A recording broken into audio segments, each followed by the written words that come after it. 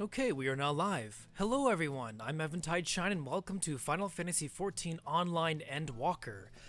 It's been a little over a week since my last stream, sorry about that guys, it's just been very busy considering the holiday season and I appreciate your understanding for my absence, but we're back and I'm going to be streaming the story of Endwalker. Just setting up a few more things for stream and then we'll start playing.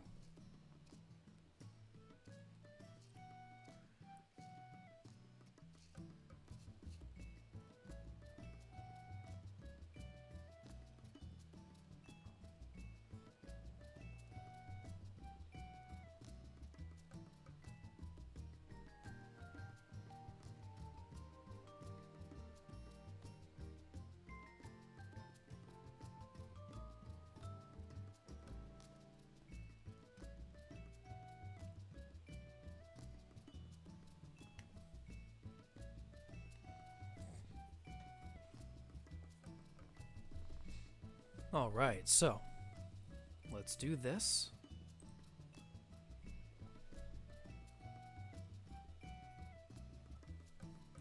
And I have the chat box centered because I don't want people seeing that. Starcrossed, hello, welcome to the stream. How's it going today?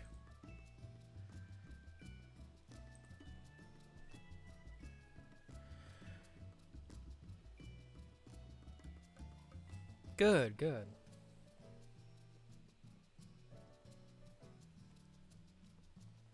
Aw, that's unfortunate. But I hope it's a quick shift so you can come home and relax and play more 14 or whatever you'd like to do. But yes, I will doing story on my alt character Anna today. And there she is, my little precious cinnamon roll.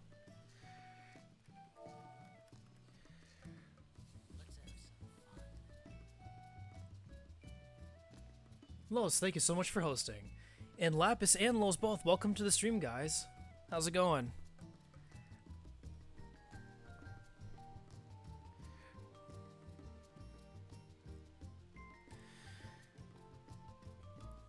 Okay, so without any further delay, let's get the story underway. And hey, look, I found a Los.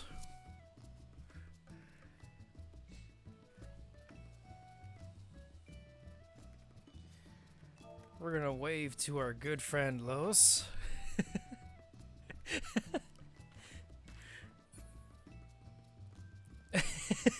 Okay, anyway. Where's the quest start? I think it starts in Mordona, so we're gonna go there first.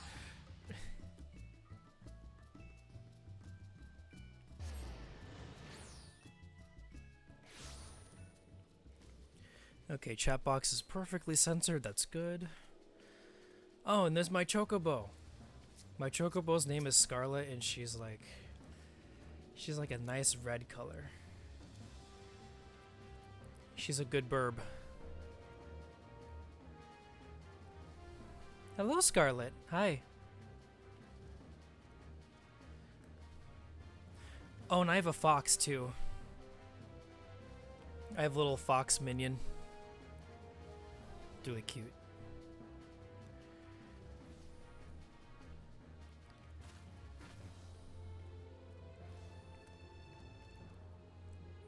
Okay, so we need to go to our headquarters, which is called the Rising Stones. I believe it's in here.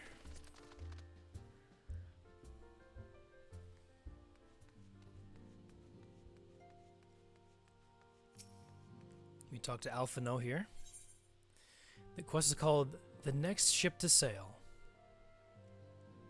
So I guess for a little context, friends, we learned in Shadowbringers about the end of the world happening, like very soon. And we tried reaching out to a neighboring country for help, and they denied us because they're stubborn. So we're gonna take matters in our own hands and go pay them a visit.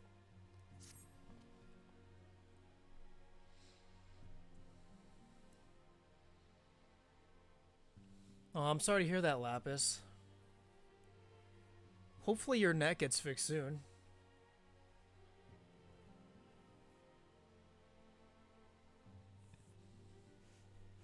And Drasuna, hello, welcome to the stream. Hope you're doing well today. We're playing some Final Fantasy XIV Online today. We are going to dive into the Endwalker storyline. Alright, so anyway, Anna, do you have some time to talk? I would like to gather everyone in Dawn's Respite and together assess the situation in which we find ourselves.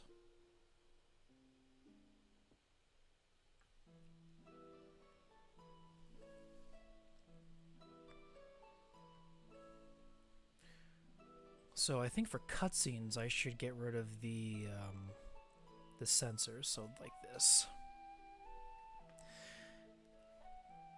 Let us take stock of the facts, shall we? The crisis at hand began with the sudden appearances of ominous towers in a multitude of locations throughout the world.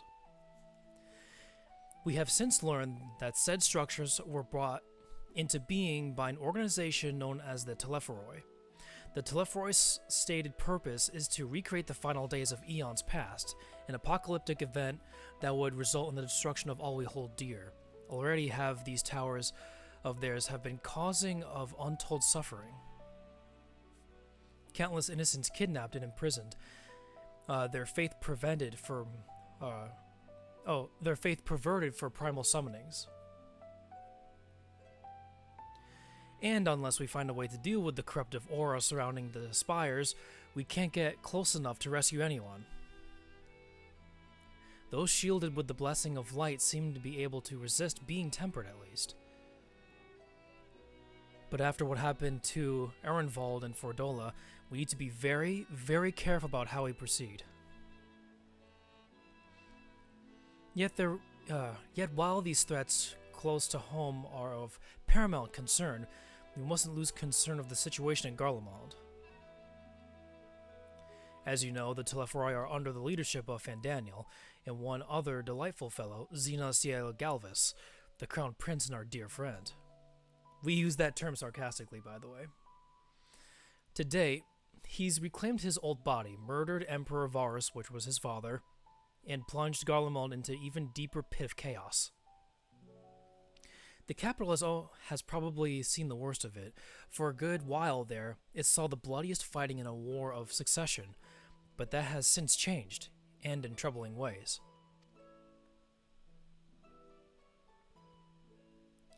Aye, during our reconnaissance, the air was not once rent by the barking of cannons or the cries of discord. 'Twas an eerie fog of silence which did blanket the ruined city. The inhabitants appeared to have been tempered, and with nary a word of spoken did they labor to transform the palace into a soaring edifice born of nightmares.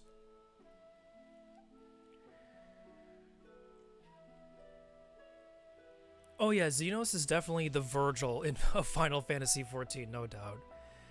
If they were indeed made thralls, it seems safe to assume that these events, too, were orchestrated by the Telepharoi.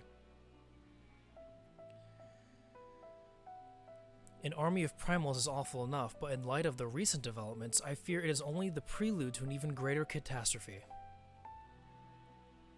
We need to revise a means to counter this threat, and quickly, before our allies are overwhelmed.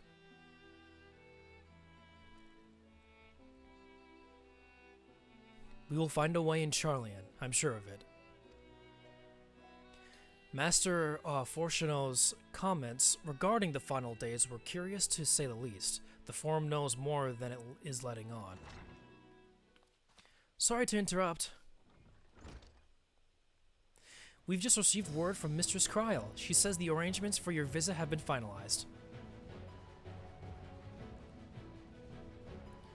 You're to head to Limsa Lominsa and board the next ship bound for Charlian.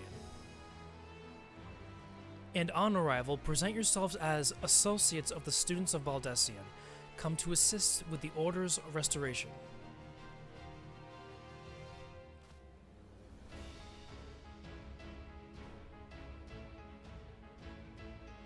The arrangements may be settled, but what are your thoughts? They must race at the prospect of returning home after so long.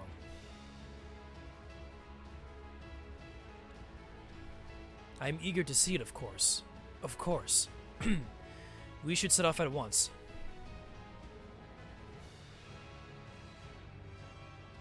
Yeah, the music escalated so quickly here. Then I'll accompany you to the docks. You need at least one person there to wave and cry and wish you a safe journey.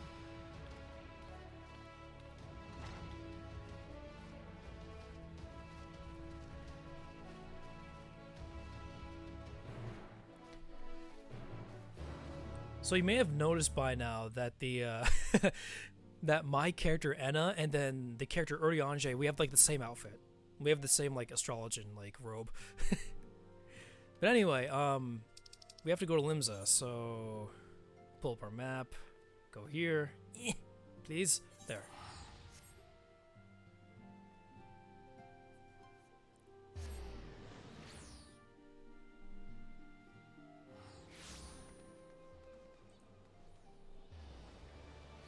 Okay, so we need to go to the docks, so that would be... We need the Arcanist's Guild's teleport. I like this feature too, because this wasn't a thing in previous expansions where if you pulled up the teleport menu, it actually shows you where the teleport is going to lead you. Quality of life at its finest.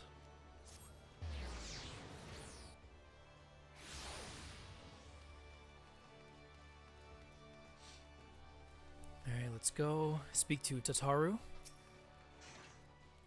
Everyone's here, which is good because I've already paid for your passage, and the fee is not refundable. The ship for Charlian should be pulling up into port soon, so please follow me and have all your luggage close at hand.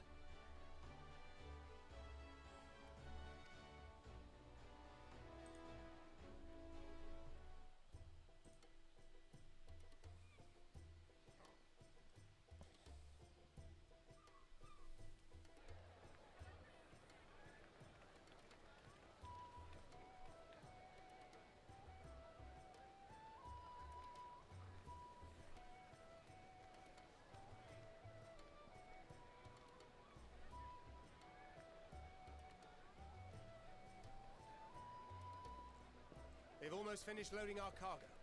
We should be ready to depart right on schedule, or so I'm told. Excellent. 'Tis nice to have a smooth beginning to one's journey, at the very least. It's funny.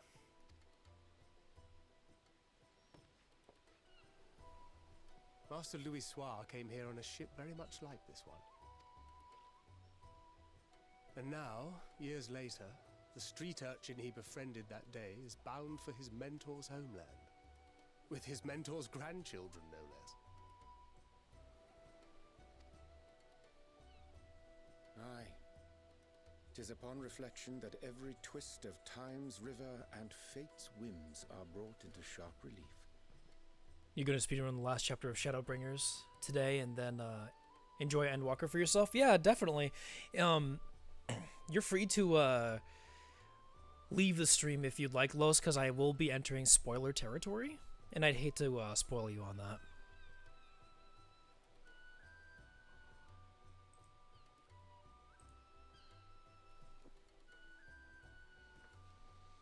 I love having you here, but I would just hate to spoil you on content that you'd like to see for yourself. Thou hast matured much in the intervening years. Wert thou not caught attempting to relieve Master Louis Soir of his purse scant moments after he made landfall upon this dock? Oh, really? Now that's a tale I'd like to hear.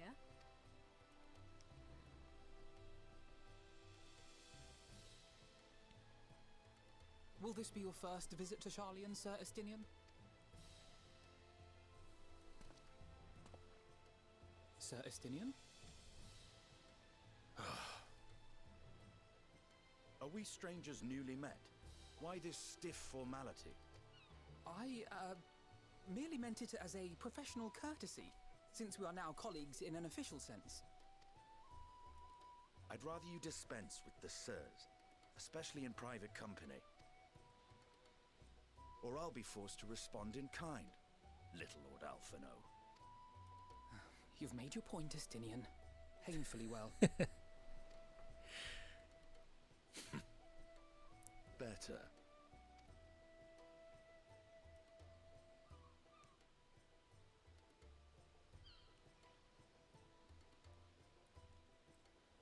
Tataru? You seem positively distraught. Poor Totaro, she's seen us off on journeys over and over again, fearing for our safety. Unfortunately, she can't fight, so she's just she stays behind and oversees the headquarters alone. Distraught? Me? Don't be silly. I think it's lovely that they get to see their homeland. It's just, we're trying to thwart the schemes of an army hellbent on destroying the world. And once again, I have to stay behind and worry that this is the last time I'll get to see my friends. See, this is exactly what I was talking about. Poor Totaro.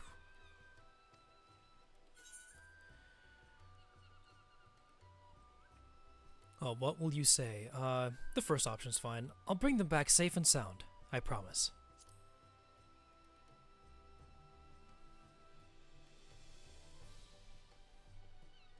I'll hold you to that. Ah, good. You're still here. Hori! Kultine! What brings you all this way? So I think these guys were, there's a section in A Realm Reborn where you form a group called the Crystal Braves, and I think those were like the only couple of loyal members of that team. We're to assist the Maelstrom and the Kobolds with a lunar primal operation, so we thought we'd see you off before heading to the tower. Flamine and the others wish you all a safe journey, and promise that they'll look after things here until you return. We will too, of course. Aye, we your fellow Scions of the Seventh Dawn will do our part to ensure the end of the world won't happen on our watch. We're set to sail! All aboard for Charlian! Time to go. It's time. Then we must delay no longer. We will contact you the moment we learn aught of value. Wish us luck.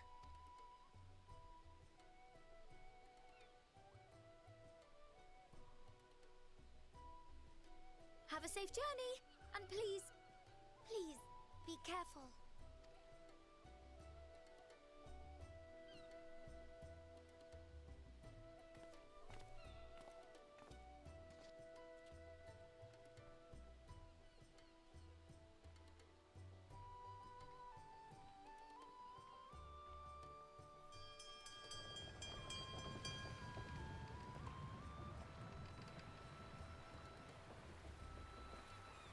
And so you venture forth unto the unknown. A fate beyond the horizon that cannot be divined. A future undefined and in flux. In uncertain times, naught but the simplest words of wisdom will suffice.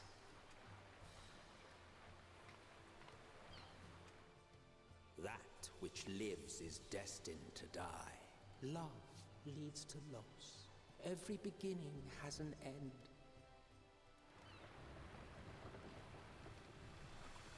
Treasure every moment, every step of your descent.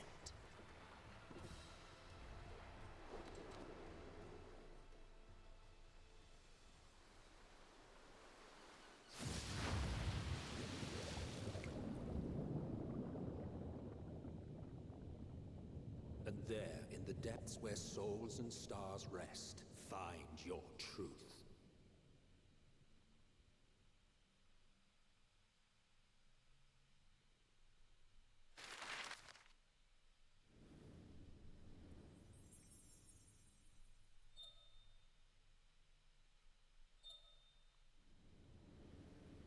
You know, it's funny, I always thought Old Charlian was much farther away. But looking at the map, I guess it wasn't. Oh, there's the chat box. This, and oops, more cutscenes. I thought I was being brought back to Charlian right away. I forgot about this cutscene. Here.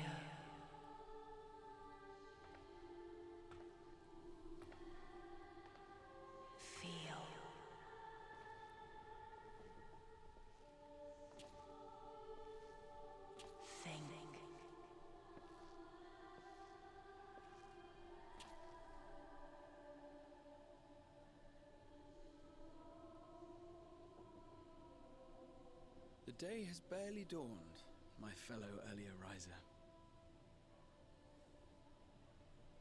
Though we're hardly alone in that.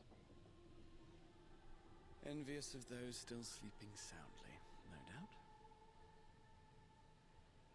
Yeah, exactly. That cutscene just now, or that showcase of all the people talking, it's reminiscent of the A Realm Reborn trailer. Called out to you, you say? I've heard nothing myself.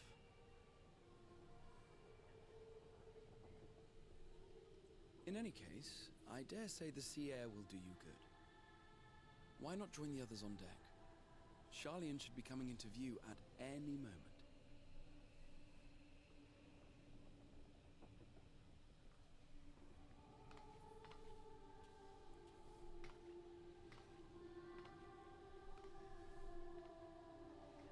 Precious baby's fast asleep, while we go out and get some fresh air.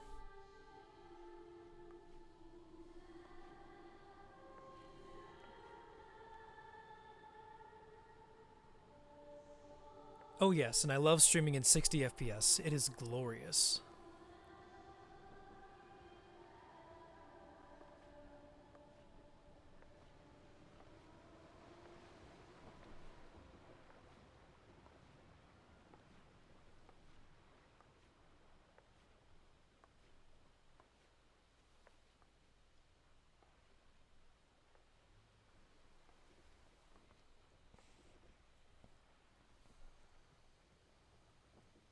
My voice yet reaches you. I am glad. If you'd like to avoid story spoilers, Feel. turn away now. Think. And thus do we meet face to face at last. My warrior of light, guided by the crystal.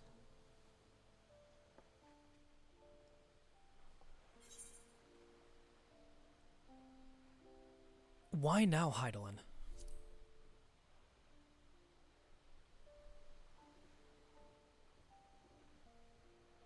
After your sojourn in the First, I believe you have your answer.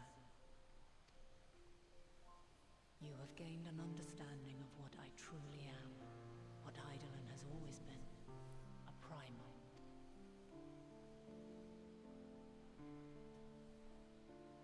Zodiac was created to forestall the apocalypse which threatened the ancient world, and I was brought forth to bind him. Yet 7 times now, those who would orchestrate a return to that bygone era have rejoined a shard to the god I had sundered. The greater his strength grows, the swifter does mine own diminish. The power to draw your mind into the rift betwixt is no longer mine to wield. Yet though it taxes me sorely, I dare not leave these words unsaid. Even bereft of my guidance, you and your companions have accepted the burden of this star's troubled past. A conjunction has begun to form, an intertwining of your time and mine. Hydaelyn hairstyle confirmed for $50. Oh man, that'd be that'd be some highway robbery right there. Wheels shudder and turn. Conflict looms. Monumental. Which will decide the fate of this world and all life upon it. When you truly understand what is at stake, and your journey has prepared you to surmount the insurmountable, then shall I honor the promise made in another time, another age. Cast your peepers to the fore, folks. Charlian's just over yonder. I will not keep you further. Your traveler's heart must yearn to behold this unfamiliar land. We shall meet again, and soon.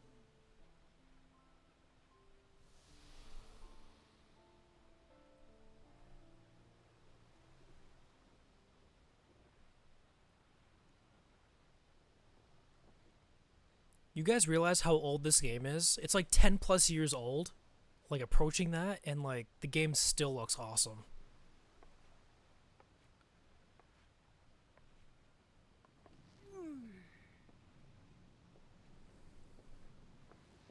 Oh, what a fine morning. Oh, still a bit stiff though. And a good morning to you too. Taken a look at the island already? Then let's go. Let's go. Might still be room in the prow if we're lucky.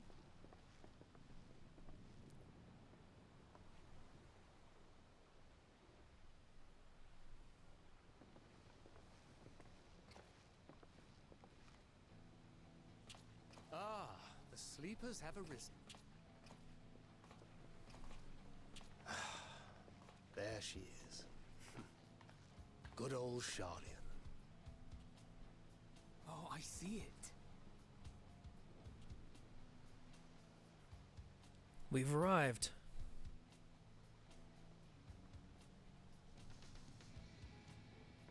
Home. Home at last. Well, maybe not in Father's eyes. But we'll manage on our own, if we must. You do know you're not alone in this, don't you? Indeed, 'tis as Sir Estinian saith. Forget not the comrades who boarded this ship at your side, I prithee.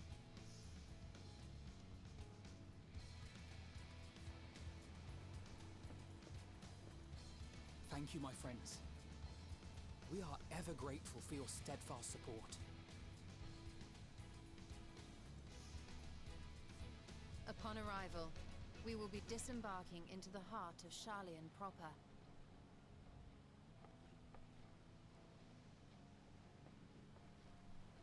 There is no greater concentration of wisdom in all the world. I am confident that somewhere within that center of knowledge and learning, we will find the answers we seek.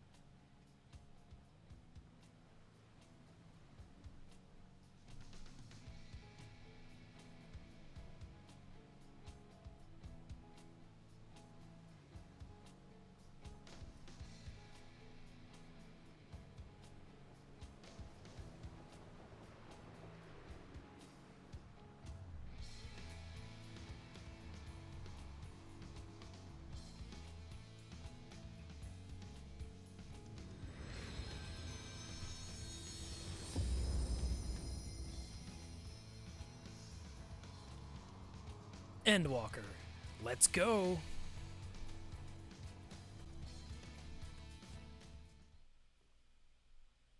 Charlian, the solitary island nation of the northern seas. Where under the watchful gaze of Thaliak, patron deity of scholars, academics hoard all manner of knowledge and secrets. Once, they deigned to accept foreign students into a distant colony maintained in the Dravanian hinterlands. How swiftly they abandoned it once the first Garlean boot set hostile foot on Alamegan soil. So averse to the prosecution of war, these men of wisdom, your would-be allies. Yeah, it's beautiful, isn't it? Like I said, this game is almost 10 years old. And for an MMO of this scale, super impressive. I thought they'd never let us off the ship. What's next then? Entry applications? Hopefully they find no cause to deny us.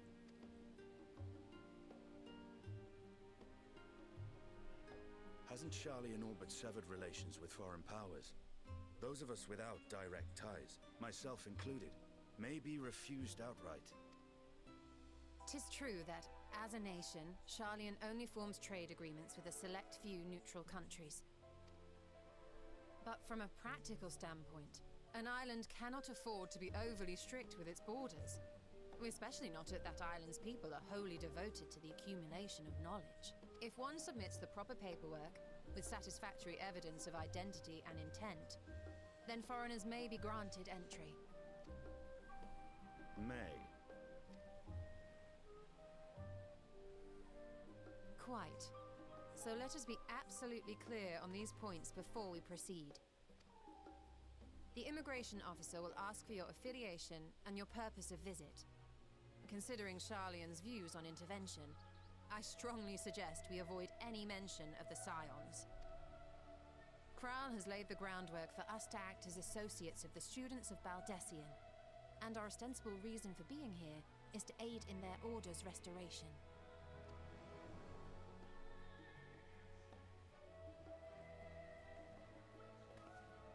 Grahatir, it might expedite our progress should an actual student be seen at the head of our little group. Would you mind leading the way? Of course. The immigration officers were this way, as I recall. Shall we?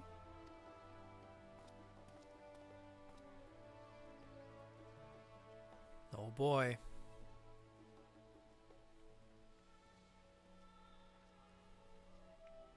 Greetings. We've just arrived and are eager to make our way into the city. Would you be so kind as to process our entry applications? Certainly.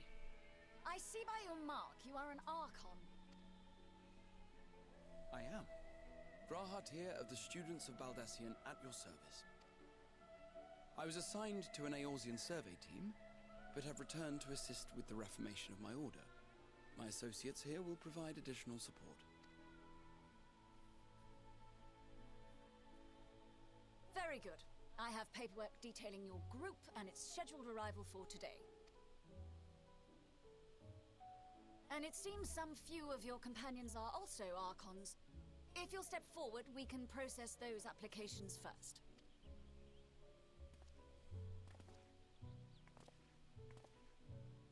Ishtola rule.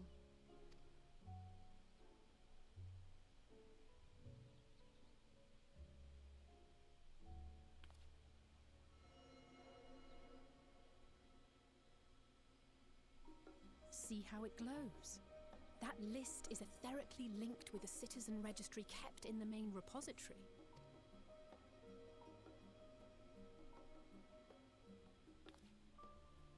I've confirmed your status as Archons and amended your travel records accordingly. Welcome home. Now, who do we have here?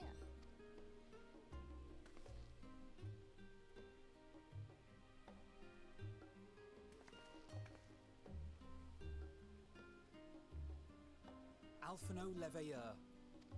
And Alize Leveilleur.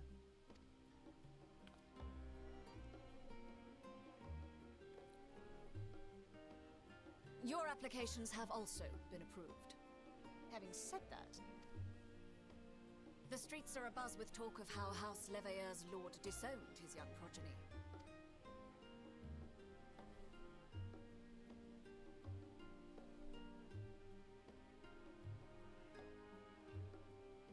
And while such personal circumstances constitute no reason to deny you entry, I urge you to avoid exacerbating your present situation. Times are quite troubled enough already. We shall keep that in mind. These last two are not Sharlayan natives, but you will find their credentials are in order. An application was made in advance.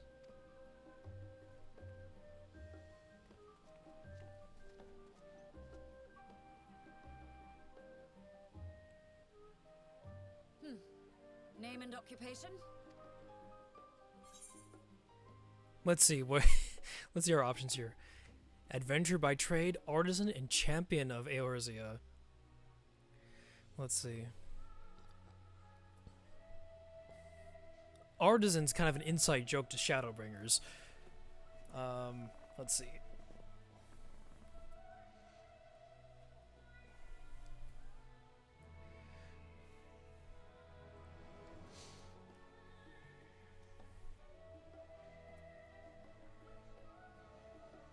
We'll do this one. Anna Eventide, champion of Eorzea. And it is a title well earned, I can assure you. Thanks, Graha. You're such a bro. An adventurer by trade is what your documentation indicates. mention of this particular title? Self-appointed, I take it? Either way, your employer seems willing to vouch for your character, so I shall, albeit reluctantly, grant you entry. Champion. And you, sir? Estinian Varlino, formerly of the Order of the Knights Dragoon in Ishgard. Formally, at least.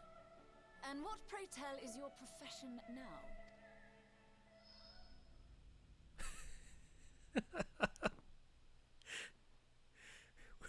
Who am I? What is my purpose now?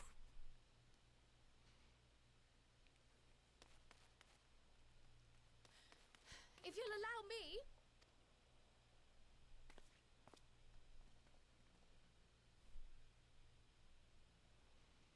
Kryl. My associate is a mercenary, hired for his strength at arms. Surely you are aware of the dangers we often face on our forays into the wilderness. Mistress Baldessian, if you insist on sponsoring his entry, then so be it.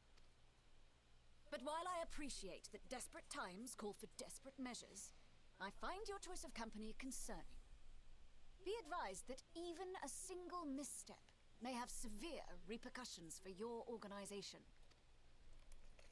I have every confidence in my chosen company, dear and trusted comrades that they are. But I thank you for your concern.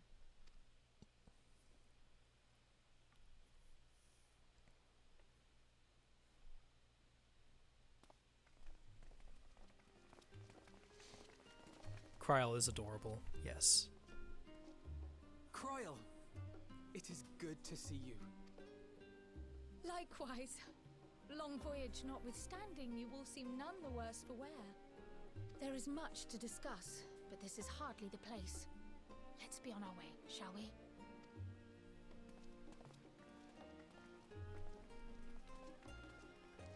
Oh!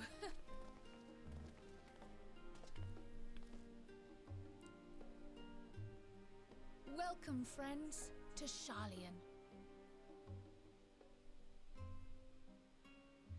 As your mercenary, I should hope my welcome includes a generous salary.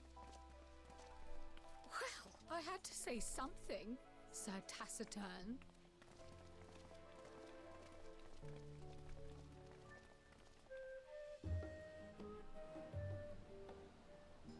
Okay, we made it to the city finally, so we're going to put these back up.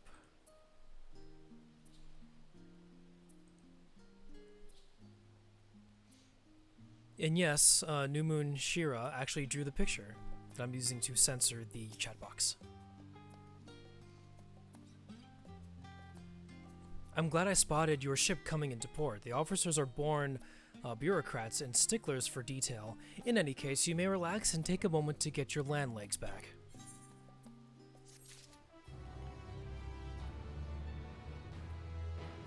Estinian.exe has stopped working. What do I do now? It's funny, he of all people kind of was hesitant, was like, what do I do?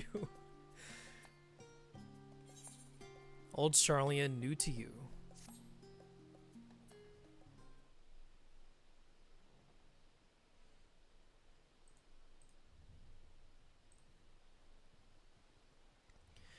I had thought to launch directly into an exploration of what I've learned and how we might proceed. But this is Enna and Estinian's first time in Sharlayan, and for the rest of you, a homecoming that was long overdue. You must have places you wish to visit and people you're dying to see. Therefore, I propose we postpone our agenda so that you all may have sufficient time to recover from your journey and get your bearings in the city. Once you've settled in, we can reconvene at the Baldessian Annex. How does that sound? 'Tis a fine suggestion. We may not be welcome at the Levier estate as such, but I should like to nose around the neighborhood all the same.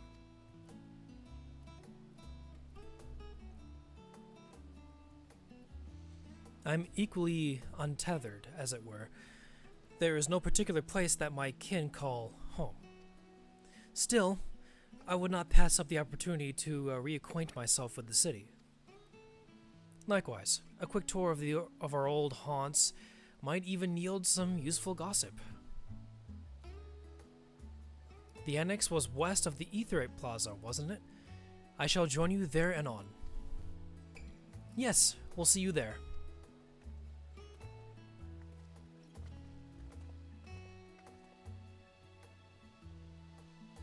I too have places take two. I can't talk today. I can't talk ever.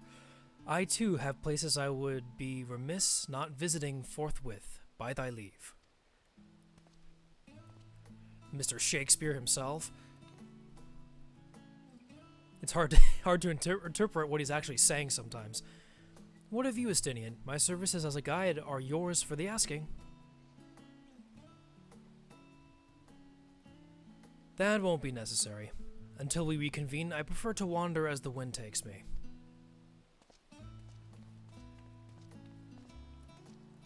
But I could... Oh.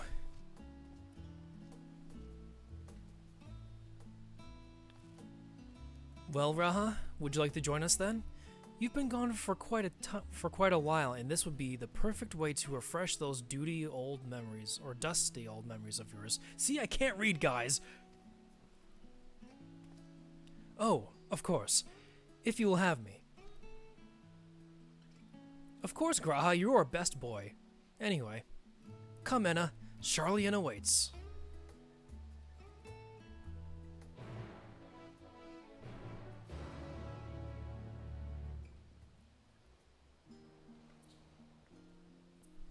Alright, so let's talk to Graha. After you, my friend. I am more than content to follow your lead. So this is a brand new feature to Endwalker where NPCs will actually follow you in certain quests. So Grahatia will now accompany you. Keep him at your side in order to proceed with quest objectives. You can leave Grahatia behind by entering a different area using the Ethernet or by putting too much distance between you. You can also speak with Grahatia and select the option to part ways. If you wish to have Grahatia accompany you again, return and speak with him at the original location. While Grahatia is accompanying you, next try speaking with Kryl. So see now that Graha is actually following us. All set? Then let us be on our way. Our first stop, amusingly enough, will be the Last Stand. It's a cafe on the west side of the harbor. So Kryl is now also accompanying you. Lead your two companions to the Last Stand and speak with Kryl at the designated location. While you are accompanied, you may encounter conversation points along the way which offer additional topics of discussion. Enter the glowing area and speak with your quest companions to initiate these bonus conversations. Enjoy exploring your surroundings together. So this is a really cool feature, guys. Like, so now Kryl and Graha are now following you. And our cute little fox minion too. Oh, they're asleep.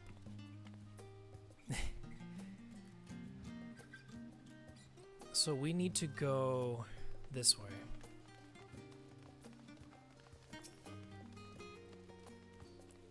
Let's go ahead and tune to the Ethernet shard here.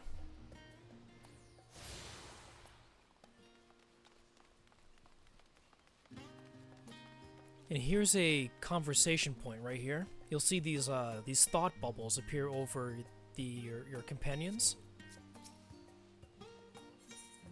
And then just talk to them and say, discuss the giant statue in the harbor. So we're talking about that one right there.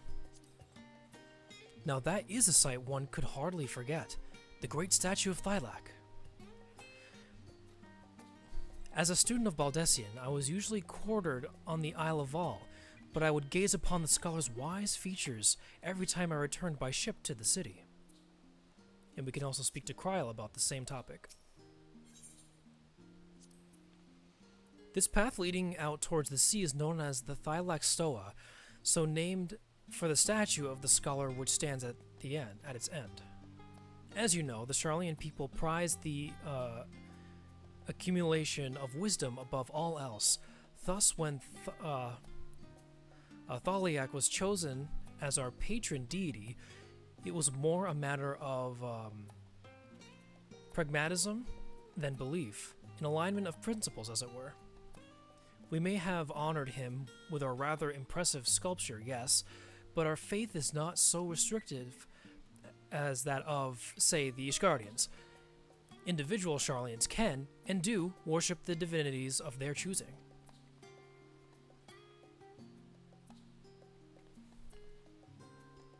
So that was fun. So I want to show you guys something kind of funny. So this is the cafe, right?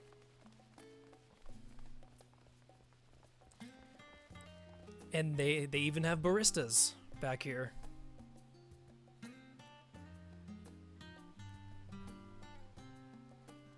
And there's something else, but I don't see it. It'll come in time.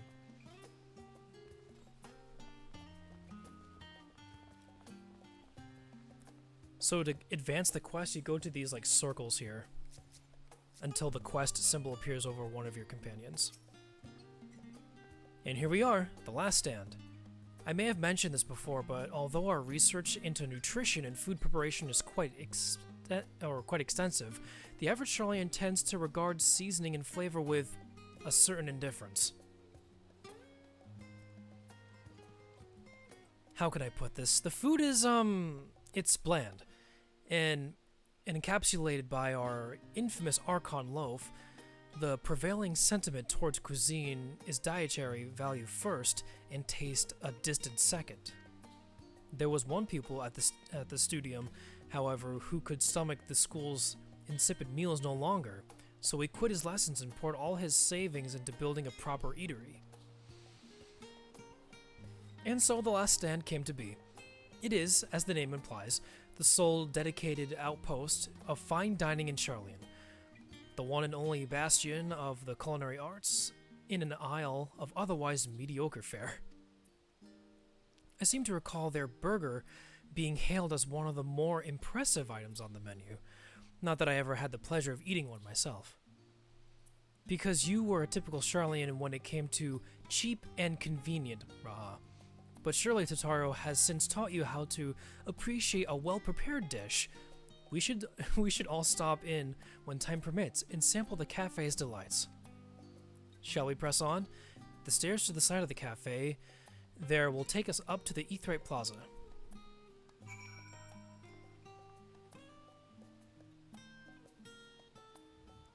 They have their own food court too, so you order at that building over there, and then if you want to, or if the dining area inside the cafe is too crowded, then you come out here and dine.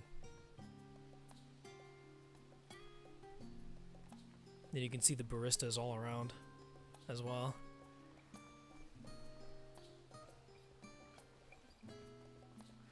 Alright, so this way, yeah. I see the Aetheryte Plaza in the distance up there to our upper right.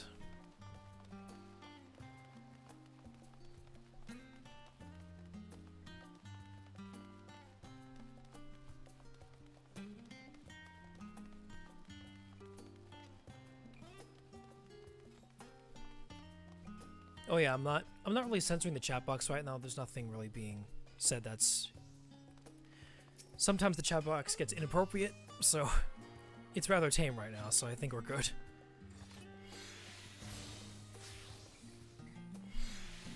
So go into this circle, talk to Kryl. An unusual shape, isn't it? I assure you, however, that it's a perfectly functioning Aetheryte. Remember to attune yourself before we move on. And we just did. Now, being the diligent tour guide that I am, I should make mention of the Confluence, a research facility located in this very plaza. Its much vaunted discoveries are the reason Sharlayan stands in the forefront of teleportation technology. In deciphering the underlying principles of Allagan Aetherites, it allowed us to understand and reconstruct what is essentially a lost art. And off we go to our next destination. Our path leads northeast to the Agora, Sharlayan's largest marketplace.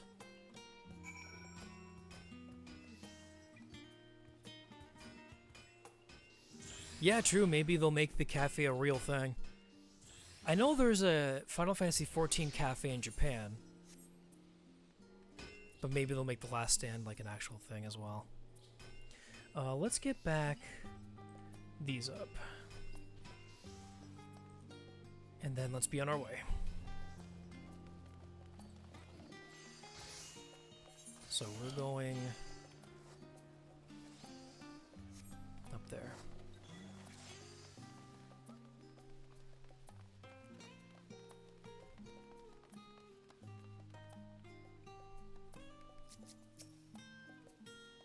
Welcome to the Agora, where you can find wares made in Charlian, as well as a wide selection of imported goods.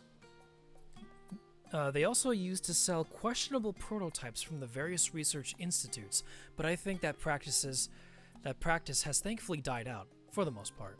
Otherwise, I can think of no better place to stock up for your next big adventure. Am I overselling it?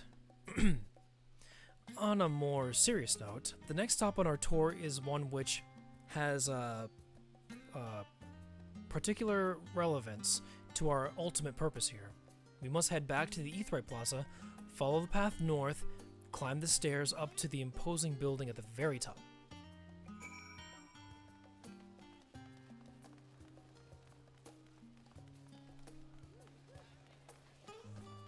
I would love to go to Japan. I know that's like everyone's like #1 like vacation spot, but like I sincerely want to go at least once in my life.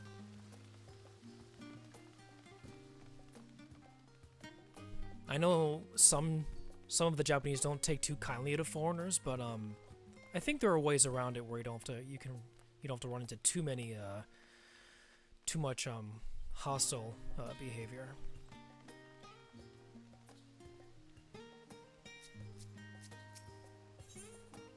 Discuss the water features. These little decorative features are typical of Charlian architecture. Aside from the research wing, our headquarters on the Isle of Val were rather simple and rustic by comparison.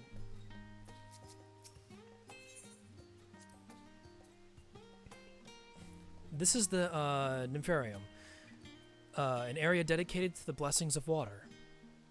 For Charlians, water represents more than a life-sustaining liquid. It is a reminder of the great flood which precipitated the birth of our nation, as well as a symbol of knowledge which flows from Thaliak's divine ewer. This is the reason you see an abundance of fountains throughout the city, and a propensity of utilizing water as a decorative feature in our architecture.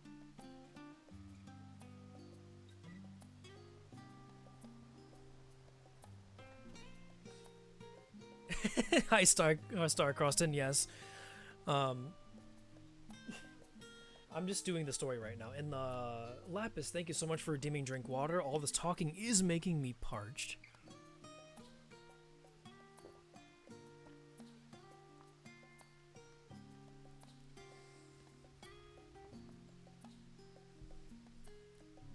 You finish your Genshin dailies? Nice. Working on your stream schedule and then continuing in MSQ. Very nice.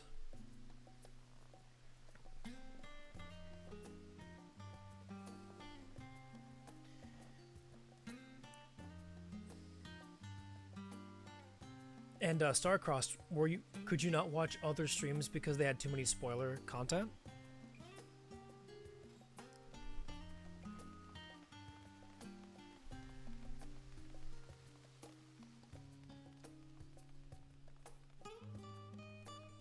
Oh yeah, I see. Yeah, that's understandable too. That's why I didn't stream this game right away, because I'd like people to enjoy the game. As much as I was tempted to stream it at first, and get those wholesome reactions, but you know, I wanted to enjoy the game for myself at first. I thought it was like a little gift for working hard and whatnot.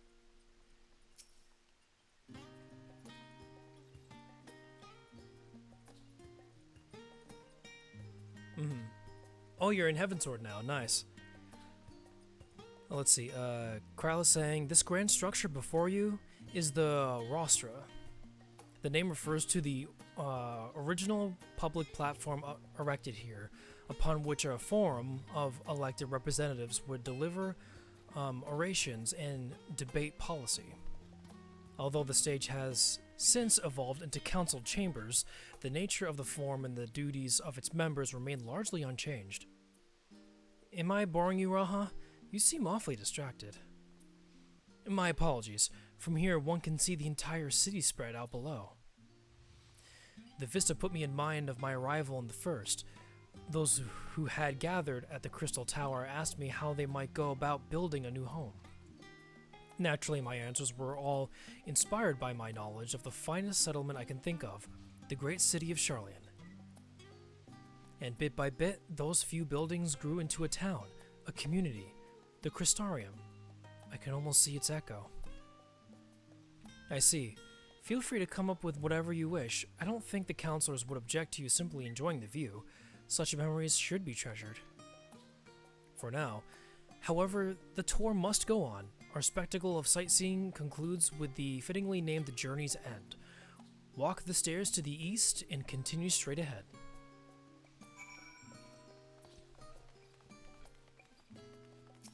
Before we do that, I want to tune to this.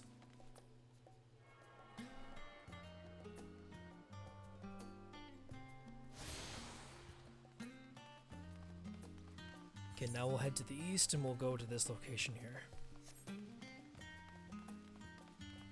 But I do love the feature of NPCs following you. They should definitely keep this feature. Like, never get rid of it. It makes it more immersive when your friends are following you.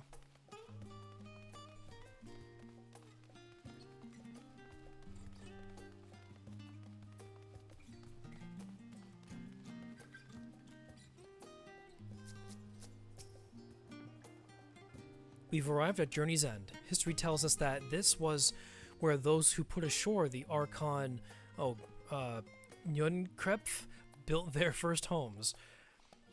In the present day, it serves as the residential district for the most important officials and the oldest Sharlayan families. You'll see that one mansion is clearly larger than its neighbors. That estate belongs to our friends at House Levier. All things considered, we should probably keep our distance for the time being. And with that, we bring our little Sharlayan tour to a close. I hope it has proven to be an entertaining and enlightening experience. Now, shall we head directly to the Baldessian Annex? You remember the way, don't you, Raha? Let me think.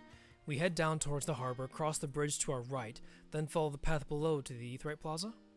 Correct. After you, Anna. Before that, though, we may as well attune to the Aetheryte.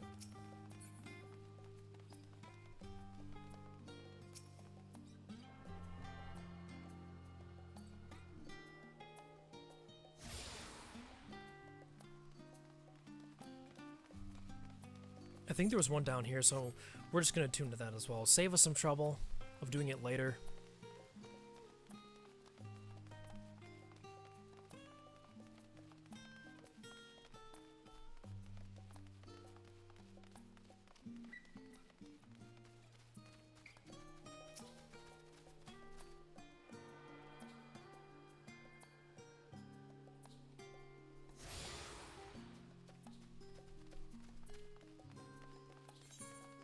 Okay, now we have to head over there, so... Oh, we could have just used the teleport that we just unlocked. We'll go for this one.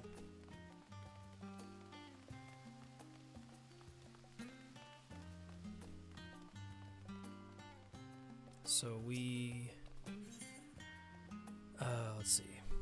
Which ones can we teleport to now?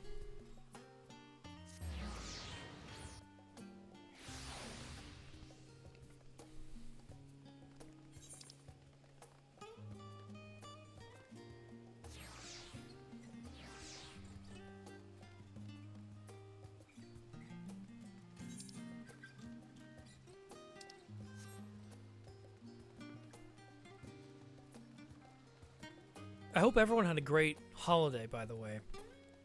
I think I failed that to mention earlier, but hope everyone had a great holiday and a great Christmas, if you do celebrate.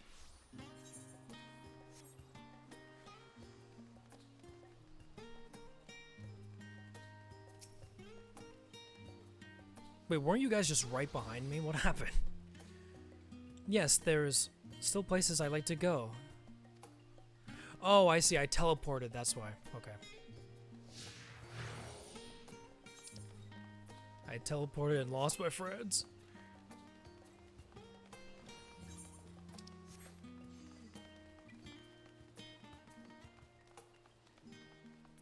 Yeah, I had a very relaxing day on Christmas. It was very much needed because I had been working every single day last week. Every single day. They weren't short shifts either. I was working like 6 to 7 or 6 to 8 hour shifts. Ugh. But hey, that paycheck though is gonna be good.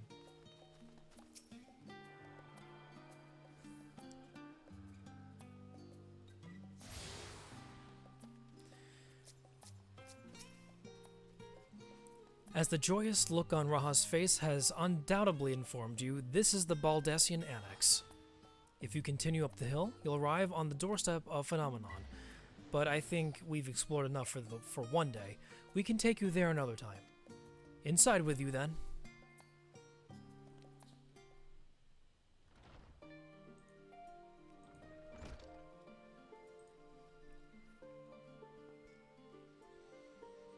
I'm back, and I've brought Enna and Raha with me. Ah, you were right above the ship, then. Hello, Graha. It's nice to see you again.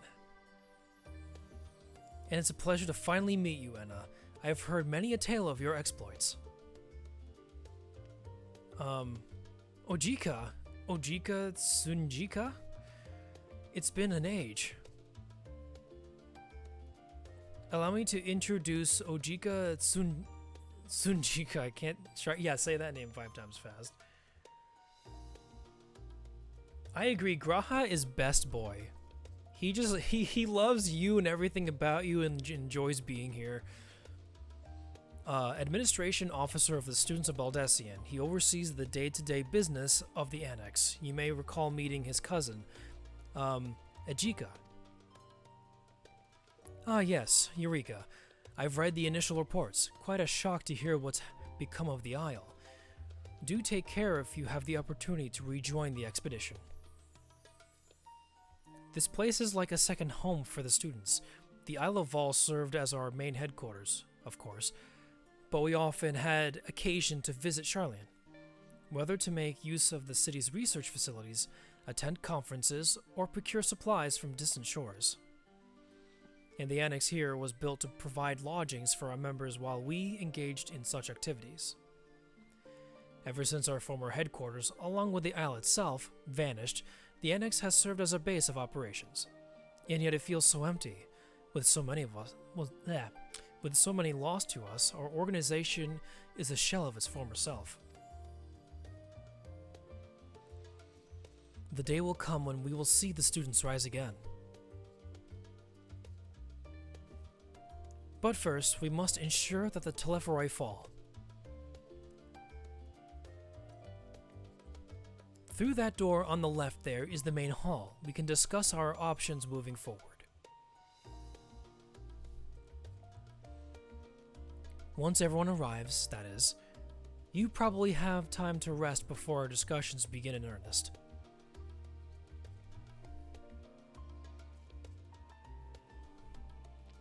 I've had private headquarters prepared for you in the Andron, so please feel free to make yourself at home. Ah, the nap rooms. Perfect for an afternoon doze. Oh, I didn't mean to give you the wrong impression. The chambers are quite well appointed. Far more so than some cheap roadside inn, you may be assured. 'Twas simply that we were often so busy with research, or exhausted from journeys abroad, that we would slip into the Andron just to steal a few winks. And thus they became known amongst the students as nap rooms, even if many such naps might as well turn into the following morning. Say the word and I'll be happy to show you to your chamber. Hopefully the others won't be too long in coming. I'll wait for you in the main hall.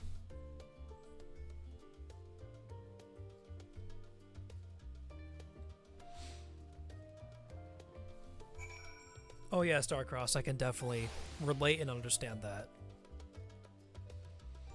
So speak with Crow in the main hall. Oh right, so we go over here.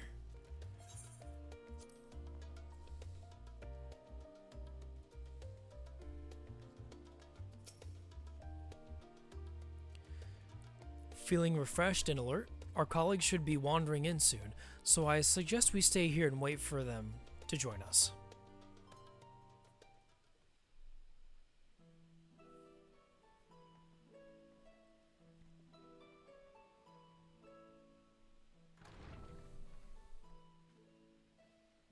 Pray forgive me.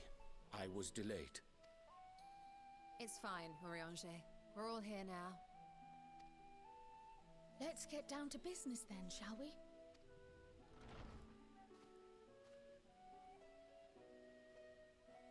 Come what may, we must prevent the Telophoroi's plans from coming to fruition. At present, I see two paths for gathering the information which may aid us in achieving that goal. The first involves an investigation into the change which has come over Charlian, not to mention the recent inscrutable behavior of the Forum.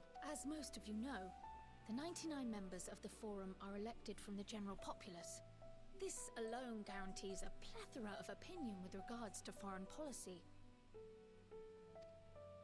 The bibliotheques, for example, are a group of conservatives which would have Charlian focus on recording history, while remaining entirely uninvolved in the making of it.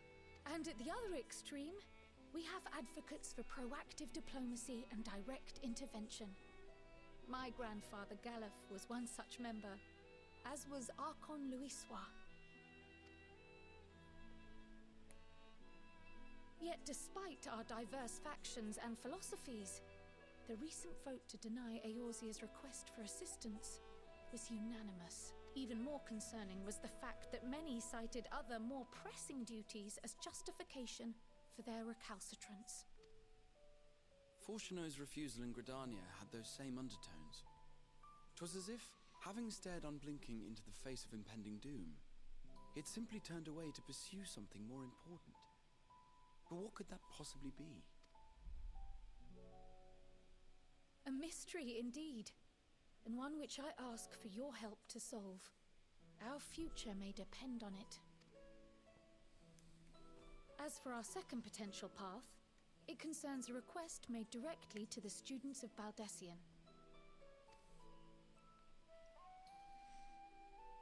Our organization was founded primarily to study strange and unexplained phenomena the world over. Mysterious relics and ruins, arcane disturbances, and so forth. Compared to our more isolationist Charlian colleagues, we have strong connections overseas, namely with scholars and academics who share our passion for the unknown.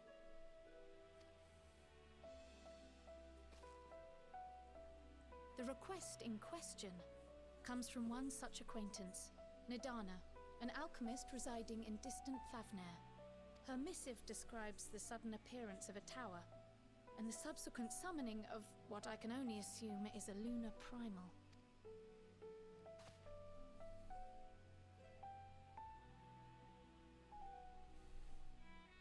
In response to this threat, the Satrap of Radzat-Han, the individual who governs the city-state, has instructed the alchemists to find a means to deal with the spire. The artisans of that land are heirs to an ancient tradition, one rather unlike that of their Uldan counterparts. It is possible, nay, probable, that they have gleaned truths unattainable by Eorzea or her Far Eastern allies. They do, in fact, appear to have a strategy in mind, though it will require further research. To that end, they have requested an introduction to a capable warrior shielded by the blessing of light. Assuming we divide our forces to pursue both of Kral's lines of inquiry, then having you join the group heading to Thavnair would seem the obvious choice. But the investigation in Charlian is of vital importance as well. Equal, I think, to the Thavnarian one, given that the fate of the world may hinge on the results of both. Yes, it is quite the quandary. Though it is a great imposition and an altogether too common one, our efforts would be more likely to succeed were you to lead the charge on both fronts.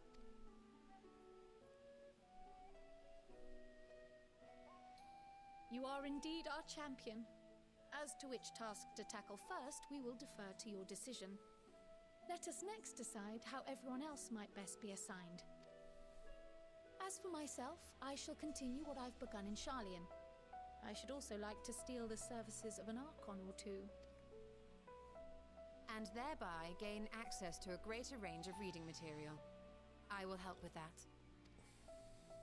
Allow me to offer my assistance. I have some small amount of experience in the field of research.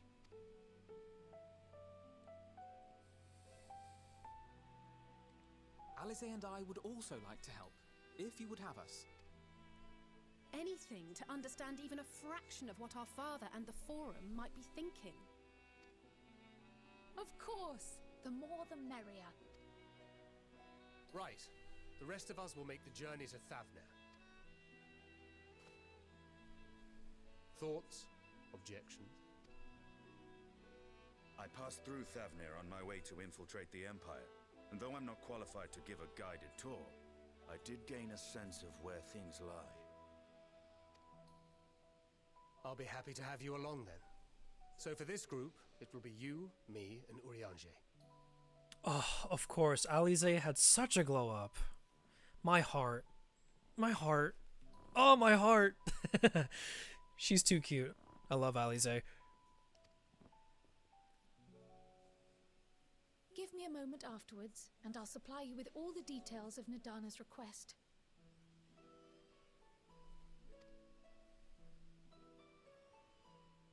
Consider this hall our rendezvous point once our respective tasks are complete. May our investigations prove fruitful. Yeah, Alize is easily one of my favorite characters in Final Fantasy XIV. Easily.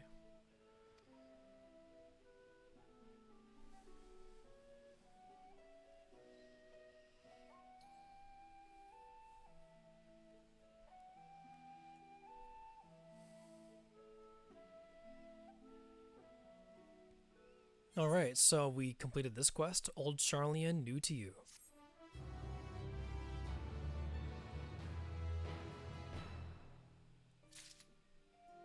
Okay, now we're come at the crossroads. We can either stay here in Sharlayan or go to Thavner.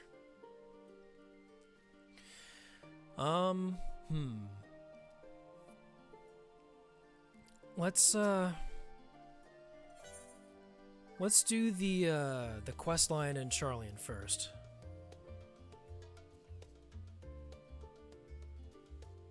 I would love if they put Alize's new outfit in the Mog Station. That'd be so good.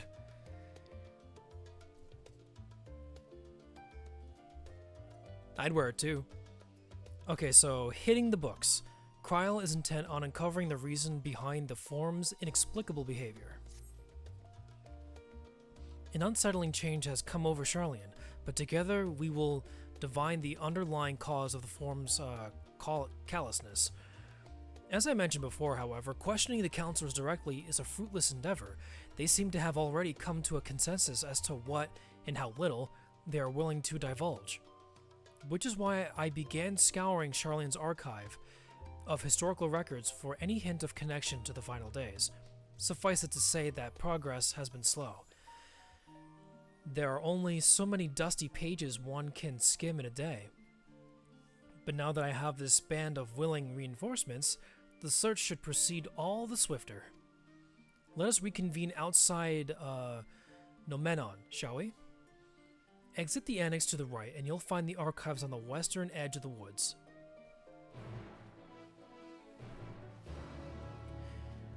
You know what I still want on the Mog Station? I want Lisa's outfit. Like, not her starting one, but I would like her, like her official Stormblood outfit.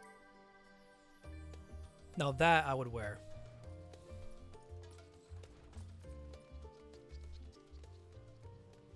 Alright, so did we tune to this already? We did, okay.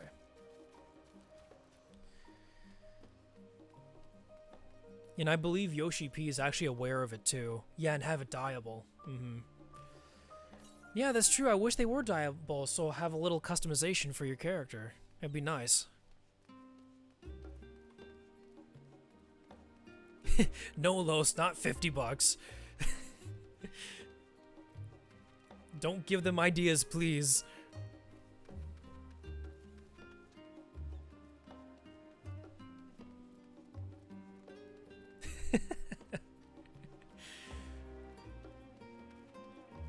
Oh, I see another shard, so let's go ahead and attune to that while we're here.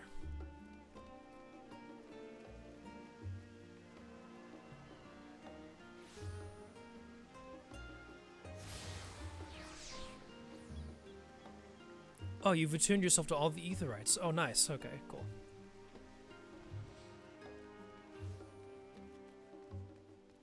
Yeah, you're good, Los. Into Starcross Point, we're already giving them all our money. What's a little more money, you know? My directions were easy enough to follow, I hope. In any case, you stand now before the doors of the Nomenon, Charleon's grandest collection of books and tomes. This building is actually only an entrance, and one of many at that, for the archives of Nomenon extend deep beneath the surface like the roots of a tree. The vast halls of the great Gubal Library pale in comparison to Numenon's endless maze of subterranean chambers. Any citizen of Charleon is free to enter and peruse its shelves. Well, most of its shelves. Only Archons are afforded access to certain restricted vaults. I've dispatched Yusola and Raha to investigate those. Meanwhile, Alize and Alphino will help me continue my search through the stacks of open and Take two. Alize and Alphino will help me continue my search through the stacks open to the general public. Your status presents more of a problem. As a non-citizen, you are only permitted to browse the first floor here at the entrance. Even so, there should be a number of books which touch upon Charleon history or foreign policy. Your task is to find and study the relevant publications. I promise you, a working knowledgeable of those subjects will make it far easier to spot than sort of clues you were looking for. Let us be about it, shall we? I've told the others to meet up at the stone benches over there once they found some promising tomes. Happy reading!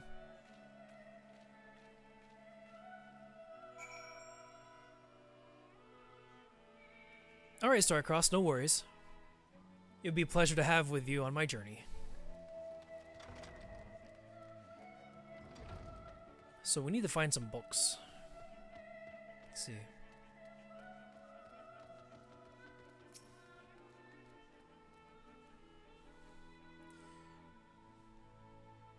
Let's get these back up.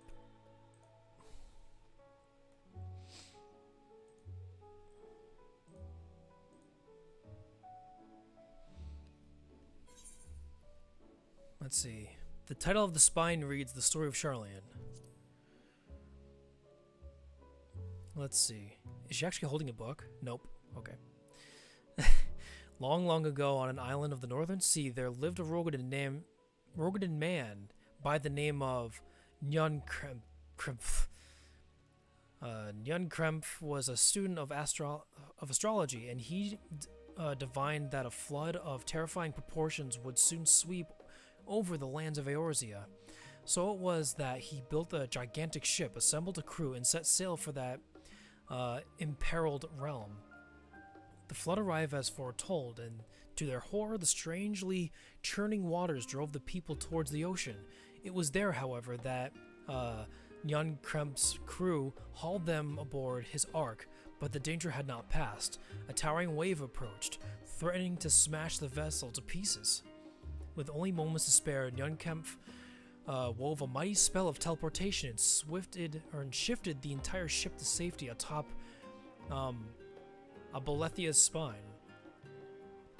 Refugees from the surrounding region huddled there alongside them, but it was not long before disputes over the dwindling supply of food led to violence and bloodshed. Saddened by the sight, Jan Krempf gathered to him his crew and his grateful passengers, and abandoned the ark to those reddened peaks. They journeyed to the coast where they built a new ship, intent upon returning to the northern seas. They landed on the beach of an island and settled upon the very spot. That settlement prospered and grew, and in time became the city of Charlian we live in to this day.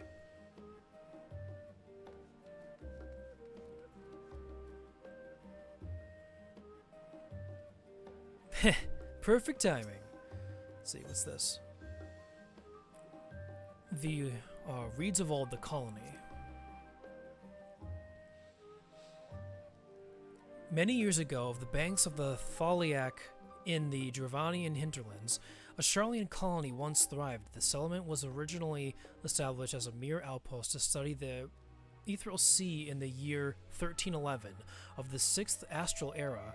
Scholars dispatched to Eorzea found the facilities wanting, and their demands encouraged a gradual expansion in structures and services. As rumors spread of a growing community of academics, the area was further inundated with Eorzean students hoping to share in the renowned wisdom of the Charlians. 50 years later, the Forum passed a motion to recognize what had become a flourishing town as an official Charlian colony. Eorzean residents took to calling the colony itself Charlian, which led to no small amount of confusion when discussions turned to the subjects of the motherland. In response, some Charlian inhabitants, if pressed for a name, would simply refer to it as Emporium. Following the Great Exodus, however, goblins and treasure hunters claimed for themselves a corner of the abandoned colony and gave it yet another name, Ildeshire. The following chapters are going on and to introduce stuff. This is not what we're looking for, okay.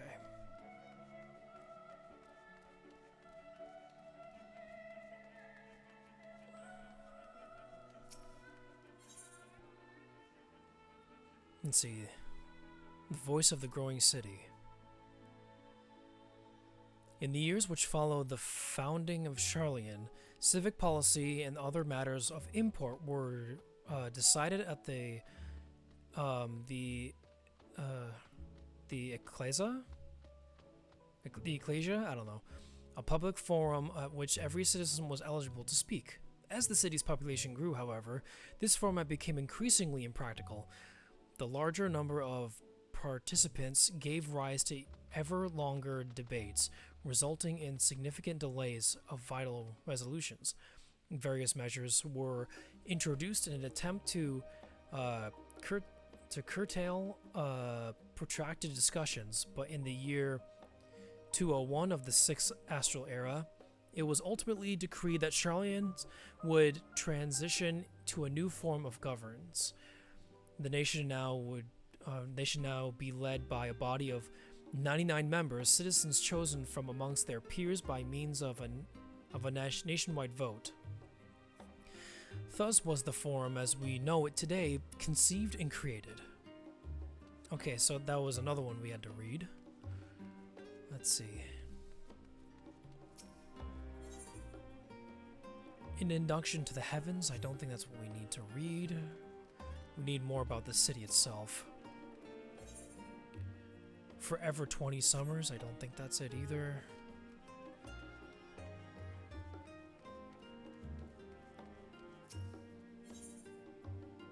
Stewards of Wisdom, this might be it. During the chaos of the 6th Honorable Calamity, Archon... Oh, hi Jazz. Archon Yunkremph, founder of the Charlian, bore witness to the madness and savagery of men brought to the brink of despair upon raising a settlement of an island of the northern empty. He instructed his people thus: renounce the ways of war and pursue enlightenment through knowledge and reason.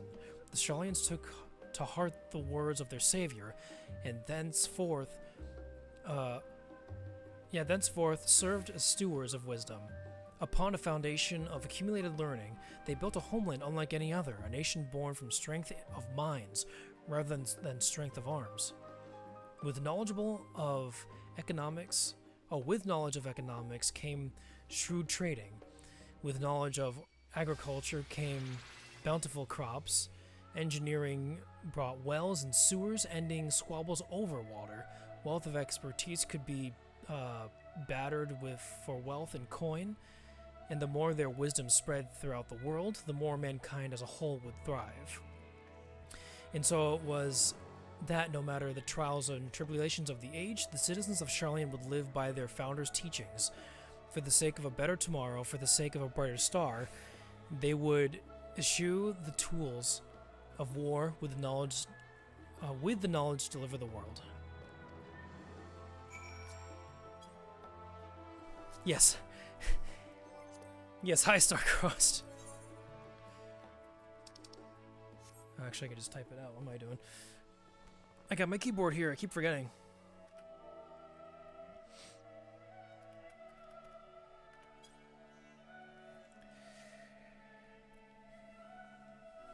Yes, there is an Alya on screen. Okay. So we'll do that. And then we need to wait outside. So we're gonna go outside.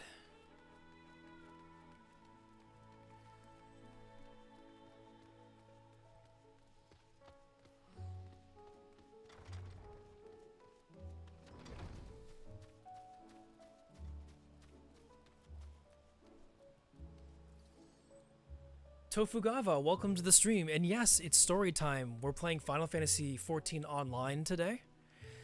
And we're going through the story of Endwalker. Welcome, welcome in.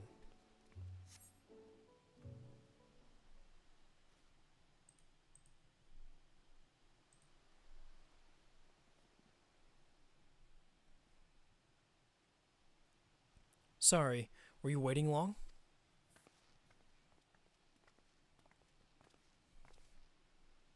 I wanted to make sure I'd borrowed at least a few promising volumes. Alphino and Kryl should also be along shortly. I was delayed in similar fashion. As far as I could see, no titles of the Archon stacks mention the final days specifically, so we have no choice but to start with the I don't know what that word is, sorry. Tangentially? I don't know. Relevant tomes, if they are even that. At present, the plan is to skim through as quickly as we dare and share our discoveries as we take them. It would have been nice to invite everyone to the estate. Plenty of comfortable places to read and a ready supply of hot tea. Can't read. Oh, I was always quite fond of reading outside. But it's not about the little pleasures, is it? You miss your home. It's been difficult. After our arrival, we managed to speak with one of the family servants and ask how things were. It seems our dear father has instructed the staff that even if Alphino and I were to return to Charlian, we were not to be allowed access the threshold.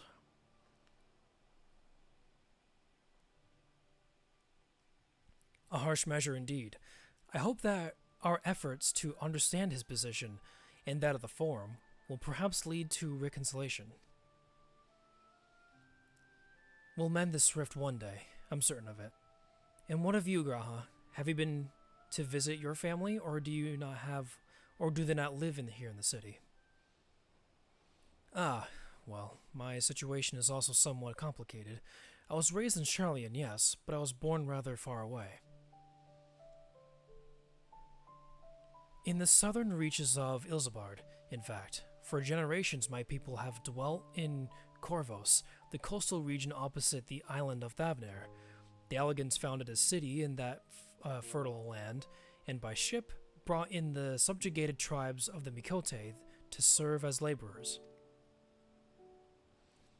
Of course, the massive earthquakes of the Fourth Umbral Calamity brought an end to the Empire's reign, and when the Fifth Calamity froze the sea solid, many of the tribes still living in Corvos braved the journey back to Eorzea. My ancestors, however, chose to remain, that they might prevent the remnants of Allagan technology from being misused. Isn't Corvos under Garlean rule? For the past 50 years, yes. Some semblance of local culture remains, as is the case for most imperial provinces, but Garlemald renamed the region Locos Amoenos? When I was a boy, a nearby town came under the jurisdiction of an illustrious imperial family, the nobles of House Darnus.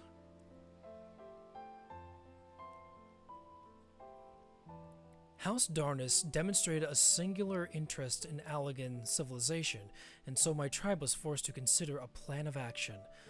For some time already, voices had been raised in favor of abandoning our ancient customs. After all, the Allegan Eye no longer passed to our eldest children as reliably as it once had. Fear of discovery eventually tipped the scales, and the decision was made to bury our ties to the knowledge and traditions of Allag. As the last child born with the Allegan Eye, I was given over to custody of friends in the students of Baldesion, who had me registered as a Sharlayan citizen. I never even considered. Forgive me. It was an unkind question.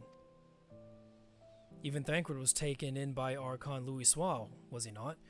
Stories of adopted wives and rescued orphans are more common among Sharlayans than you might think.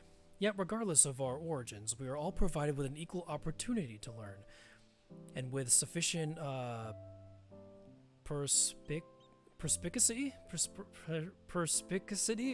I don't know, I can't read. We outsiders can even earn the vaunted title of Archon. 'Tis exactly why I have such love for this country, and why I wish it to remain a nation of which citizens can be proud. Hear, hear! Another good reason to get to the bottom of the foreign stubbornness, aside from the trifling matter of our own impending doom. Excuse us while we try to make some headway into these books, Anna. More company should be arriving any moment now.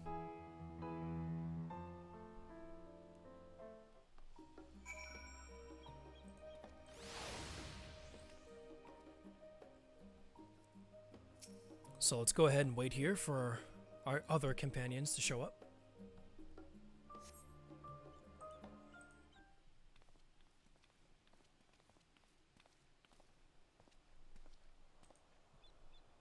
We've returned with our selections. Although I must say the pickings were quite slim indeed, Mistress Kryle has already flicked through every history book devoted to disasters, and more than a few which barely made mention of them. As such, we will be looking into research papers on the Umbral calamities, as well as articles written by prominent forum members. Perhaps their knowledge of the final days comes from an unexpected source. Speaking of which, might I ask you a few questions related to the final days? I'm the only one who didn't witness the events of Amarat firsthand, and I fear I may be overlooking crucial details. Leave it to me. My thanks. Now, where to begin?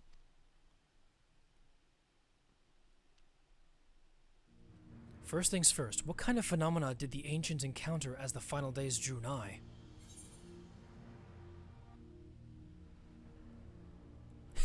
I could just BS the answer and say the worst kind of phenomena you can imagine.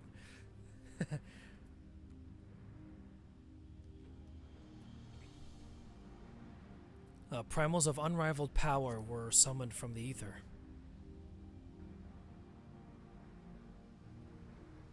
I believe Heidel and Zodiac were summoned after the final days had arrived. Quite deliberately, in fact. Thanks, Alphino. If we are speaking of the phenomena caused by the final days, the chaos of creation magics run rampant is what first comes to mind. Fear and despair manifested in terrible, tangible fashion. Meteors raining from the sky, fire erupting from the ground, indescribable abominations prowling the streets. That more or less aligns with my understanding. If only the arts of creation had survived until the present day, we might have had something substantial to analyze. To the best of our knowledge, however, those techniques were not preserved or passed on. Y'shtola surmises that the closest known magic is that of the summoning rituals promulgated by the Asians. Was there aught else of note which heralded the approach of the final days?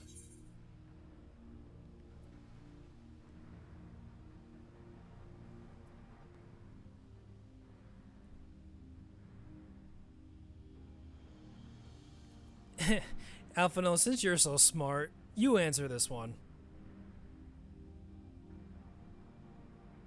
Me? Well, as you wish.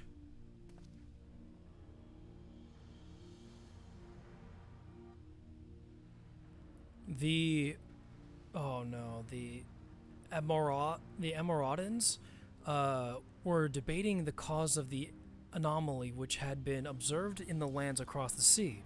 By this fact alone, we can deduce that the final days occurred not all at once the world over, but rather had a point of origin from which it began to spread.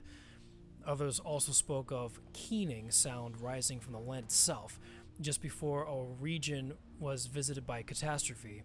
We never did hear this sound ourselves, of course, thrust as we were into the midst of the madness. So the ground was crying out, you say, to be considered the harbinger of doom. It must have been quite distinctive, and probably quite loud. I'll have to speak with one of the Nomenon's mammoths, and ask if any books which mention of such sound. Last but not least, would you describe how many ancients sought to quell this unprecedented calamity? What definitive action did they take?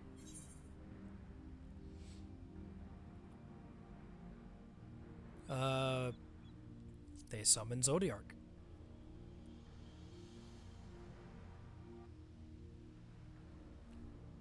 Yes, with Elidibus serving as his heart, so many gave themselves in sacrifice to bring him into being.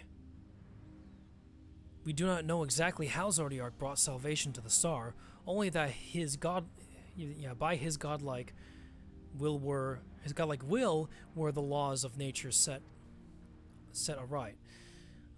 Then, once the balance was redressed, the ancients offered up a further sacrifice to heal the ravages of the final days.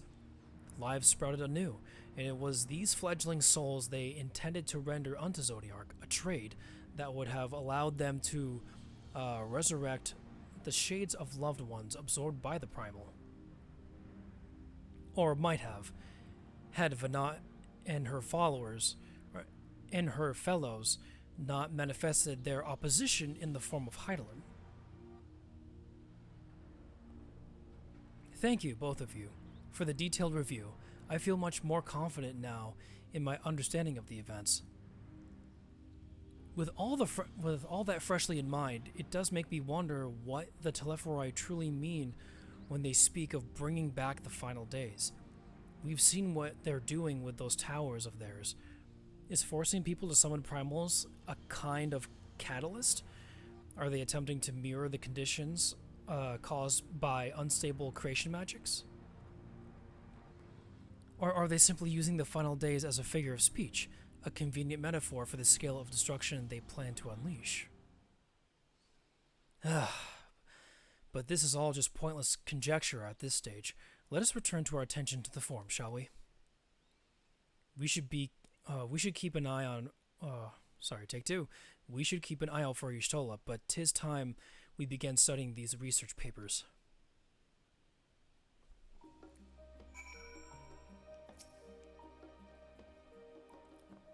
More waiting. There's a lot of unvoiced cutscenes in this game.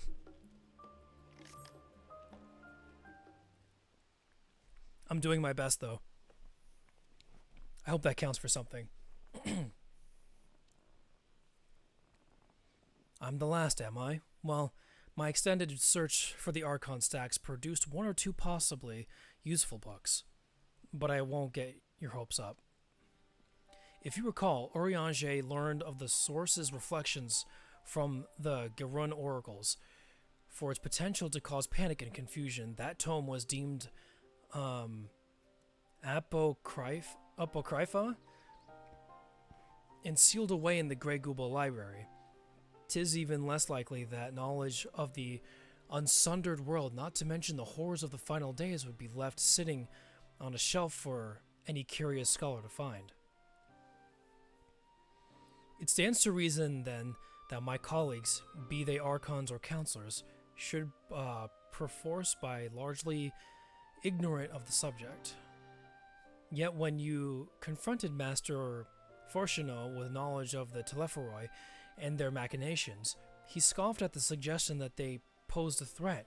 He seemed adamant that the Forum would know if the final days were truly upon us, which only supports the conclusion that whatever privileged wisdom is guiding the Forum's behavior is being kept secret from the rest of the nation.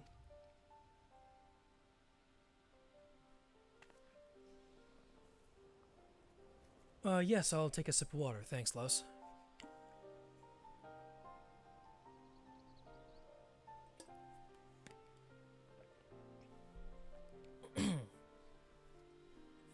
Not that I mean to excuse myself from reading duty.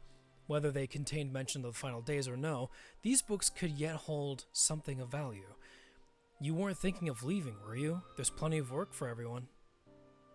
But I don't want to read. I'm the warrior of light. I go fight and kill things.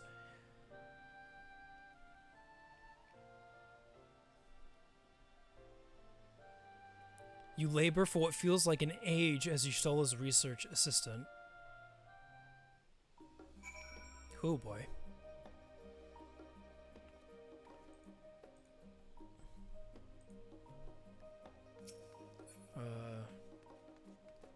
There she is.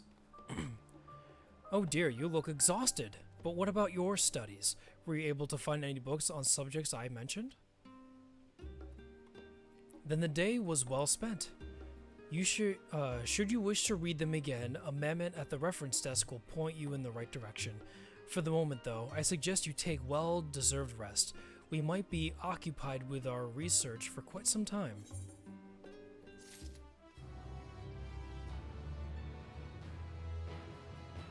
Okay.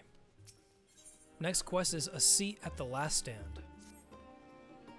Ready for a tea break, Anna? I know I am. Honestly, my neck and shoulders are going to calcify if I don't stretch my legs and walk around for a bit. You know the last stand down in the harbor, don't you? Come and meet me near the outside tables, and I'll treat you to their coffee. It's quite good.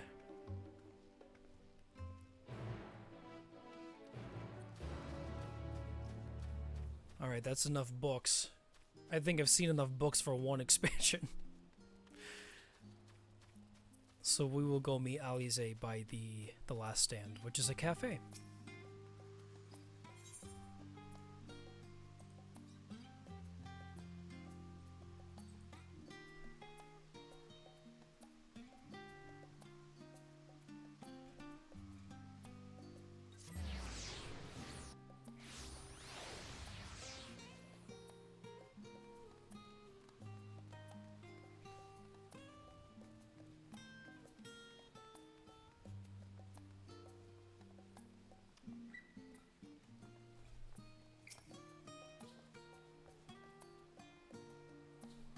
As busy as ever, I see.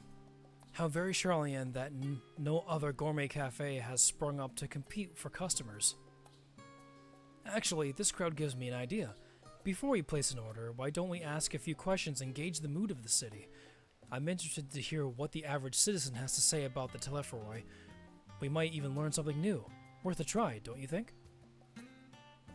And now Alize will accompany us. Yay! Alright, Alize, let's go ask around. What? What is it? Can a man not enjoy a moment of private respite? If you're looking to share a table, then I respectfully request that you look elsewhere. You misunderstand, sir. We were simply wondering if you knew of the Telephoroi. These enemies of peace have promised an end to all we hold dear and... Wait, you're that House Levier girl, aren't you? And this woman with you is obviously a foreigner. I heard you were disowned for helping outsiders indulge their barbaric whims. And here you are giving truth to the rumor. I'll thank you to leave me be. I've naught to say to the likes of you. Well, I must apologize. 'Twas foolish of me to expect an ounce of civility from one so enlightened. Come, Anna. What a rude bitch. Alright, anyway.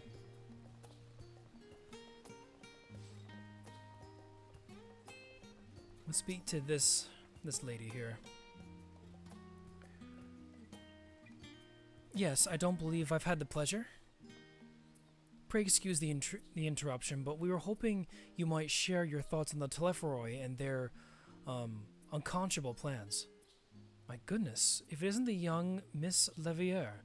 My apologies, but I work in the offices of the Forum, and if word reached Master Fortuneau that I was helping you... I see. We're sorry to have bothered you.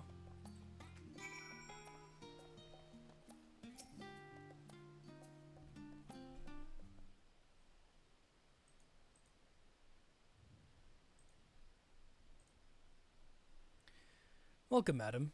What can I offer you today?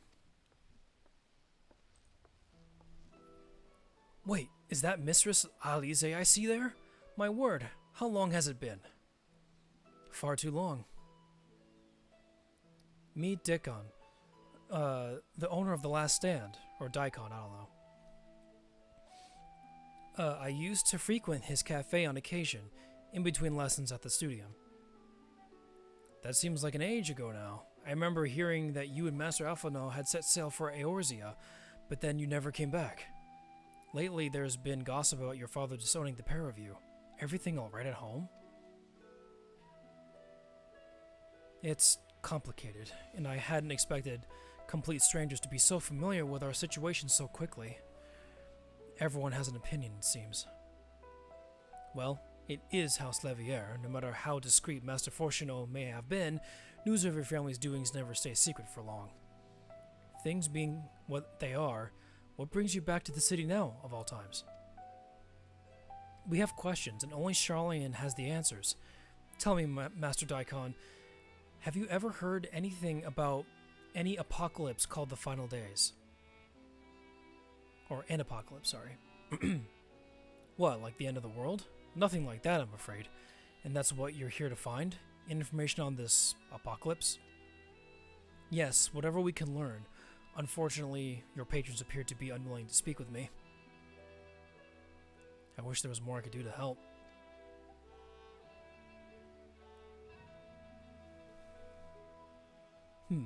Maybe there is. You're a visitor to Charlene, aren't you? Then few will know your face. We should be able to pass you as a server with none the wiser. We just finished preparing a few orders. Strike up friendly conversation while you're setting down the food. You might just get the answers you're looking for. Not a bad idea. I hate to ask, but what do you think? Leave this to me. That's the spirit. Pay attention now. I'll explain where each of these dishes need to go. The tea set is for the chatty group sitting in the water's edge. The omelet is for one of our regulars, a Highlander by the name of Gilsa. She's sitting on the outside table with a friend of hers. Behind them, you should see a Mikote gentleman. He ordered the oven-baked lobster. Got all that? If you're not sure, just ask and I'll explain again. Good luck.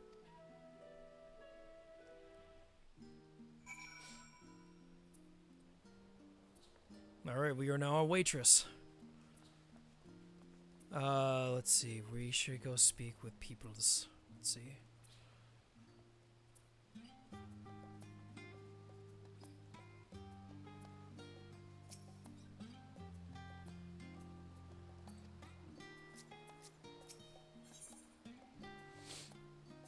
I think this was the tea set? Hold on. Please let me target her. There. Okay, she even says tea set. So, tea set. Ah, my tea set. Lovely, thank you. The Telepho who? I'm sorry, I've never heard of them. Or their final days.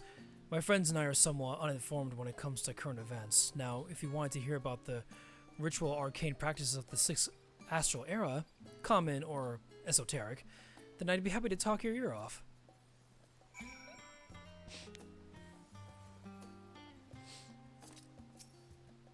And then Gilsa has the omelet. Ah, finally. 2, 4, 6, 8. Let's dig in. No time to waste.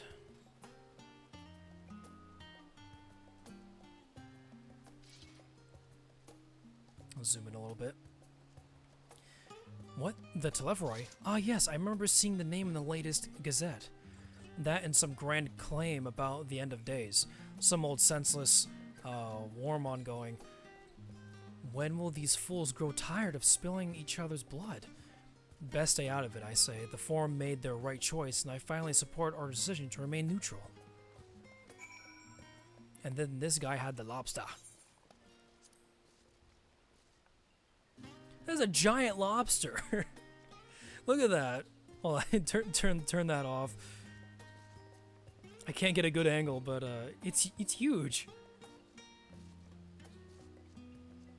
Huge lobster. At last, the oven-baked lobster is mine. You have no idea how long I've scrimped and saved and suffered to afford this heavenly dish. Poor guy, he just wanted some food. The final days. This is the first I've ever heard of it. Although that would explain why my friend has been rushed off his feet. It must be a busy time to be a gleaner. What's a gleaner? You don't know what a gleaner is? They're collectors of sorts. Travel the world procuring things that we haven't got here in Charlian. Priceless books, unusual live specimens, and so forth. So named for the folk who travel after the reapers in the field, picking up every grain which was missed. Aye, by all counts, gleaning is a most meticulous and demanding profession. If these Telephoroi make good on their audacious threats, then many all these big words, uncatalogued rarities could be lost forever. Why else would the gleaners be buzzing around in such a frenzy? Watch the harbor and you'll see what I mean.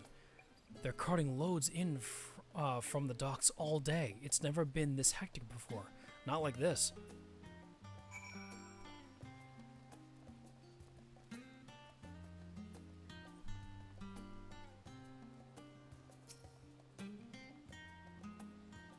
Any trouble with the customers? Were you able to get anyone talking? Yeah, this last guy mentioned gleaners. Interesting. They seem unaware of the final days, aside from whatever vague news the gazettes are printing. Even Daikon has had nothing to offer, and he's the best source of gossip in the city. If the Forum does have secret knowledge, then they've done an impressive job of ensuring no one whispers it in the wrong ear. In any case, thank you for playing the part so well. Here, the cup of coffee I promised. Yay, coffee. But let's enjoy our drink somewhere else, shall we? Maybe behind the peristyle, away from the gossips and their wagging tongues. Sorry. Reading is hard, guys. Don't do it.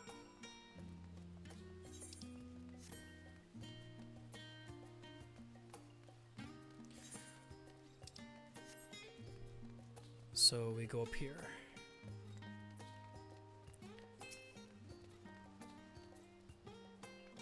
Yes, this should do nicely. Out of the wind and out of sight.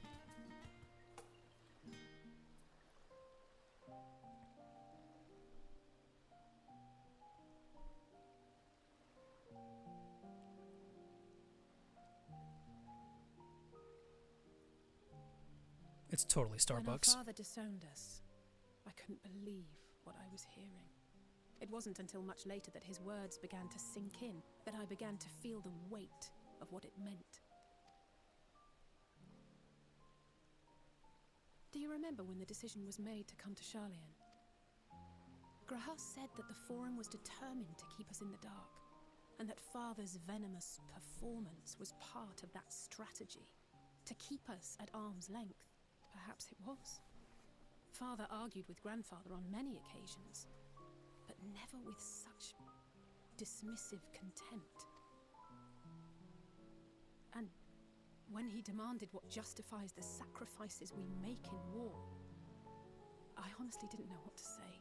Neither did Alpha know, I know, but never for one moment did I believe we had made the wrong choice. So all I could do was fume silently.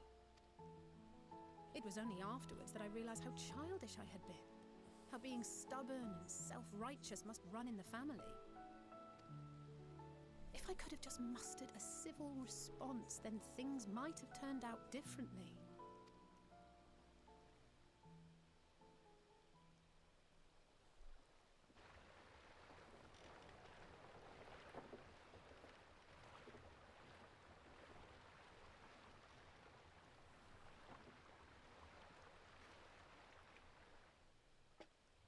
They must be ferrying goods to Labyrinthos.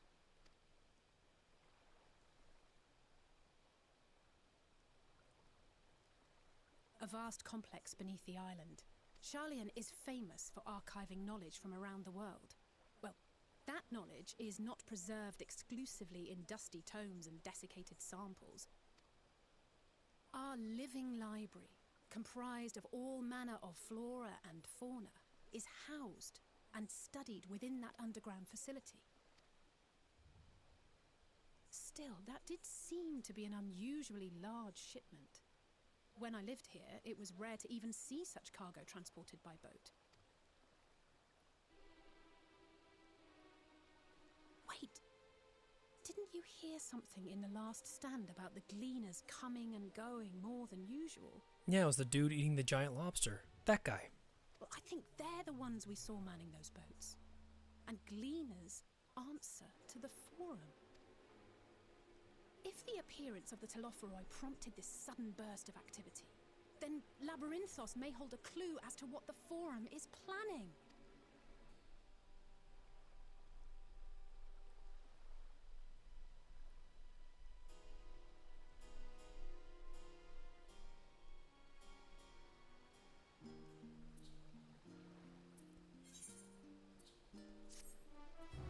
Quest complete.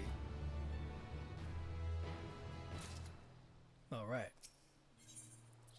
So, new quest, a labyrinthine descent. We should tell the others what we've learned about the Gleaners. Go ahead to Nomenon, and I'll join you in a moment. Master Daikon will want his cups back.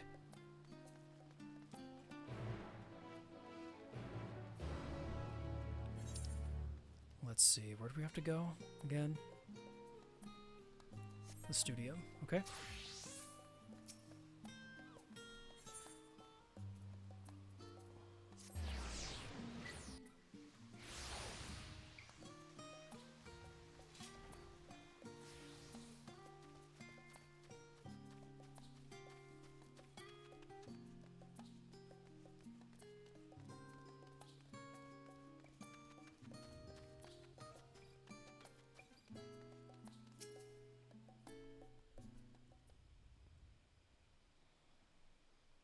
Welcome back, Anna. Been for a walk and cleared your head, have you? Not exactly. We did have impromptu investigating, or we did some impromptu investigating and turned up information on the Gleaners.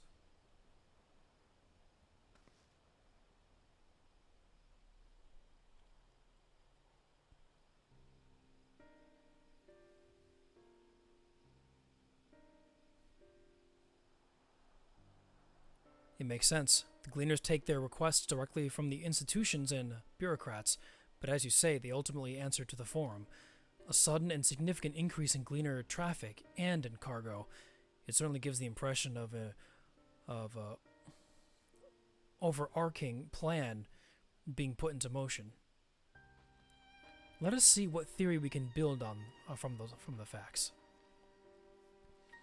As you still observed earlier, Numenon's archives appear to contain no information concerning the final days. Coupled with what Enna and Alize learned at the last stand, we can be reasonably sure that most Charlians know nothing of that particular period of ancient history.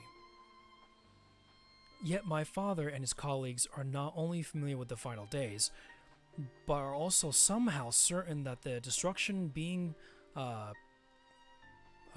perpetrated by the Telepharoi is wholly unlike these apocalyptic events. Moreover, the Forum claims to be so occupied by a duty of such pressing importance that they see fit to unanimously deny Eosia's request for aid. And now the Gleaners, official agents of the state, have been mobilized on an unprecedented scale. I don't think it's a stretch to conclude that the Gleaners' recent activities are in service to the Forum's secretive ends.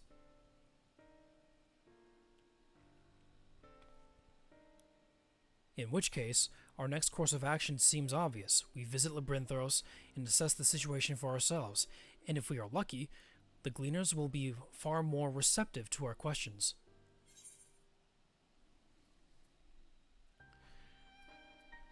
What should we expect down there?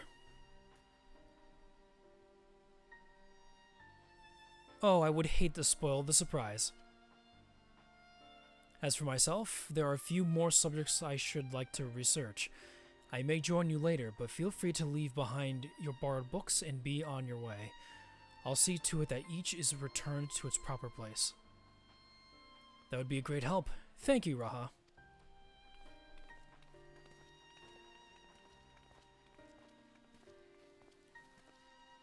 Let's head down the stairs over there. I'll show you where the entrance is.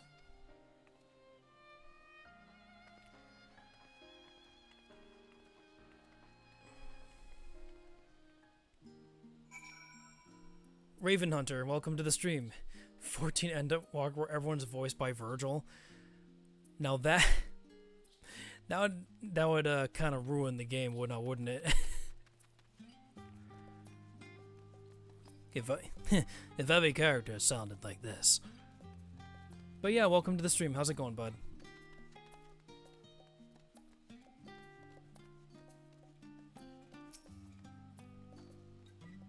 Ready? Labyrinthos is not too far from here, but you may find the path a bit disorientating. I'll take the lead, so stay close. So now we're being introduced to following quests.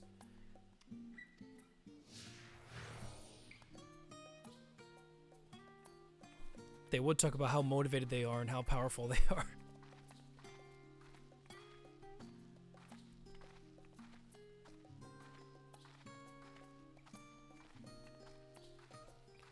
My walk speed is much faster than yours.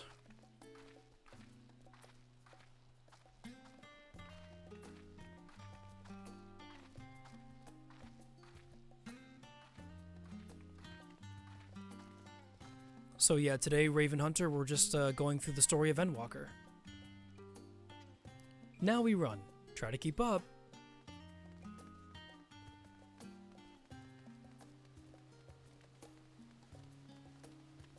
Keep to the path, straight ahead.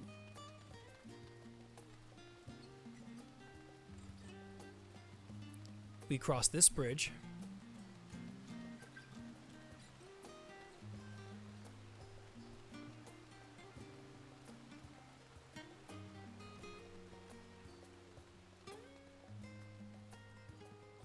Up here. Yeah, it's the struggle with MMOs when your walking speed is faster than their walk speed. But I think they're trying to fix that in this game, which is what I appreciate.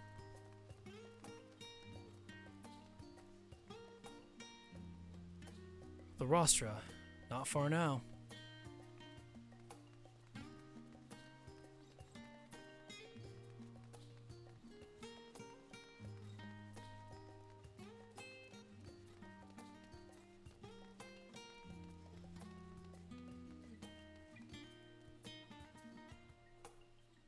Here we are, through this door and down the stairs. You did remember to attune to the shard back there, didn't you? It will make your life much easier if you need to come back in a hurry. Otherwise, we should keep moving. And we did, so off we go.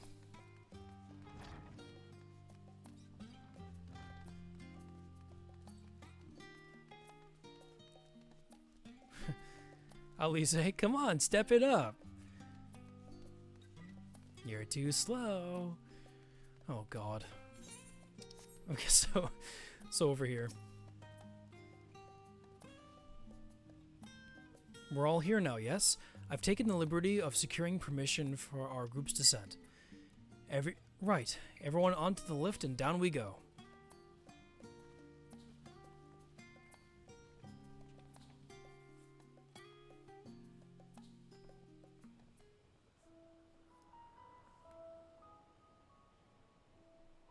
Deep beneath the scholar's city shines a false sun within a fabricated sky. In any age exist those who consider the floor an extension of their bookshelves, and this vault's architects surely belonged to that special breed. If the stack grows too high, start a new one. If no room remains, then make more rooms. A simple solution at first, and then bit by bit, a profound transformation. Knowledge buried beneath knowledge, a growing, creeping labyrinth from which there is no escape.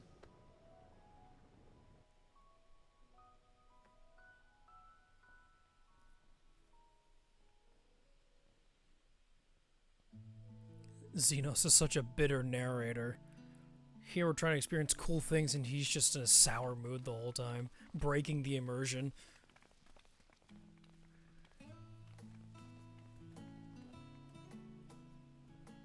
Not what you expected. I must admit, the artifice is very convincing. But I assure you that we are beneath Sharlayan itself. The breeze you feel, the flowing waters you hear, all created by the hand of man.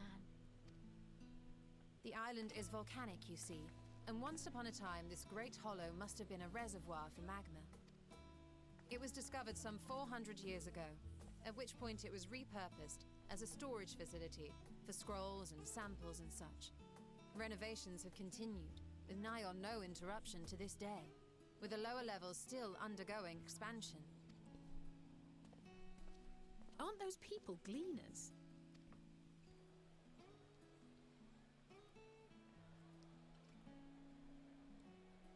Aye, judging by their dress.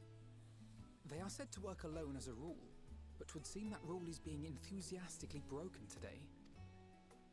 It may be as you suspected, that they are engaged in a task apart from the norm.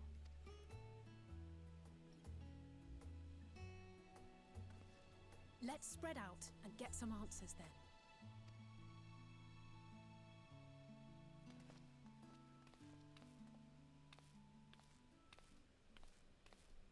Ugh.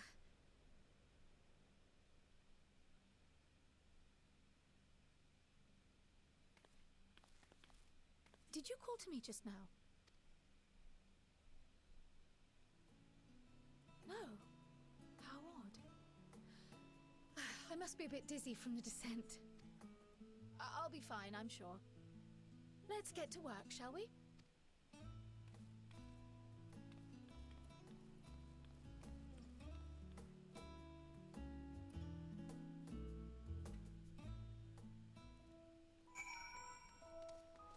Alright, let's start talking to people.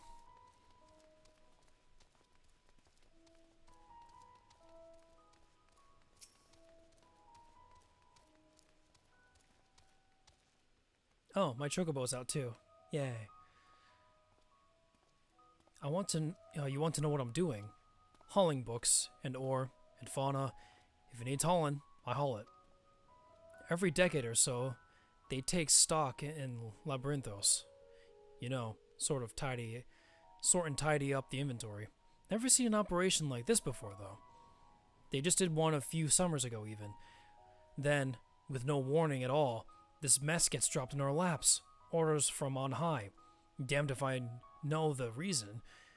Could be that they're changing the layout, eh? Preparing for the next big expansion? You exchange with Dobin has taught you about taking stocks in Labyrinthos.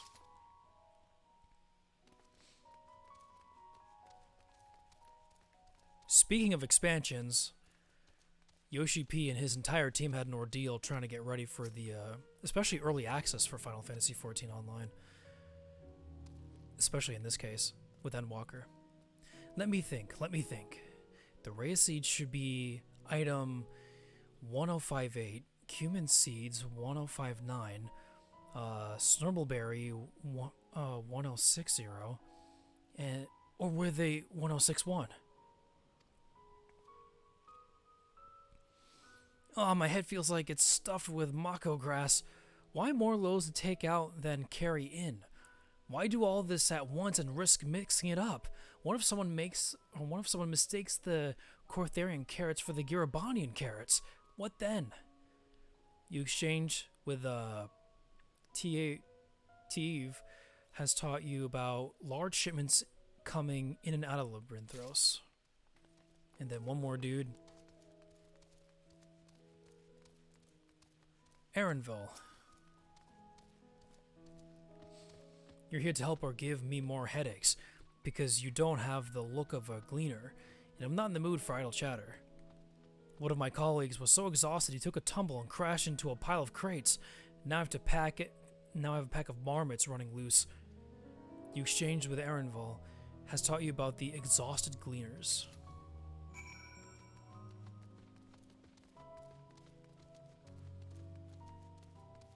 Yeah, the queue was hell for everyone. It's usually like that with each expansion too. Because everyone at once wants to play. Any luck, Anna? What tales did the gleaners have to tell? Taking stock, large shipments, and then exhausted gleaners.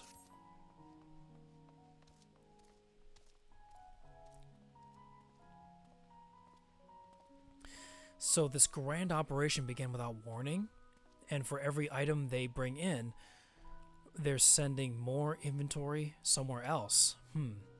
That would explain the haggard faces I have been seeing. You were right, the Forum is definitely up to something, and they're turning Labyrinthos upside down in the process.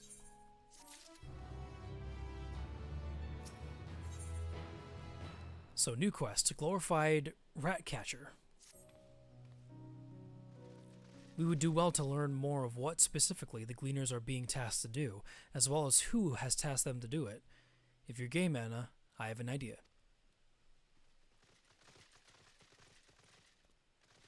Didn't one of the Gleaners you questioned say something about escaped marmots? Perhaps if you were to help him capture said creatures, he might be inclined towards a more friendly and enlightening conversation.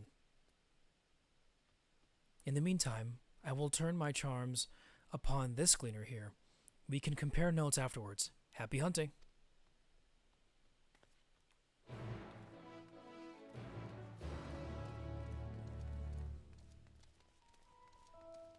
So we'll speak to Erenville again.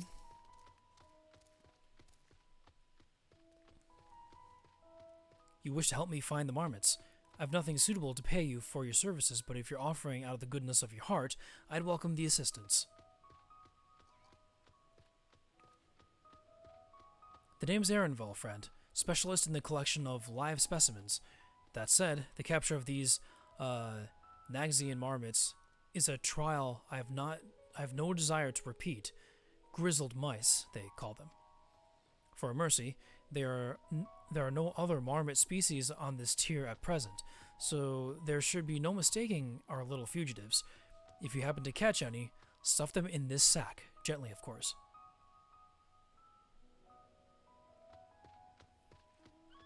Where to begin, you wonder? I've not seen any scampering around here, so we'll need to widen our search into the surrounding forest. Be on your guard. There are beasts out there that won't hesitate to prey on the marmot, or you. I'll search the trees to the west. The eastern part of the forest is yours. Good luck.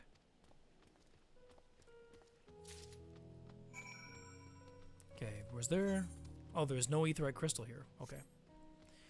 So now we go hunting for... I have my little...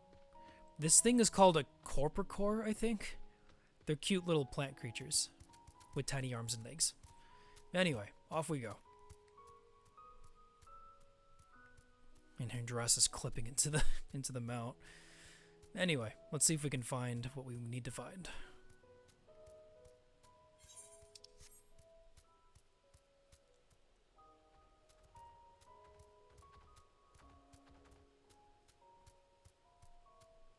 Let's see. Should be around here somewhere.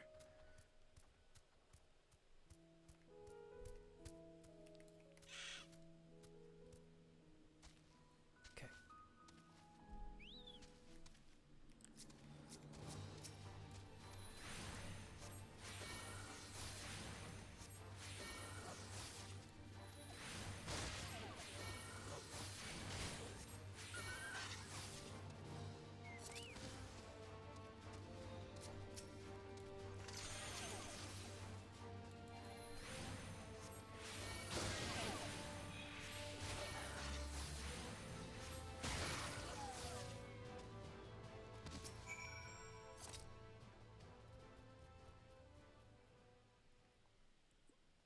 Barely have you ready the sack when the grizzled mouse scampers off into the underbush.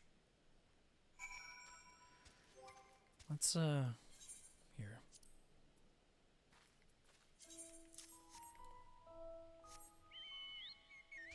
Let's ride our chocobo instead.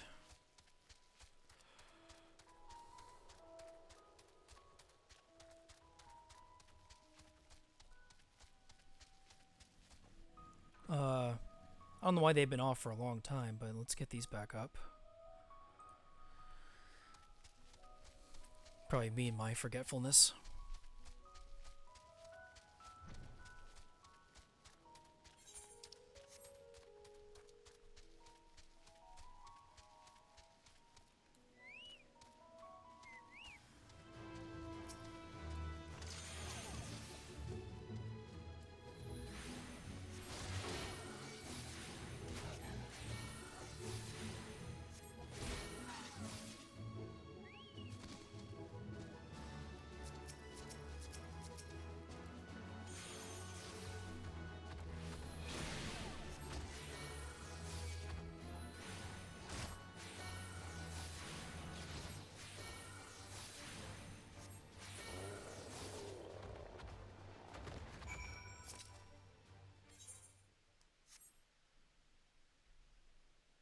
And sack.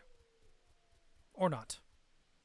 The rodent nimbly evades your grasp before once more disappearing into the trees.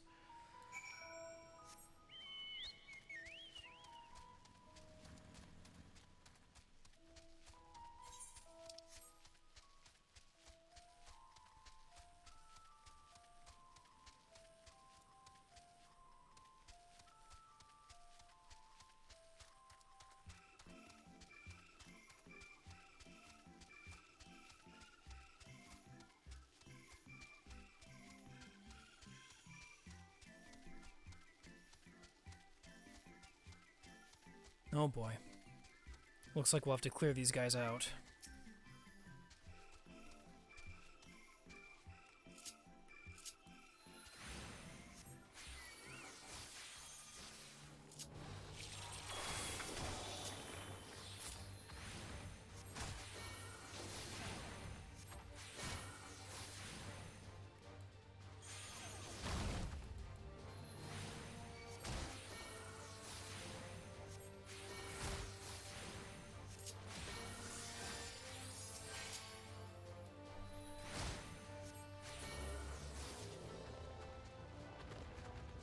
Now you're gonna see us too. Come here.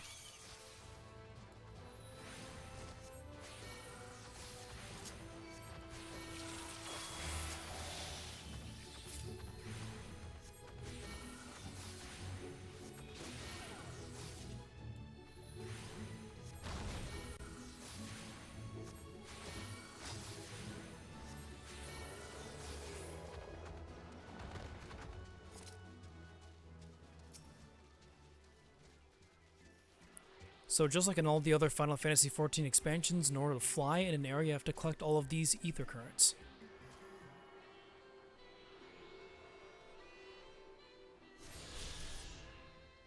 I'm a healer, but she knows how to deal damage.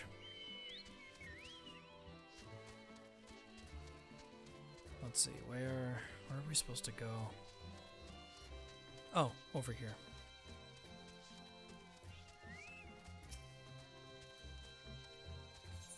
Alright. We got you now. Bloop. More prepared for its speed this time, you succeed in closing the sack over your elusive quarry. Alright, let's go. Let's report back to Aaronville.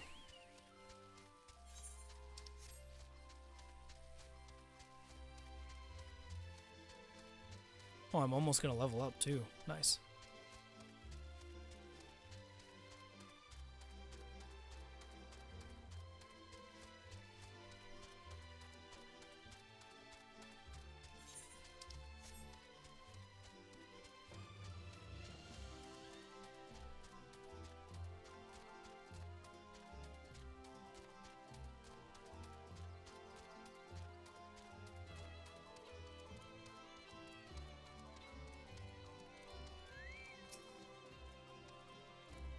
How did you fare? I tracked down 3 of the pack, which leaves 1 unaccounted for. And here's the 4th. Ah, there's the odd marmot out. Wait here a moment while I put our friends in a holding cage.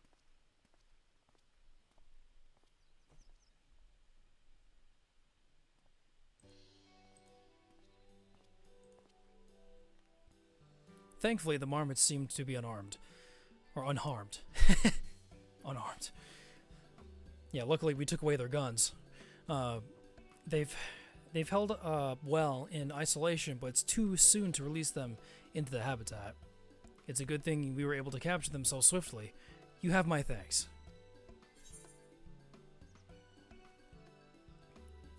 What will you do with the marmots now?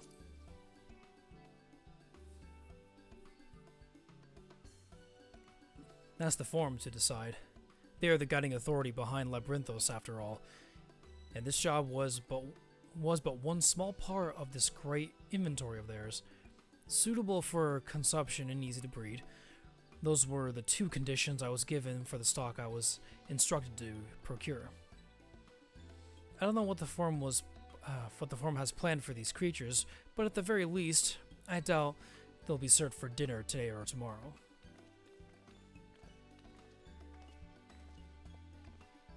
There you are, Anna. Is this the gleaner you mentioned? The one who was looking for lost marmots? Interesting company you keep, friend. Who are you folk, anyway? I am Kryle of the Students of Baldessian. These others are my associates. Truth be told, the Forum's decisions of late have not sat entirely well with us. That is why we made the descent into Labyrinthos. We hoped that by seeing those decisions put into action, we might more fully understand their reasoning. Wise and practical. Never hurts to try and gain a broader perspective, does it? Anyway, duty calls. Other animals to capture and enclosures to empty. Once again, I'm sorry that I can't offer you more for your services.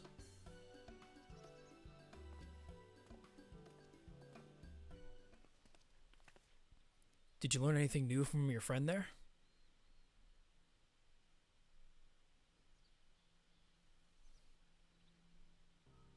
So we've confirmed that the order of this ambitious operation did indeed come directly from the Forum. However, the Gleaners have not been informed of its purpose. I'd say that fits with everything we've learned thus far. We also discovered when the operation has begun, the Forum contacted the Gleaners Guild ship and put their people to this great work some 4 days after the Telephroi made their chilling declaration. As seasoned travelers, the Gleaners kept abreast of news from every corner of the world out of necessity, thus I'm inclined to trust that their calendar of events is accurate. Altogether, it gives the instinct impression that this undertaking was a sudden and unexpected development.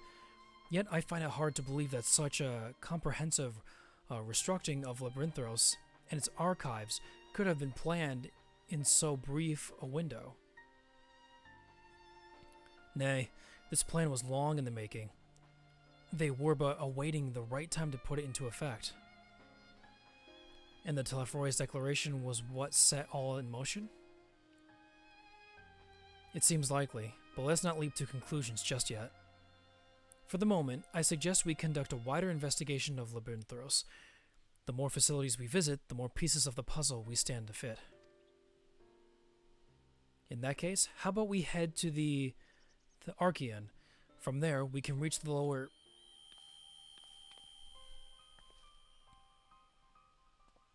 Kryl, what's wrong?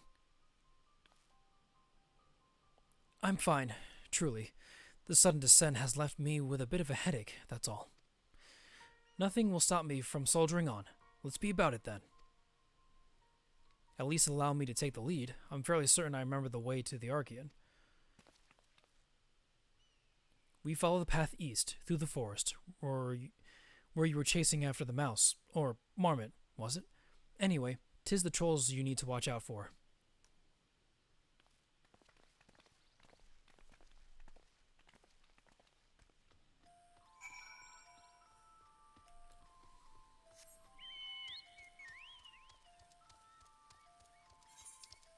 Okay, so we need to head over this way.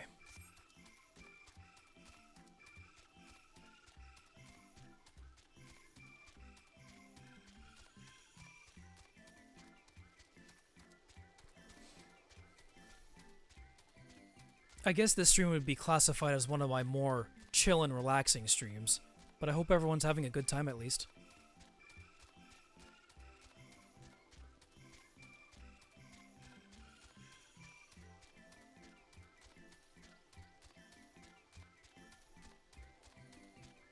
So I see the crystal ahead.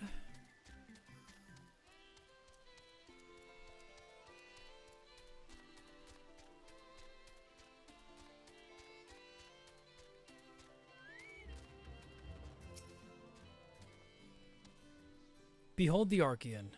As Numenon serves as Charlene's literary archive, so does this structure house the city's wealth of material data. The architecture, too, is similar. This building you see is merely the upper entrance, and an access point to the vaults carved into the cliffsides itself. Within those vast rooms are stored countless samples and specimens, as well as the detailed records which describe them. In a manner of speaking, the Archean contains a physical history of Charlene's unwavering dedication to the accumulation of knowledge.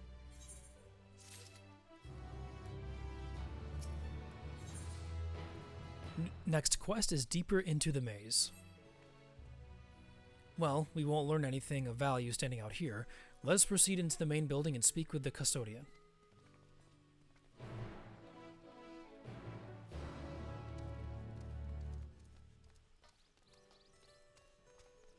Before we do anything else, let's attune to the aetheryte.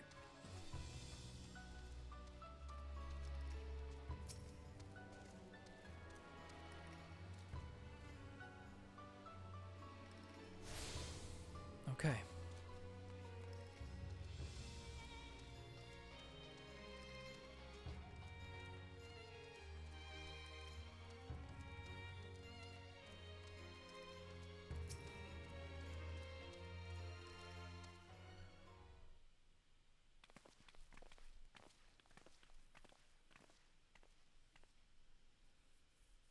Greetings. We are here to pursue the Archean's vaults. Peruse. You are clearly not gleaners, then.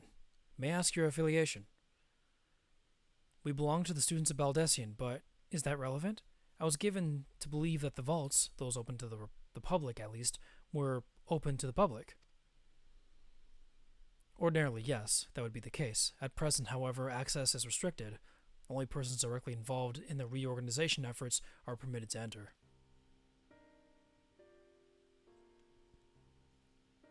Not us, then. I suppose we had better move along to another facility. This building has a lift which connects to the middle tier, yes? Might we have at least make use of that? That service has also been suspended, I'm afraid. For the time being, priority has been given over to the conveyance of inventory. What? So this is as far as we go? I apologize for the inconvenience. Please come again after our restructuring operation is concluded. By that time, it will be too late. And we were so close to getting answers. We need to rethink our approach. Let us step outside for a moment, shall we?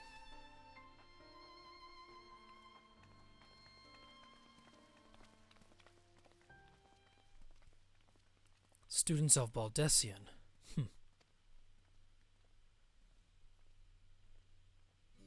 Lois, welcome back.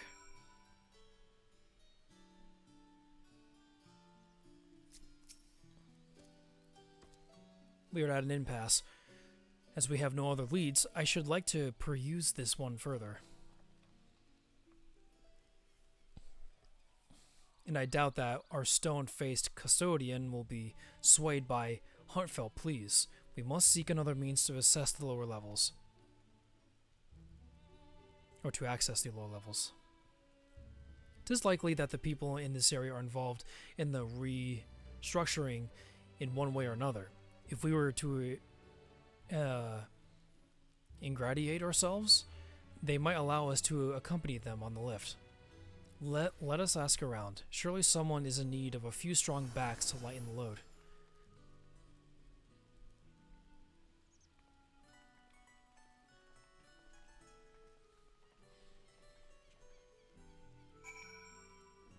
Alright, let us ask around.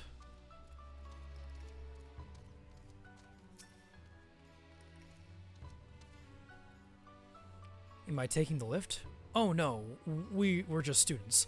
They won't let us into the Archean even though we found... Actually, we have no idea what it is we found. There was no records of such a creature anywhere, but it was wandering around Tranquility, and so we thought to donate it to the vaults. Oddest little squeal, don't you think? Anyway, I suppose we'll have to take care of it until the Archean is open again.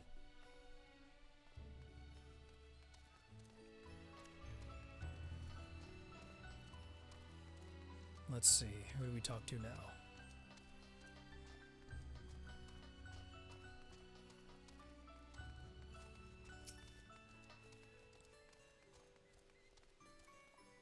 What's that? Oh, goodbye, Scarlet. We'll summon you again in just a bit. What's that? Take you down to the lift with me? Sorry, but not a chance. I've been up and down all day, and only now I have finally found a spare moment to rest. I did see a gleaner fellow heading out the gate there, though, shouldering a large package, engaged in some manner of task. Maybe he'll be heading down below after he's done with whatever he's doing.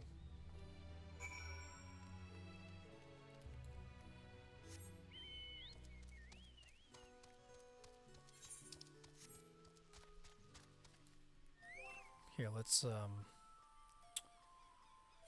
summon Scarlet again. Oh, I need more glacial greens.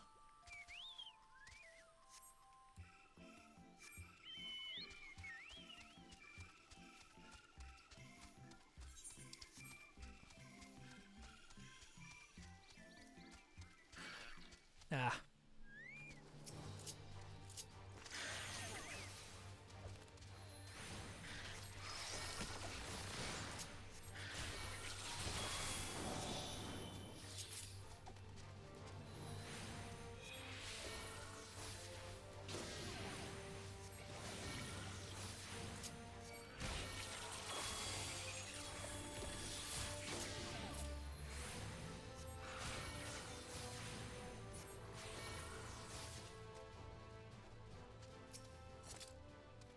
Quiet.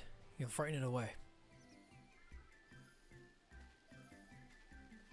Ah, it's you again. I don't mean to be rude, but I'm in the middle of another task. The cloudkin I need to capture is close. Very close. Then let me help. You wish to help me with this too? You spend your time in unusual ways, my friend. Still, 2 hunters are generally better than 1. Very well. The canal here is a common gathering spot for birds of all kinds, but the one I'm after today is the hornbill. Its feathers are green, and its cry is a distinctive caw. Single it out and shoot it with a sleeping dart.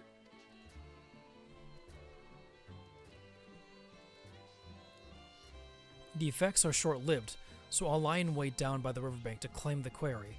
Be sure to hit the right one. So green and with a caw noise.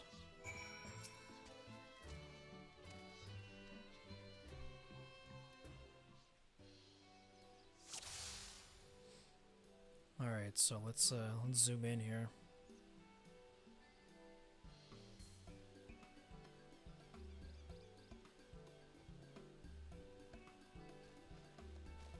Or is it you? Eh.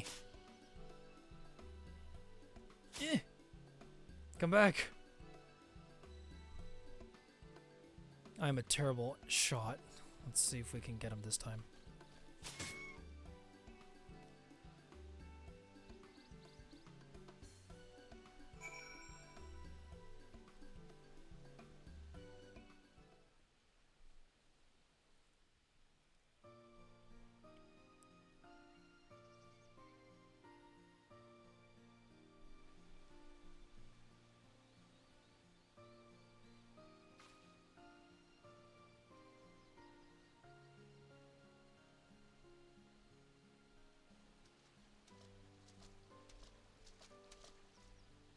Fair shot.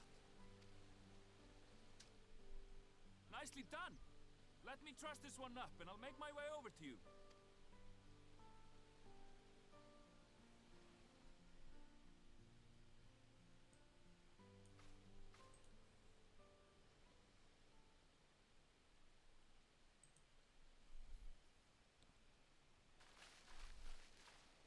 There you are. Any new revelations?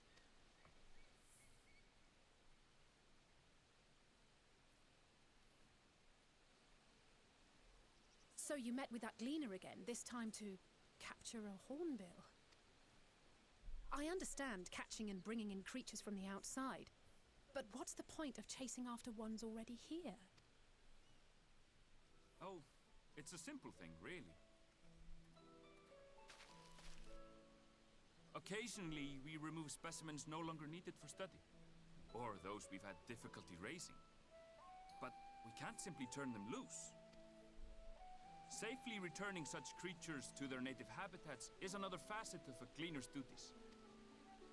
But not in this case, I'm afraid. I've been asked to bring the bird below.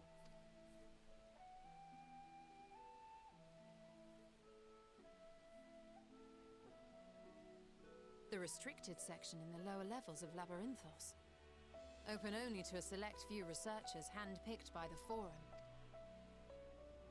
The projects down there are the subject of rumor and hearsay. Forbidden magics. Advanced technologies that can never be allowed to fall into outside hands. Even Archons are not privy to the truth.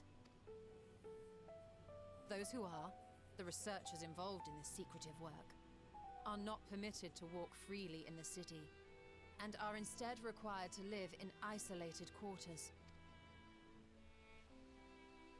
What could a facility subject to such strict security protocols possibly need with a hornbill? An experiment? Possibly. I wasn't afforded an explanation. But judging by the requisition list given to me and my colleagues, I doubt it's for any kind of advanced research. I'd be more inclined to believe we were making preparations to migrate to the south. Mericidia or thereabouts. What? Why would you say that? Much of the flora and fauna we were asked to procure could serve as reliable sources of sustenance. They're comparatively hardy species too, able to endure harsh climates. And among them are specimens known to be effective in improving soil quality and purifying water. When you put it that way, migration does sound like a reasonable assumption. That's all it is, though. An assumption. Through our tasks, we gleaners glimpse only bits and pieces of the Forum's plans. Our prime concern is that our requisitions, be they living or otherwise, are properly preserved for the knowledge of future generations. Now, I really must be going. I regret that I cannot reward you as you deserve. Perhaps you might reward us after a fashion then. It is imperative that we reach the lower levels. And seeing as you are already set to descend with your assigned cargo, mayhap we could accompany you as your assistants. I'm afraid that won't be possible. Once the animals have been prepared for transport, we send them down separately via the lift. I will, of course, follow after to make my report, but I can hardly pass you off as porters when there's nothing left to carry. Indeed. Pray forget I said anything.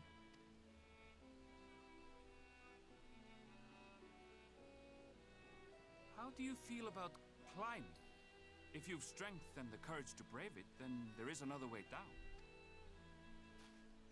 This path leads to the 33rd facet, a mine shaft excavated during one of our expansions of Labyrinthos.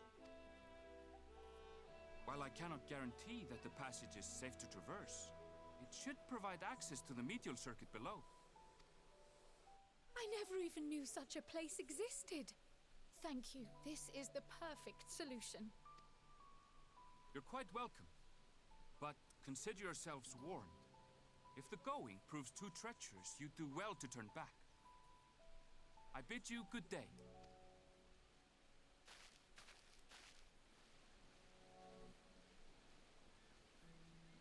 Well, turning back is hardly an option, not when we've come this far. Let's go and take a look at this mine shaft.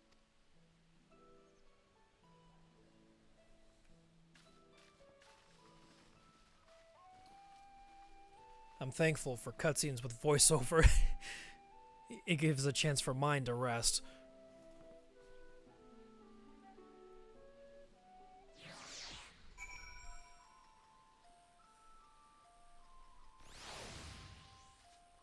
Alright, so... this way.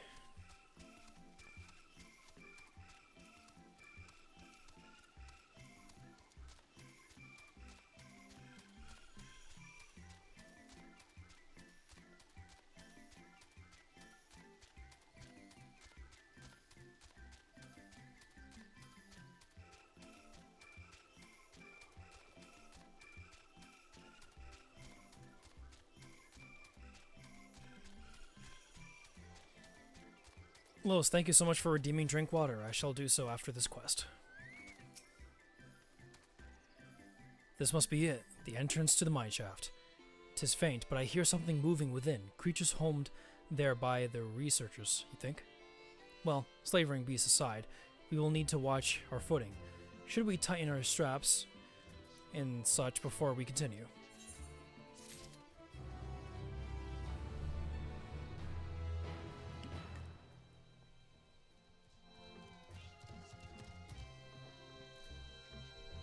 Alright friends, I need to use the bathroom, so I'll be right back momentarily.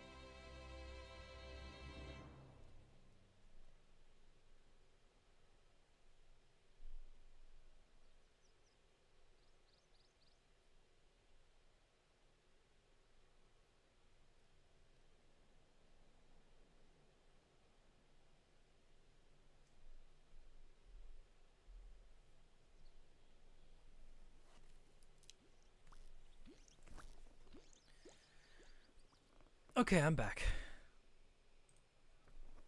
Yeah, I just had to use the bathroom. Let's see, let's get that back up.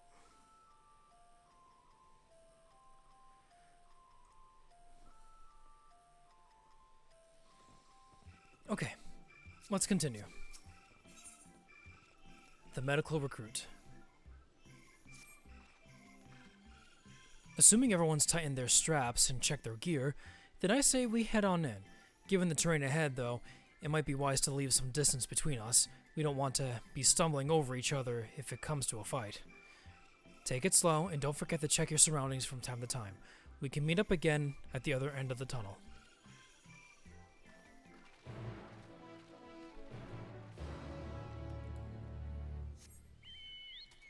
Alright, Chocobo, let's go.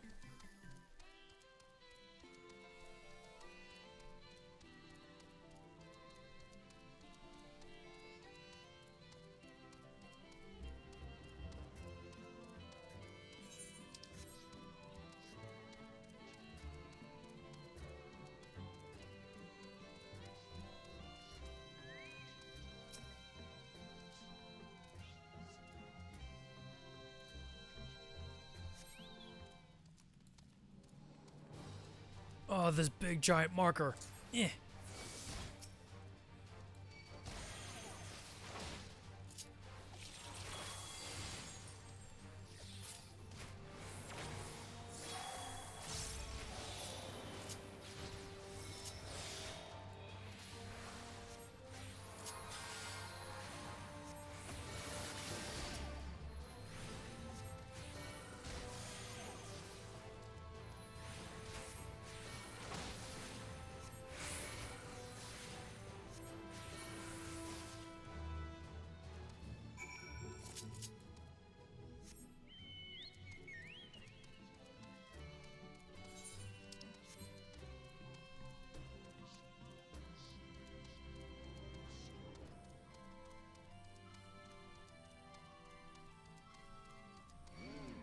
What? I don't even know how you saw me. Hold on.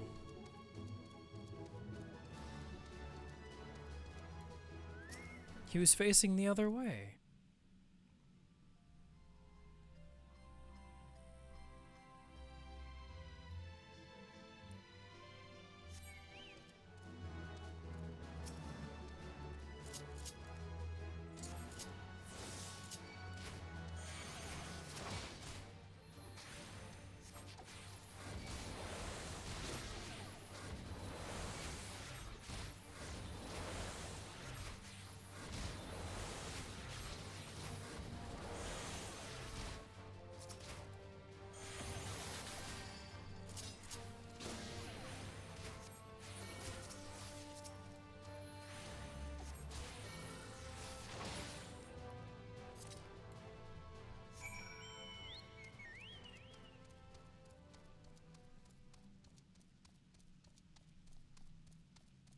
Just keep following the path, and that looks like an exit.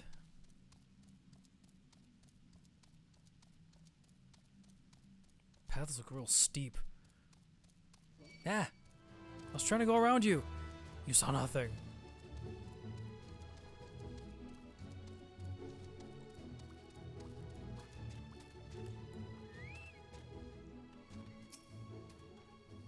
Everyone seems to have made it through without incident. Nothing of consequence, at least. And, as promised, the tunnel has delivered us to the medical circuit. As I recall, this tier is where they keep a wide variety of samples for agricultural production. If Aaronvol's assumptions holds true, that specimens are being collected in preparation for a great migration. Then we should see evidence of such plans in the area's research projects. Let's follow the path to the nearest farming facility and see what we see.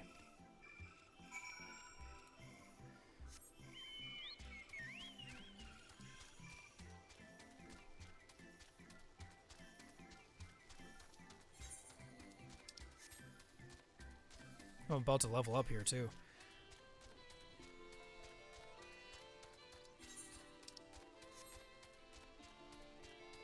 Right about now. Yay, we are now level 81. What? Go away.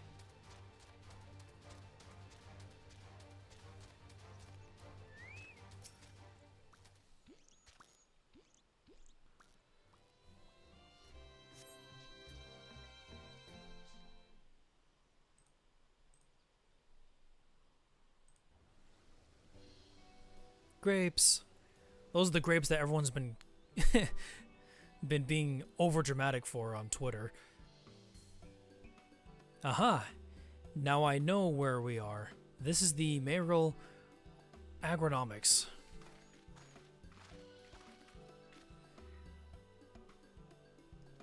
Labyrinthos is a host to a wide variety of vegetation, which allows us to conduct studies and cultivation methods utilized in foreign lands. And it is this facility which coordinates and oversees those efforts. The fruits of their research go to feed their Labyrinthos colleagues, or so I hear. More notable success might make it to the Agora. Foods so exotic you'd be hard-pressed to guess their origin, let alone how they might taste. Yeah, there are a lot of memes with the low texture grapes. Indeed, mystery vegetables without a name. Only a list of nutritional benefits scribbled on a card. I hope the lighting changed in the game. I see no gleaners' whereabouts.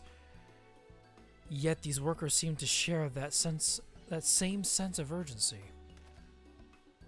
'Tis possible they know something of the form's plans and their underlying motivations. Motivations, you say? Are other people motivated besides me? Worth looking into, wouldn't you say? See what you can coax from the workers. The rest of us will do the same or cast about the four usual clues.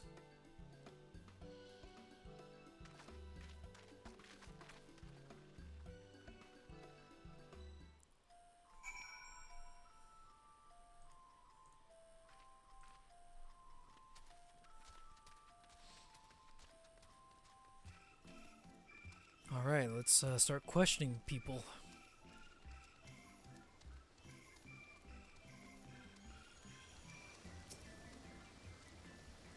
Oh, hello there.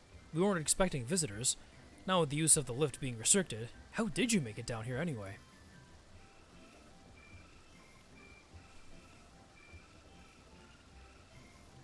The mineshaft, you say? Well, you're a much hardier soul than I. Under normal circumstances, I reward such tenacity with a guided tour of the fields, but I'm afraid the forum has us filling order lists a mom long.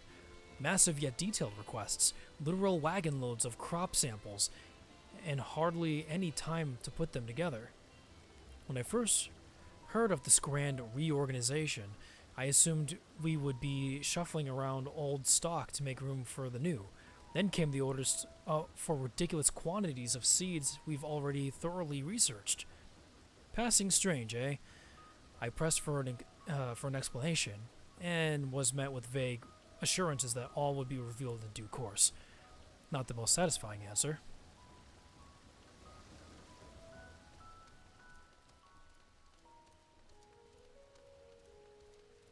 Let's see those grapes. Yeah, there they are. All they did was add more polygons to them in a patch. They used to be perfectly, like, triangular, and now they look more like ovalish. The internet really blew up over these grapes, though. I guess that's just how the internet works. Anyway.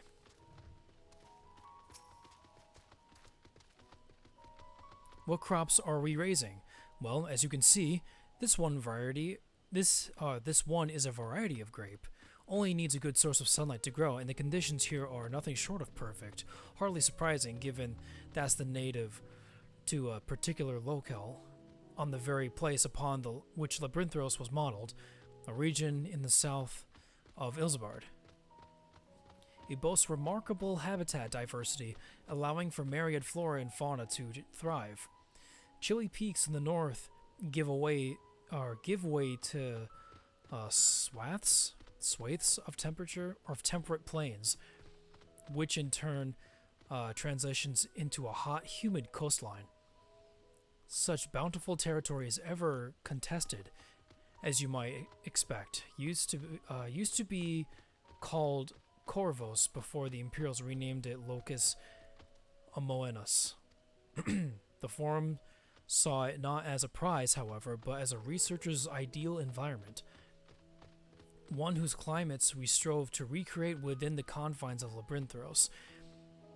It's since provided a rich foundation for countless experiments and cultivation. Now, where's the other guy?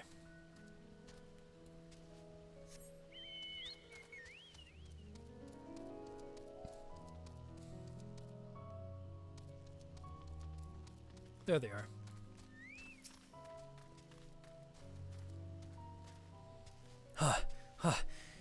Do I have aught to be taken down below? More than I can carry, and then some. Most of our stock is sent off via the cargo lift, but some has been earmarked for aerial transport, hence the stack of crates on top of the hill over there. Gods, the hauling the lot up that slope was a job and a half.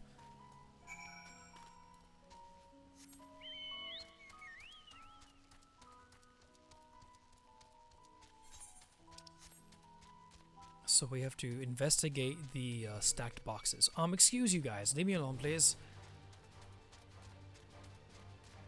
I am questing, if you guys mind.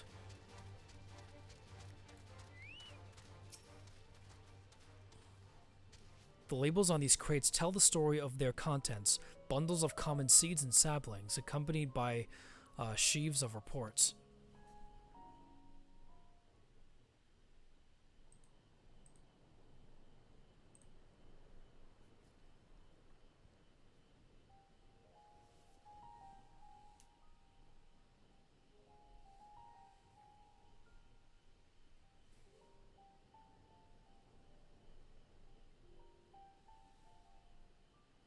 Hard to look away, isn't it?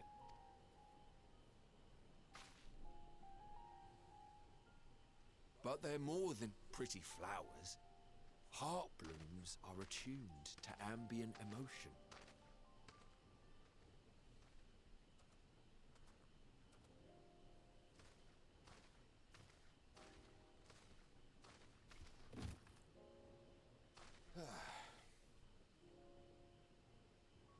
You don't seem convinced, but believe me, it's true. This ashen grey, for instance, it mirrors the anxiety and urgency of those working nearby as they rush to fulfill sudden orders. Intense feelings like those spur the petals to change colour. Bright glowing hues in the presence of joy, dark subdued shades for frustration or despair. Yet even with the collected wisdom of Charlian at our disposal, we've yet to identify the underlying principle of this empathic effect. And there are other mysteries besides. Although the flower is extraordinarily long-lived, its low reproductive rate has made it difficult to find younger populations growing in the wild. With too few sightings to map its distribution, and no closely related species to track, we've been unable to pinpoint its land of origin. To further complicate matters, every culture, even dimly aware of its existence, has given it a different name and mythos. Our attempts to study it via the historical record have been an exercise in frustration. As an avid botanist myself, I should one day like to unravel the Heartbloom's secrets. But I'm afraid other duties must take precedence. I will leave you to your thoughts.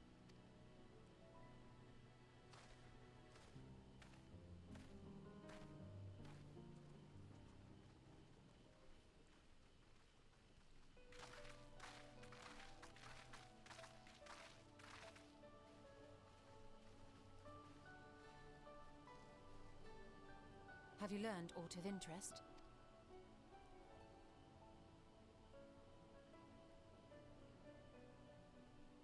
A flower that reacts to one's feelings. Strange. I must say, I have never heard of such a thing.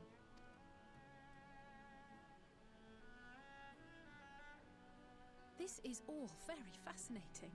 But as it stands, we fail to gain any significant insight into the Forum's undertaking. Indeed. While there is certainly enough activity to support Erenville's supposition that a priority has been placed on improving food production, unfortunately for our investigation, these workers were never informed as to how their duties serve the master plan. If only we could interrogate the Forum members directly.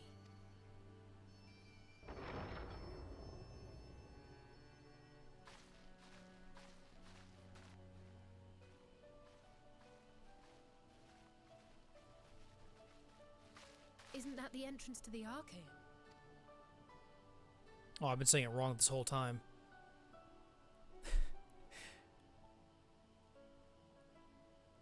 Look, there. I think that's Erenville. A little difficult to tell from here, but I think you're right. He did say he was coming down to make his report. Erenville receives his orders from the Forum. Would it not follow, then, that the superior to whom he reports is a Forum member, or at least a close associate? You mean to eavesdrop on their conversation? What of the risks? Ours alone to bear. We won't interfere with Erenville's work, nor will he be implicated as an accomplice. If you're not comfortable taking part, I can do this alone. Nay. I said myself that I wished to know Father's intentions. And no answers will be forthcoming should we simply ask nicely. We can apologize later, should it come to it. Right now, we need every crumb of information we can get our hands on. Consequences be damned. It might be best if you came along as well. In fact, we should all...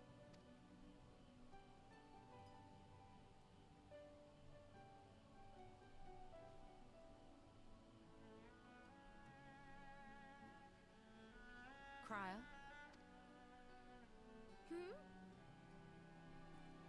Oh, yes.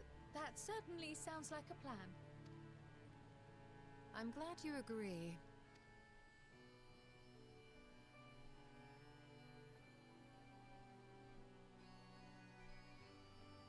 Quickly!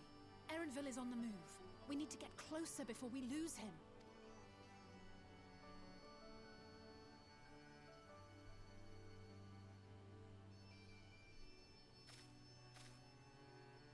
Almost. I can almost reach you.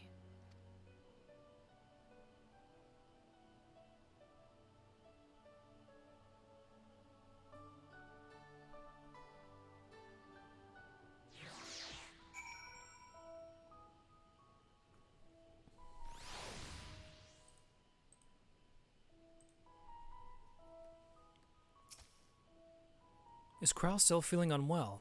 I've never seen her so distracted. Keep an eye on her, but keep moving too. We cannot let our query slip away. New quest. The full report, warts and all. Erenville was headed westward along the path outside the Arcane. Come, we can still catch him.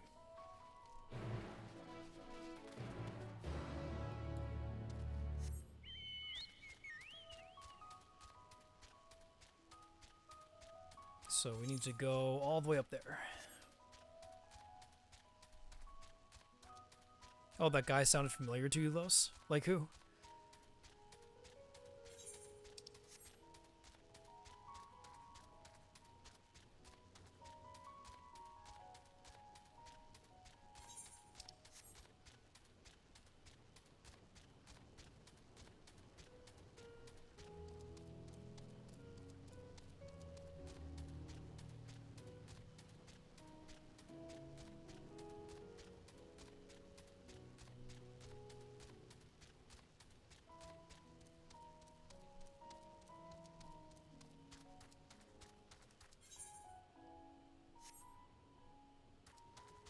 I think I missed it.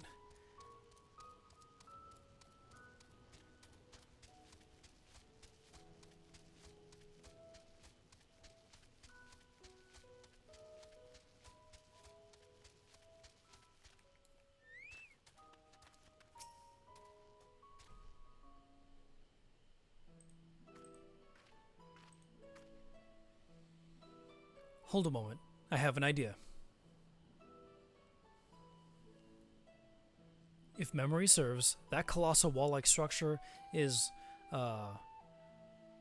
Logisticon Beta, one of Labyrinthos' climate control centers. It should have its own lifts, with which one could access the upper and lower tiers.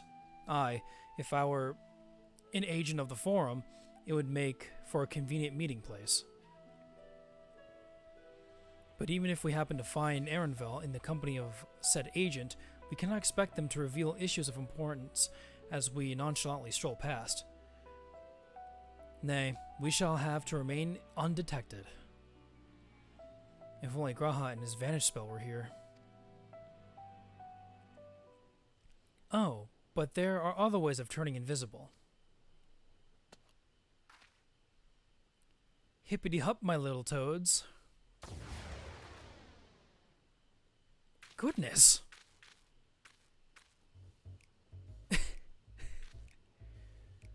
Oh no, we are frogs. Unaccustomed to transfiguration? Worry not, it will wear off with the passage of time. I suggest you and your green companions hop along and catch up with Erenville. Should you feel the magic's fading, return to me and I will refresh the enchantment. And what am I to do in the meantime? Wait here with me. In your current state of mind, you'd be as likely to leap into the jaws of a predator as you would learn anything of note.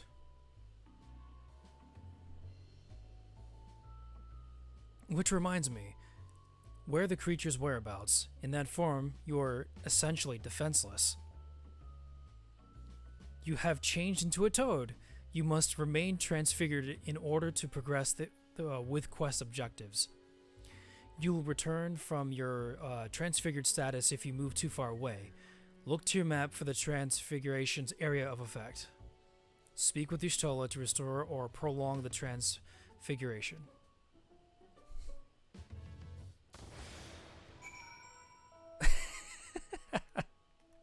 We are now the toads.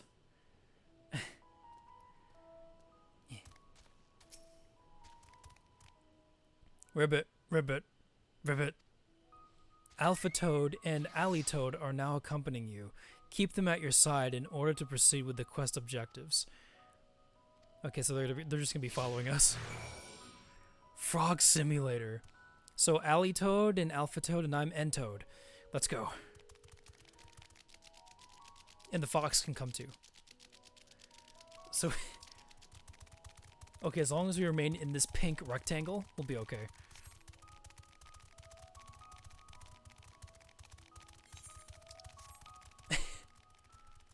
Oh god, we have to watch out for enemies too.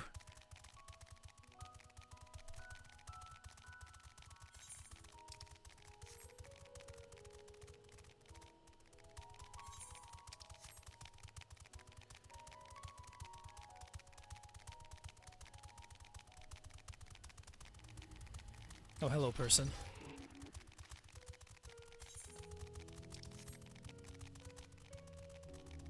Thankfully, there aren't too many enemies in the way. I think that'd be a huge problem.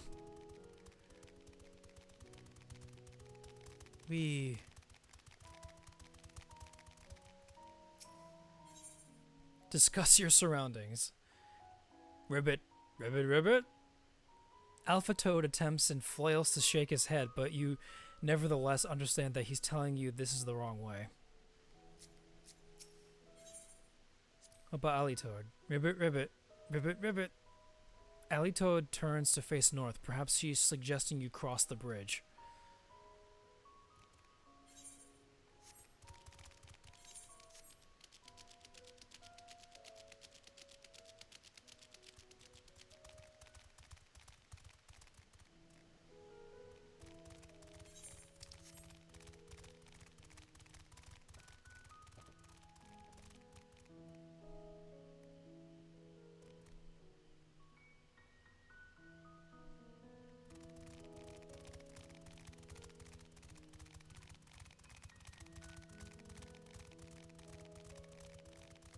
Alright, we'll find a way. I forget where exactly it is. It's been a while since I've done main story quest. Oh, here.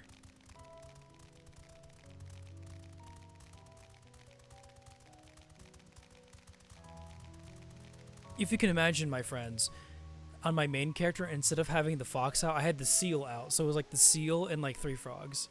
It was fun.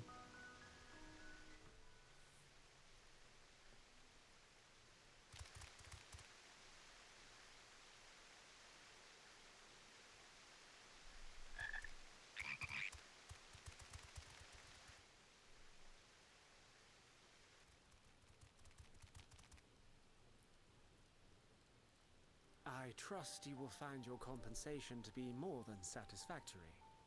We wish to make clear that we are pleased with the efficiency and thoroughness of your work. So much so that we have come bearing new tasks in need of your competent hand.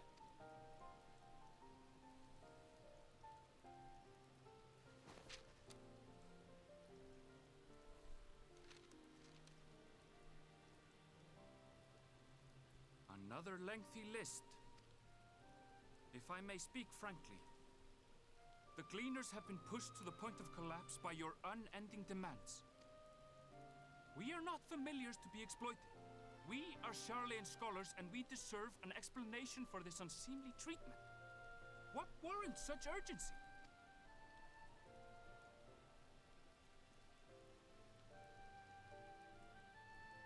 In an age long past, Charlian was charged with a momentous duty. And now that word of the final days hangs heavy in the air, the time has come for us to fulfill that charge. I can say no more, but I promise you this. All will be revealed in due course.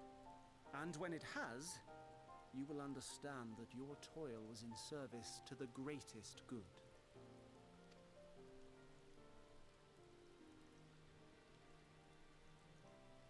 Then I will do your bidding.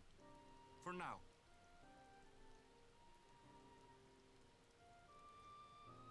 But unless you wish the Gleaners to rise up in protest, I advise you to offer tangible improvements for our working conditions.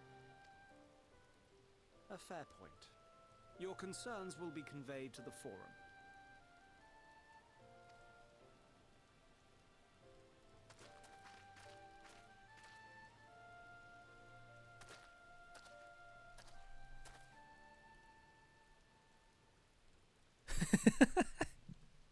He's just looking at us like, really, guys? Come on.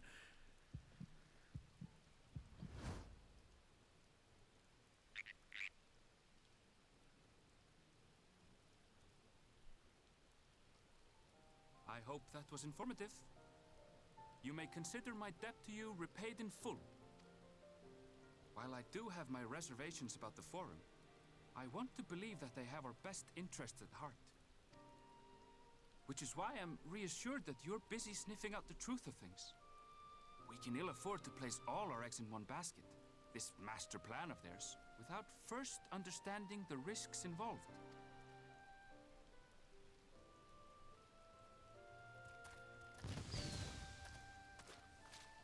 Wait! How did you know it was us? If you mean to impersonate a toad, try studying the real thing. And don't try to fool an expert. We weren't toad enough, guys. Come on.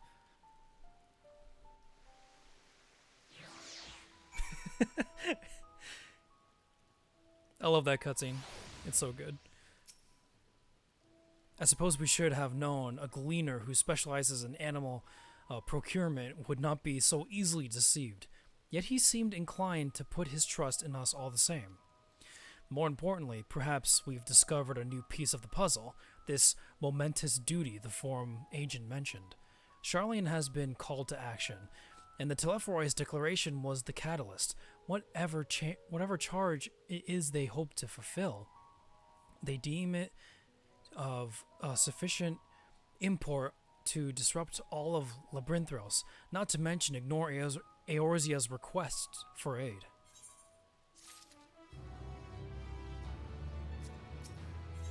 New quest, a guide of sorts. What duty could warrant the direct involvement of the Forum and the commitment of all of its resources? Judging by what we just heard, none of the Gleamers were offered any kind of explanation. At this point, it seems abundantly clear that we'll learn nothing new by pressing them further. We should head back to Y'shtola and Kryl for the moment, see what they think of this.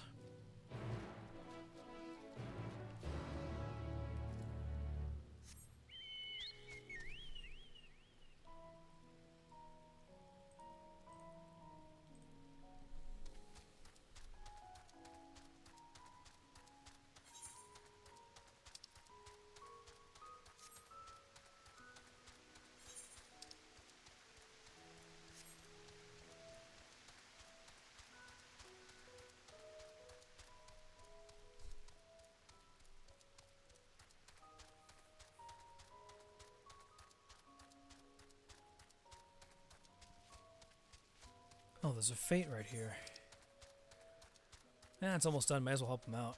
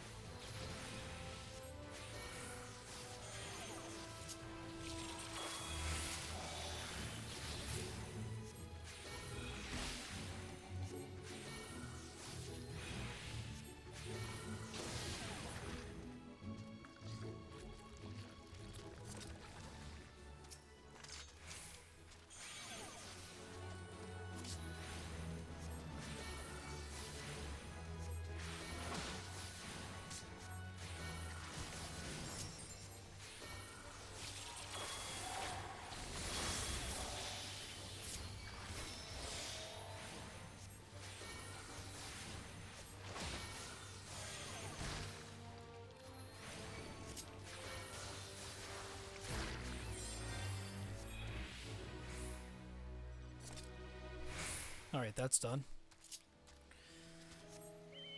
Let's continue on.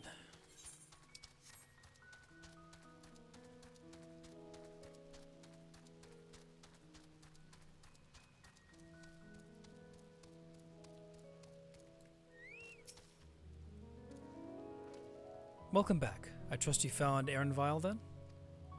Erenville?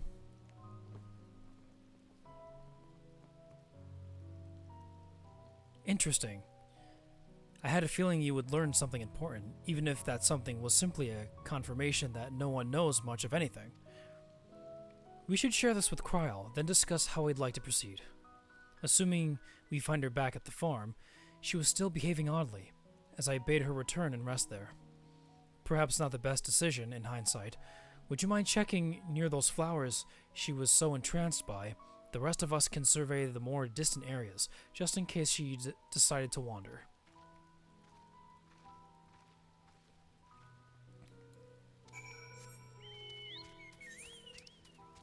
Okay, now we gotta find... We have to find that hill with the glowing flowers that we were at earlier.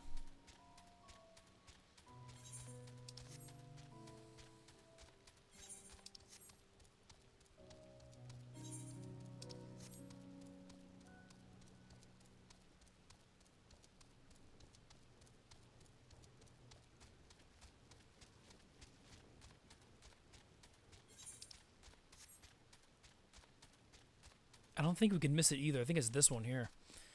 So, let's find our way back up. I remember a lot of players getting lost at this part. It's like, where is Kryl again? But the quest literally tells you to go see her back at the flowers. So it's right here.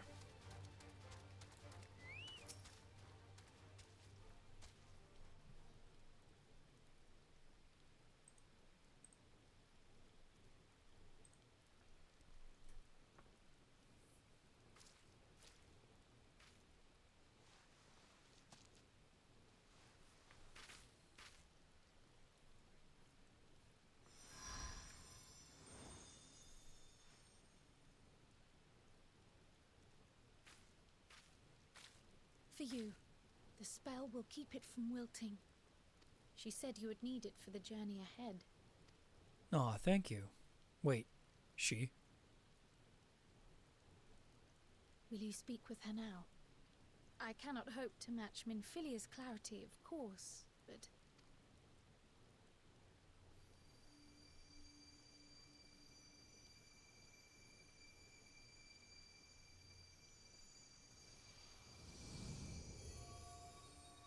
Thank you.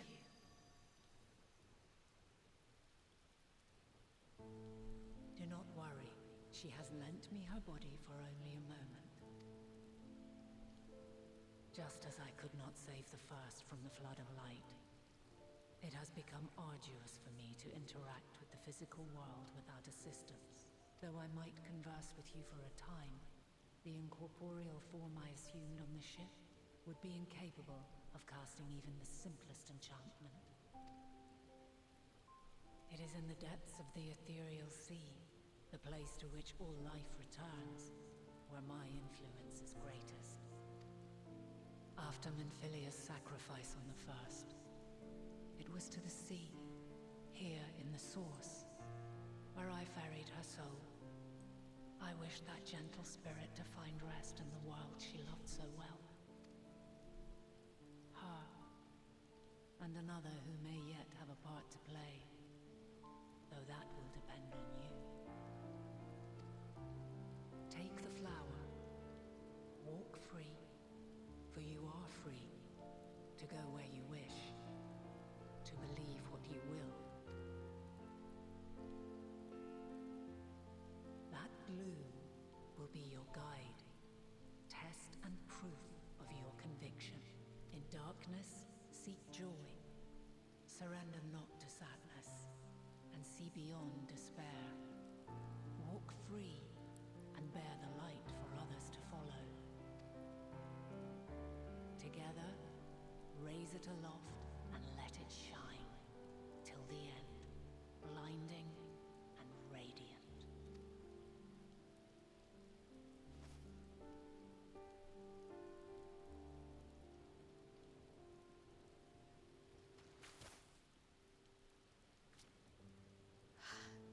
That was all too brief. Already she seems so far away.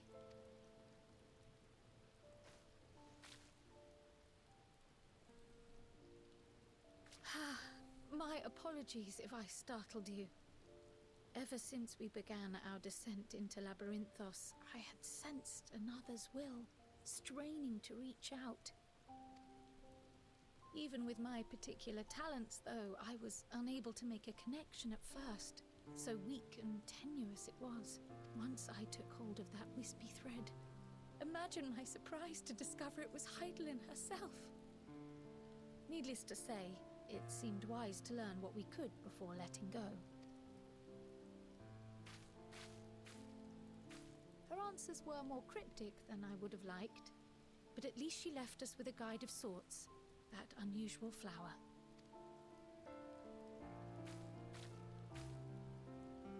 Yes, we are definitely making progress.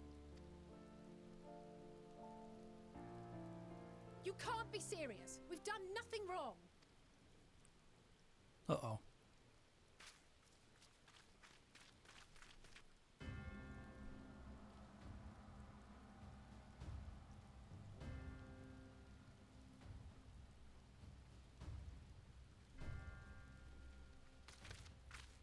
Master Fortuno, what business has the Forum with us? Obstruction and suppression, apparently. Mistress Baldessian, our records show you facilitated the Scions' entrance into Sharlayan by claiming them as assistants for your organization. We are aware of your investigations. After alerting the major institutions to the presence of potential troublemakers, we received word from an Archean custodian. See, when this theme plays, you know something bad's about to happen. That's just a rule of RPGs or just games in general. Ominous theme equals bad things are going to happen. A group operating under the auspices of the students, skulking about Labyrinthos and engaging in clandestine behavior. Clandestine? We may not have entered Sharlayan as scions, but we did naught to conceal our identities. Our only purpose in this city is to seek the truth. I can think of no reason why our actions should warrant the Forum's intervention. 'Tis not our way to discourage the pursuit of knowledge, but the timing of such pursuits must be considered, not to mention their potential impact. With the world in chaos, we, the true caretakers of wisdom, have committed ourselves to an undertaking that demands the utmost discretion. And we will not risk its success by turning a blind eye to disruptive foreign elements in our midst. What then is to be our fate? Will you put us on a ship back to Eorzea? The Forum will convene to examine your case. The results of said inquiry will determine your future in this city. As for your absent companion, he has already been detained. Graha! But why? Is reading a crime now, too? Reading is encouraged, celebrated even. Not, however, of the volumes shelved in the restricted section of the library.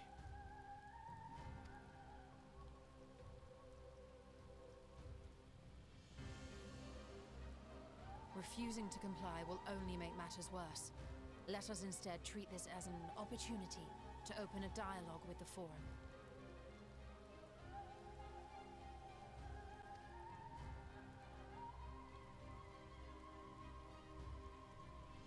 Silence is often one's best defense. I would advise against prolonging the proceedings with frivolous discourse.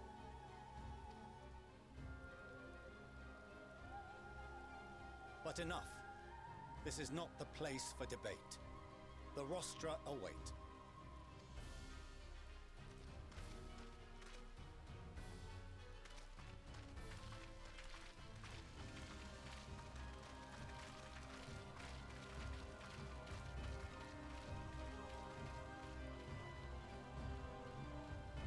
Friggin' politics, man. Getting in the way of our fun.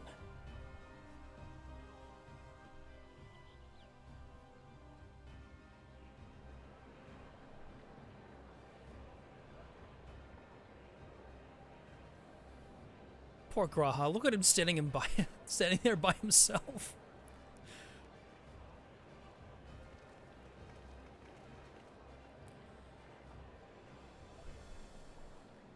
Forgive me. I was careless. We would have been detained regardless. This way, at least, we managed to stay together. I trust your time within the Forbidden Archives was well spent.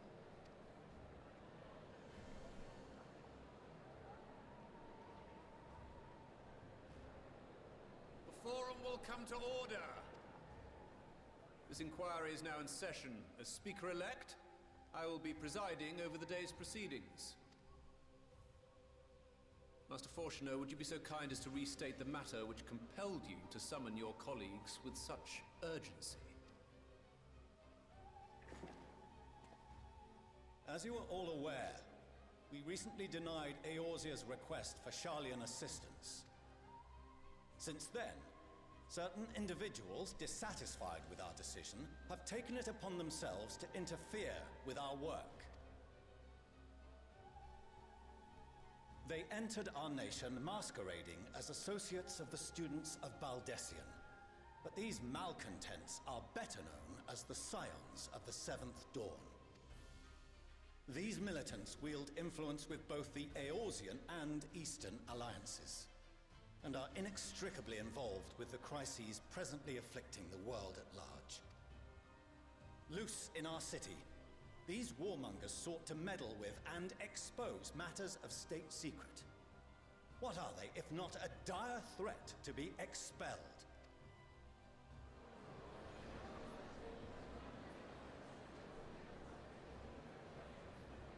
You have tarnished the good name of the students. Galuf would be ashamed. Oh, shush. And also, this is the first time we see Krell without her hood.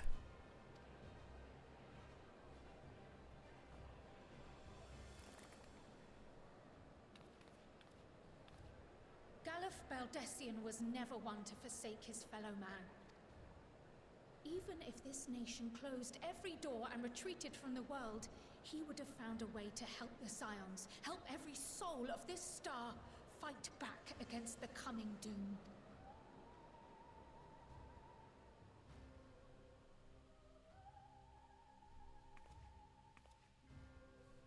A terrible enemy stands poised to lay waste to all we hold dear. In the face of such madness, Eorzea reached out to Sharlayan, a respected ally, in the hopes of forming a united front. Was your curt dismissal truly the best you could offer? Or are you so preoccupied with your momentous duty of an age long past that even the end of the world is unworthy of your attention?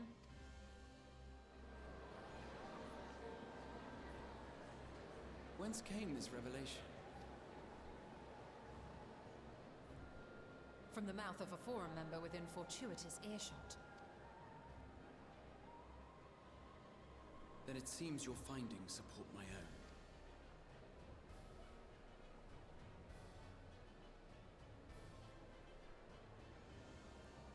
The reason I visited the restricted shelves was to study records of the forum's policymaking process, to better understand the historical trends underlying their most major decisions.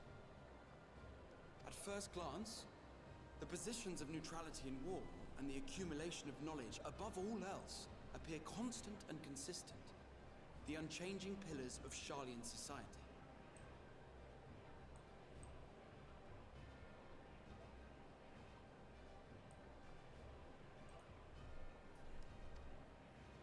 And once upon a time, I might have left it at that. These days, however, I am more attuned to the subtleties of governance, and so I noticed something odd.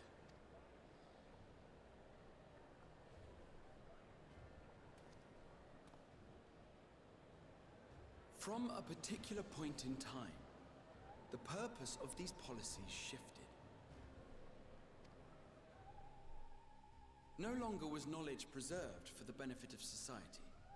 Rather, society was to be gradually reshaped to ensure the preservation of knowledge.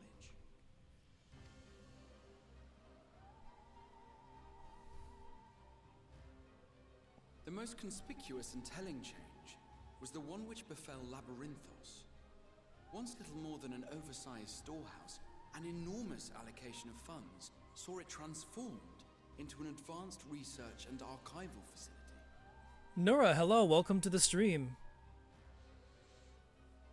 Hope you're doing well and had a good holiday or Merry Christmas or whichever you celebrate. I also discovered a fascinating account on the finances of our Dravanian colony. Today we're playing through the main story campaign of Final Fantasy XIV Online Endwalker. The settlement attracted students from far and wide, and the connections and tuition fees thus acquired were funneled into further improvements for the archives. Yeah, I had a relaxing Christmas. 2 weeks prior, I was working every day constantly because of the holiday rush, and it was tiring. So tiring. So having a Christmas on the down low was good. It was much needed. Now, there is no question that our nation's progress is tied to the acquisition of wisdom. Nevertheless, the vast resources diverted for this purpose borders on the obscene. But returning to the matter of when, our change in course appears to have been made some 270 years ago. The very same period when Sharlayan scholars in the hinterlands began a formal study of the ethereal sea. You found something, did you not? And whatever it was, gave rise to your oh-so-important duty. Mind your tongue, Archon. If you had seen... Did we just force choke them? Yes. We are bound by a duty we cannot ignore. Yeah, it was awful. Like here's the thing. Hours were great. Like, they were fantastic, but like, it was super busy at work all the time. I was working 6 to 8 hour shifts every day. Doesn't seem like much, but when those stack up day to day to day, oh, it drags. Knowing this, what would you have us do? Abandon our vital work and join you on the field of battle? Well, preferably yes, Fortuno. Stand with us and defend with us against the enemy. We will never choose the way of the sword. Oh, okay. We will fulfill our mission, not through strife and bloodshed, but survival. Come what may, we shall live on. We must. Do as you must, then. But we Scions will fight until the heavens fall, until our last breath.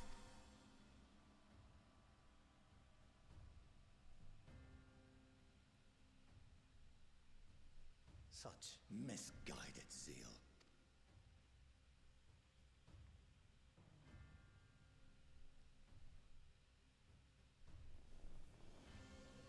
Father, Master Fortuno, I fail to understand the stance you have elected to take.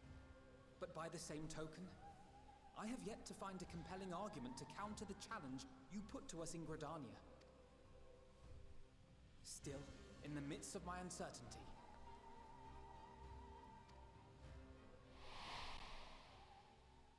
I must trust in myself to do what is right, as others have chosen to trust in me.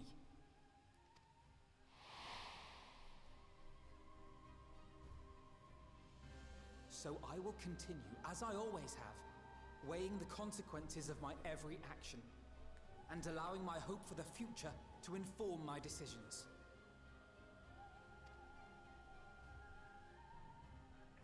That's quite enough. Have you all forgotten the reason for this assembly? Skolok Monteshane. He's the head of the Studium and an old friend of my grandfather's. Honestly, every discussion devolves into some interminable debate. Terrible habit. Let's return to the topic at hand, hmm? By their own admission, these Scions have resolved to fight alongside the Eorzean nations against the doom which swift approaches. But there exists no evidence of an attempt to incite our citizens to do the same. Furthermore, while our decision may well have been the correct one, we cannot simply bull our way through these disagreements without inviting doubts or objections. Put yourselves in their place. Who among you would leave a tome unopened if an elder forbid you read it with no reason given? No. If we're to quell further discontent, then we must conclude this matter with a fair and even hand. See, he gets it.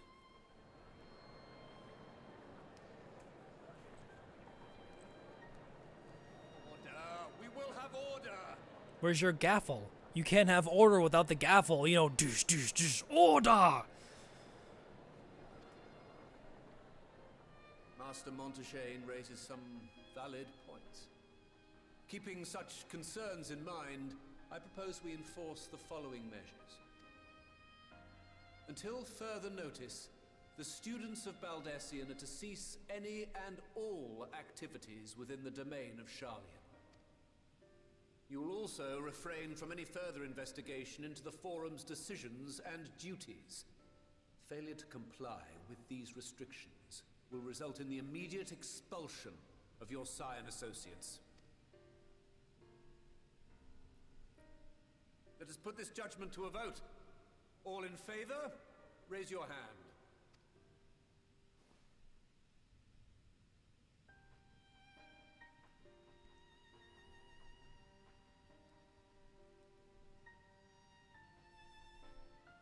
How can he account for the people behind him?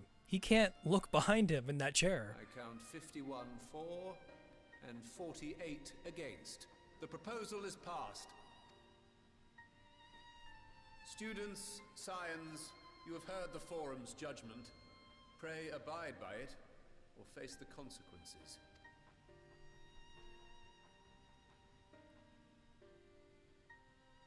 Honored members, I thank you for your time. This inquiry is concluded. Yeah, does he realize how many dudes are in the same room? And then how many dudes didn't raise their hands? I don't know.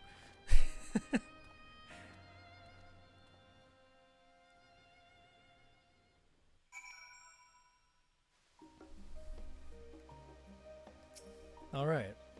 Well, at least we've been allowed to remain in the city, and our endless investigations have not been in vain. We now know that this mysterious duty of theirs began with whatever the form discovered in the ethereal sea. With our freedoms so sorely curtailed, however, we will struggle to learn aught more of substance here in Sharlayan.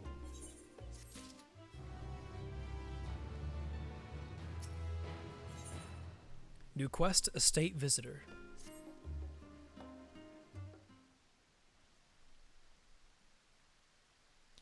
The overall picture has grown clearer, yes, but that's in spite of the form being so maddeningly vague about this duty of theirs. Why are they so reluctant to explain their actions in plain words? Survival, come what may. Is father's work so vital that it takes precedence over his own family? Alphino? Alize? It is you! When I heard you'd been dragged before the forum, I came as swiftly as I could. I am so very glad they allowed you to stay. Mother?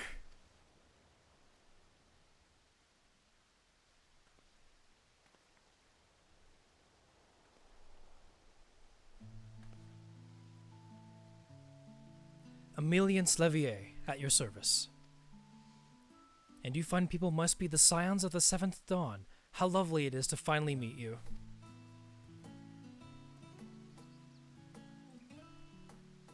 Mother, please, we don't wish to make things difficult for you.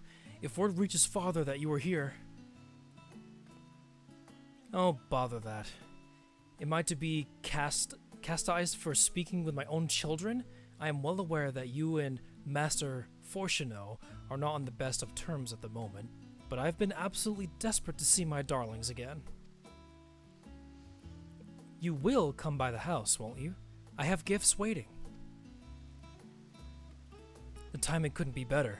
As matters stand, we shan't be going anywhere until we discuss matters with Thancred's group and reconsider our options. Go, visit your home. We will be back at the annex when you're ready to rejoin us. I'm not sure we... Anna, what do you think?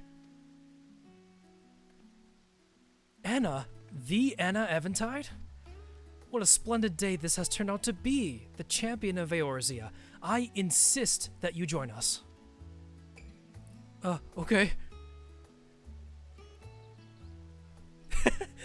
Mommy, sorry, Mommy, I mean, Mommy, sorry, Mommy, sorry, That's definitely the right mood.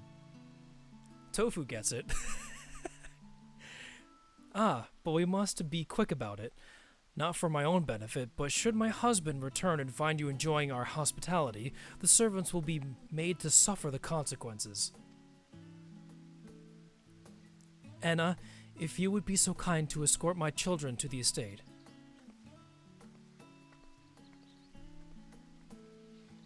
And then she was gone, and with her an opportunity to protest. Can't read. Indeed, the matter is settled. Enjoy yourselves, you three.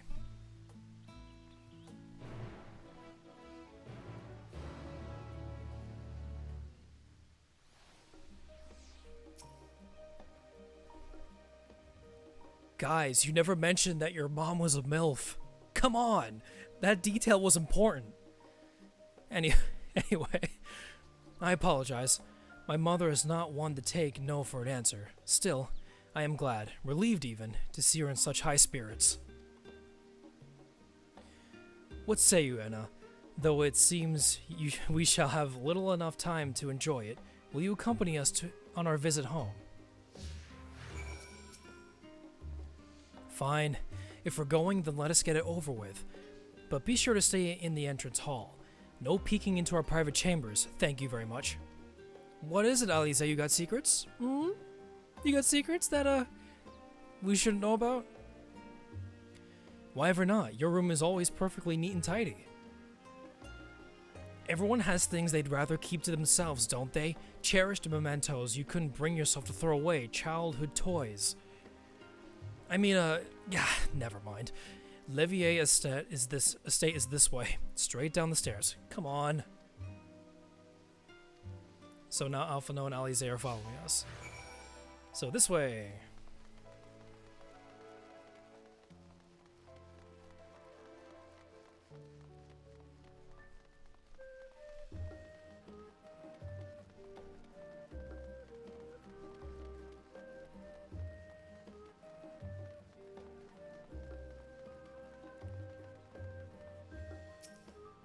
Let's see, discuss the view from the bridge.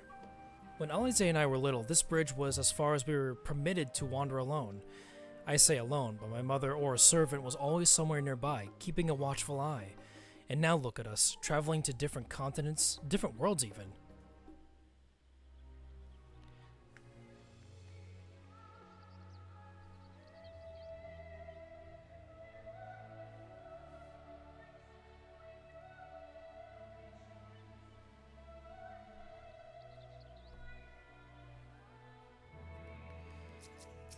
What does Alize think of the bridge?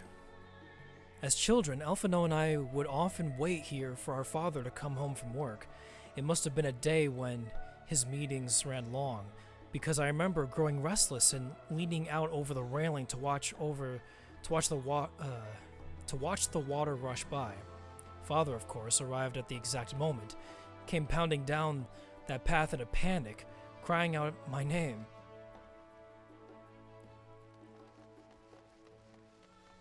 Alright, that's enough talk. We need to go see your mother.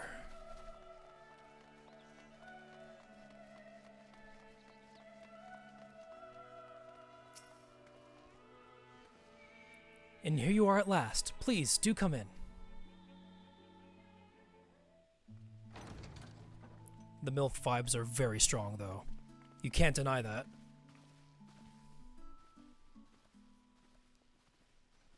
Welcome home, my lady.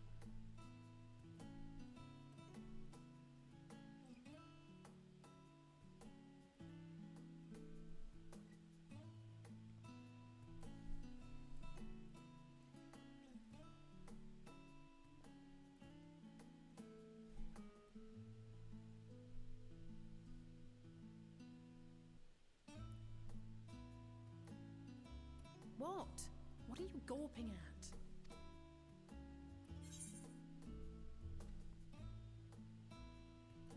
Let's see. House Levier in all its grandeur?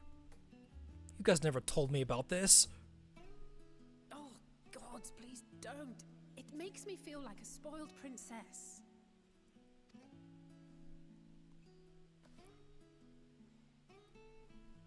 Lord Fortuneau is not to hear of this visit. And I should also like the children to have their gifts, ere my husband makes his return. As you wish, my lady.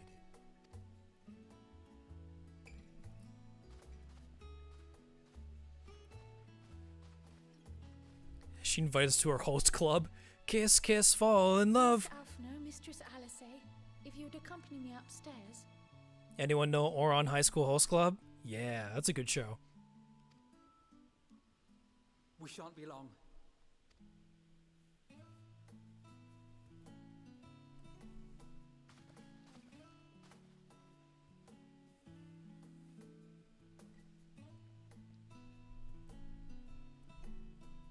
The twins have been sending letters home from time to time, recounting their latest adventures. You know, Nura? Same, actually. It was the first anime I thoroughly enjoyed all the way through. And I was like, hey, this is actually really good. So. And yes, it's hell of a throwback. Oh, guys, we're now alone. We're alone with Emelians. I am sure they withhold certain details, of course, if only to keep me from worrying. Yet a mother worries all the same. In the early days especially, I tried to support them as best I could, sending the Scion's coin and other such donations. My main character is a dude, so like the sexual tension was like even more, like in my opinion anyway, like it was even more, like it was stronger. I'm just like, oh boy. All right, Los, we'll see you in a bit then. Fortunately, they have found the strength to overcome adversity time and time again. Their words grow more confident with every letter, their depictions more vivid. The triumphs and defeats, the joys and sorrows. It is clear that they have come to find value in every experience. But of those they treasure most, it would seem that meeting you might be the most impactful. Why, since that fateful day, I do believe there has not been a single missive in which you were not mentioned by name. Alright, popular.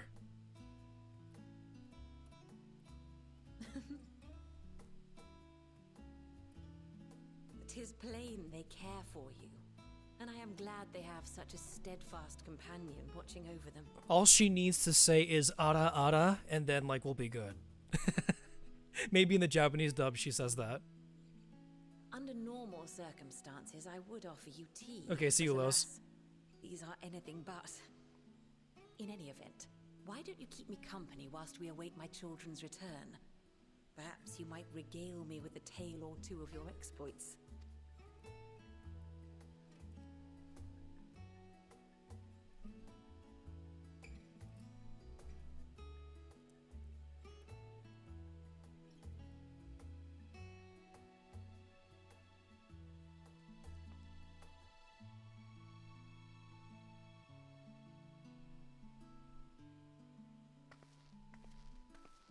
When you mentioned gifts, I wasn't sure what to expect. Mother, Oh, look how well it fits you. And the style is to your liking?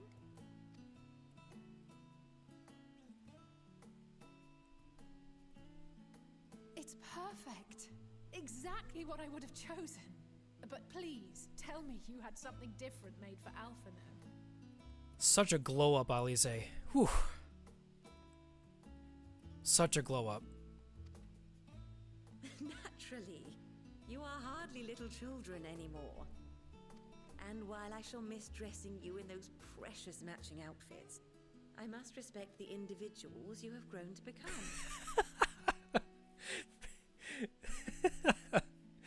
Tofu, goddammit.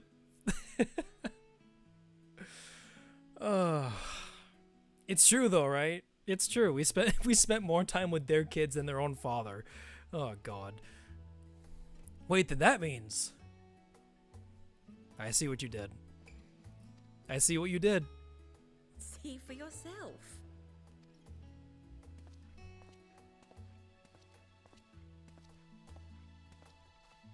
Thank you for the splendid clothes, Mother.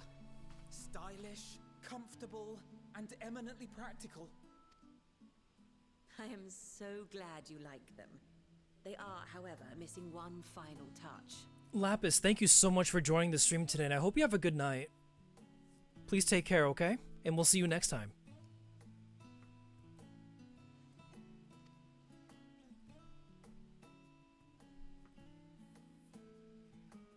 If you would allow me, Master Alphino.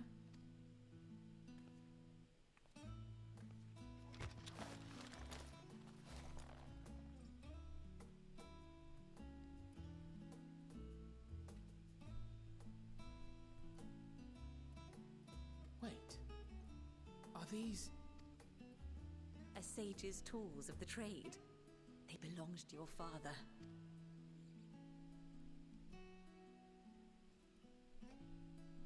Though he may as well be chained to his desk these days, as a student, he was often called upon to venture into the field. He wielded those armaments, both to heal and to harm in no few battles. None so fierce as those you two have braved, perhaps, but battles nonetheless. Thus did I pull them out of storage, to show you that he was not always the man who stands in vehement opposition to you now. And also because it would be a terrible waste of ridiculously expensive House Leveilleur commissioned artistry.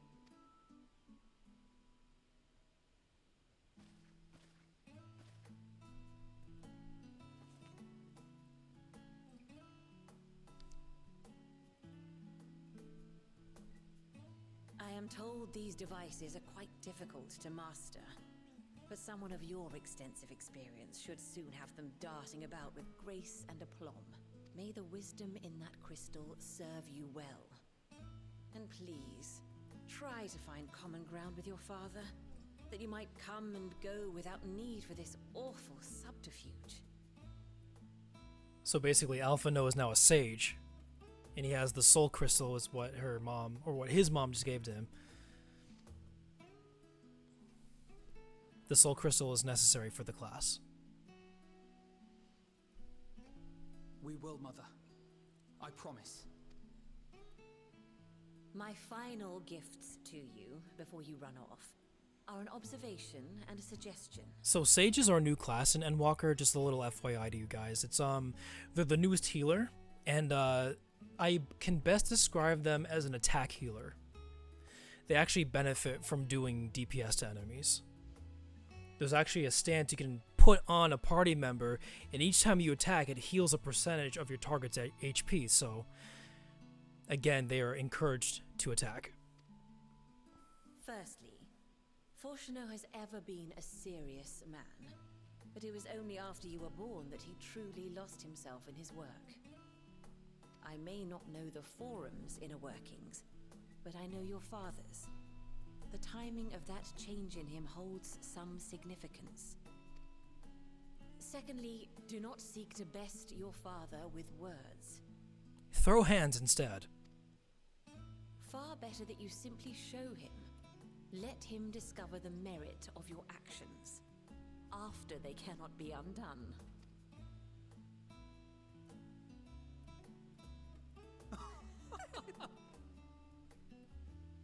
Oh, Mother. We shall take your wisdom to heart. Thank you again for these gifts, and farewell for now. Yeah, exactly. The sage is exactly that. It's the meme with the doctor with the gun saying, "I'm a healer," but because the Newless, they actually shoot lasers out of them, and that's how the sages attack. Safe travels, my children. Eat well, stay warm, and keep your friends close.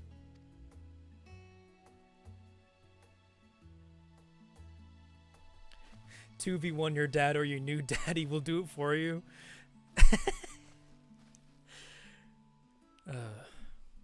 Our thirst cannot be quenched, guys. We just want more.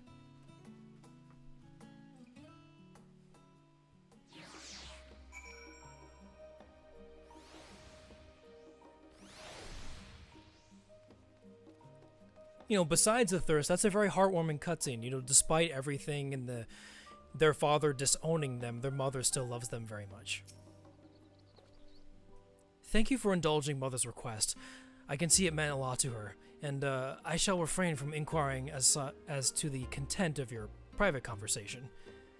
Nope, that'll be details you guys don't need to know. Our visit was all too brief. For now, however, it will have to suffice. As will these tokens of home that we carry with us, these gifts to help us remember who we are and whence we came. But enough sentimentality. Let us return to the annex and rejoin our companions. Welcome back, Los.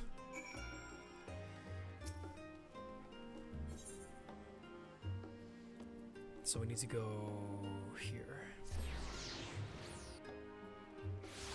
You know, I keep thinking I need to save occasionally, but I'm like, wait, it's an MMO. It's constantly saving your progress for you. But any other games, I'd be panicking right now.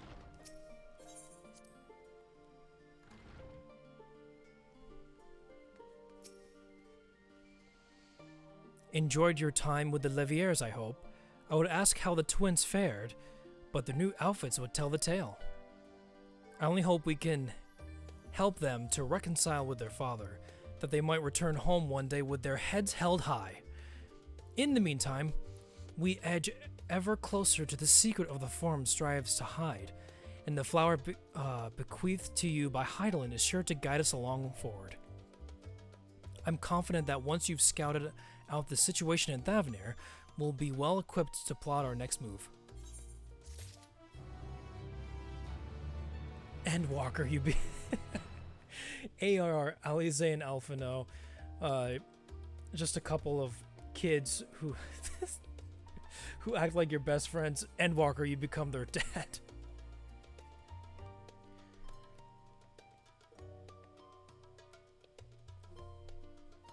Hey, you know, MILFs and DILFs, you know, I don't judge. I just want to make that clear right now. I don't judge. But, like, Mrs. Levier? Whew. She's a real keeper. Anyway, let us go on to the second branching quest line. So we're going to speak to Thancred here and make our way to Thavnir. So, for Thavnir bound.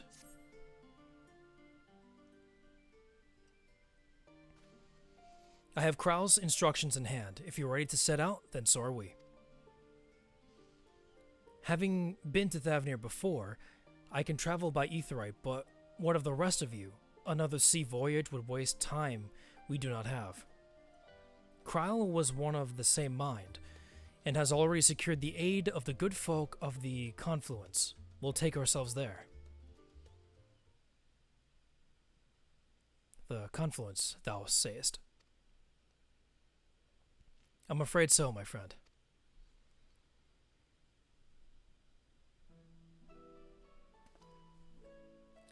Reading Urianger's lines is really difficult, so bear with me, because he speaks in Shakespearean. Thou wilt call the hunt of Iceheart, unto whose sanctuary we delivered thee owing to the knowledge of our comrade Moonbreda. Moonbreda was an authority of etherology, a field of study she did embark upon in pursuit of her parents' example. Both her authorities in their own right, and both are researchers at the Confluence. Haven't you gone to see them yet?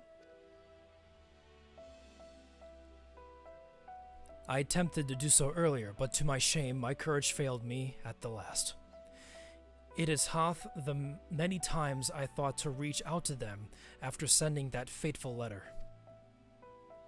Neither time nor introspection have revealed unto me the words I should speak, and thus I have kept my silence. Whether you come with us or no is your choice and yours alone. If it is too difficult, we'll manage. Thou art kind to say so, but I have no intention of forsaking our cause. I shall go to the Confluence, and I shall face with which hath long been overdue. If it's settled, then let us be off. When we arrive, we should look for a researcher named Kite.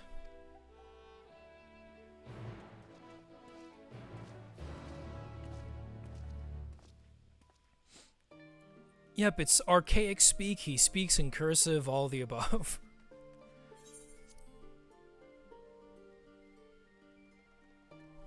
Alright, so we are going to go to the Confluence. Where is the map here? Oh, it's nearby. So we can just walk there. Oh wait, I'm going the wrong way.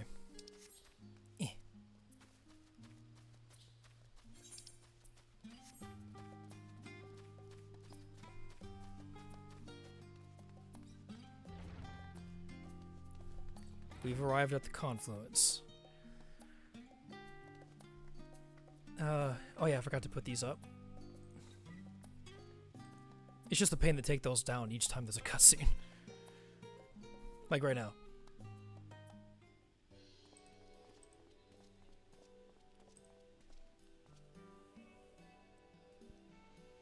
Well now, this is rather a lot of stern faces. Are my library books overdue again? Not to our knowledge. We're associates of Kryl of the students of Baldessian. We seek passage to Thavnir, and understand that you can assist us. Ah, the test subjects! Welcome, welcome! Test subjects? Oh, you hadn't heard? Well then, allow me to explain. So in order to travel to an aetheryte, you ordinarily need to attune to it beforehand. Otherwise, you can't use it as a beacon to seek out while you're a mess of ether hurtling along the life stream. An inconvenient but introvertible limitation of aetheryte teleportation. But what if I were to tell you that there's a way to travel to an aetheryte without being attuned to it? A way to teleport instantly to places you've never been.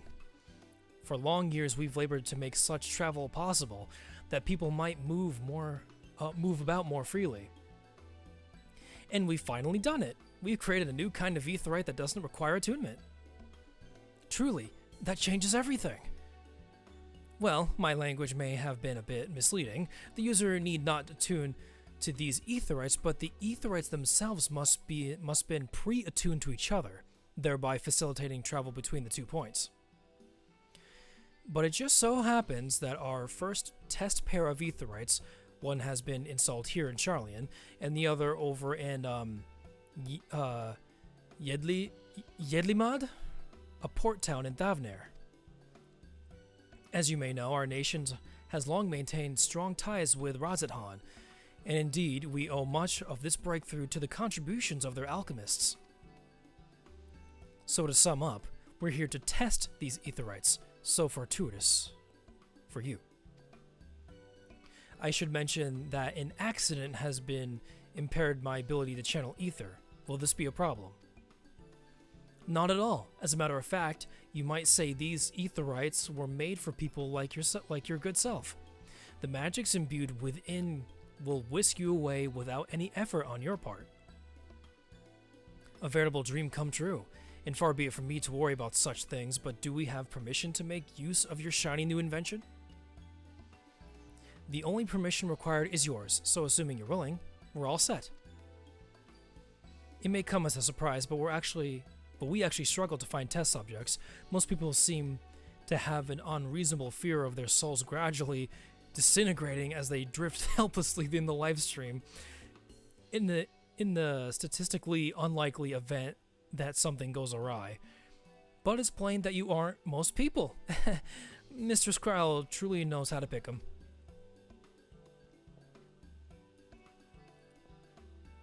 If I might change the subject, our master, I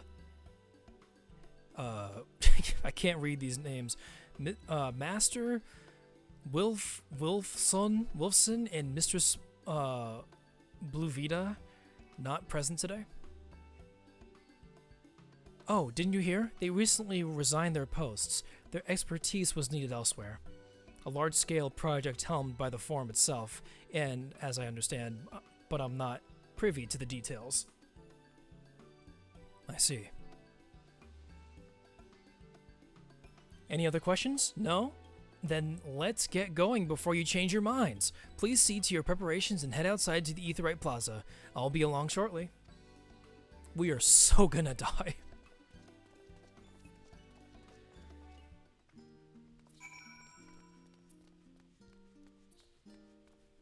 Alright, let's get that back up. Oops, not there.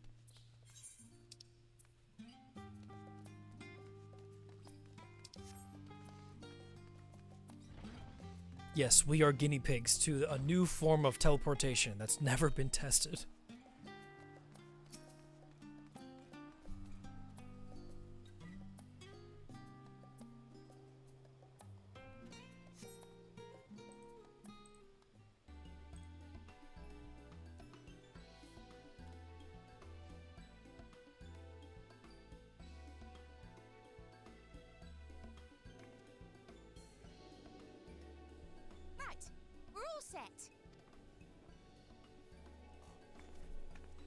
Just the 4 of you, was it?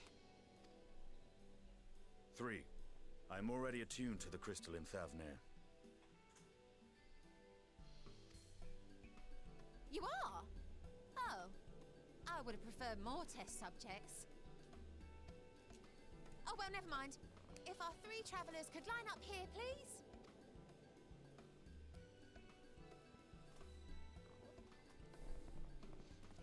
And yes, Urian J and myself are matching outfits. Didn't plan it like that, but it's how it went.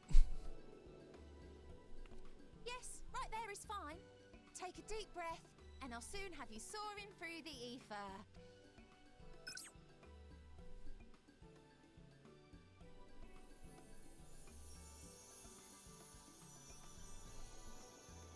Oh, and one last thing. You might experience a teensy-weensy touch of violent ethereal sickness. Good luck! What? That should have been very important to mention earlier. Violent ethereal sickness. Oh boy.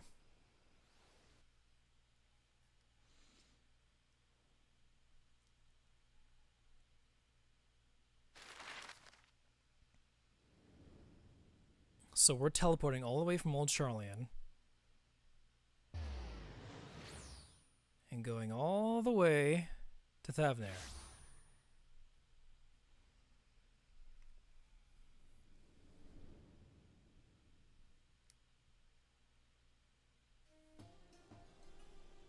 Thavnir, home to city-state Rads at Han. Rising from the southeast waters of the Bounty, this Isle of Plenty served as the battleground for a conflict between 2 peoples. Their cultures bled into one another until a unique amalgamation was distilled from the chaos, in a process not unlike their precious alchemy. Once solidified as a single nation, an adamant stance of neutrality would hold invaders at bay for a time. Yeah, exactly. It is meme-worthy. Well, more in One Piece, at least. Now across this vibrant isle creeps a fog of malice. What choice do you have? Oh boy. I don't feel so good.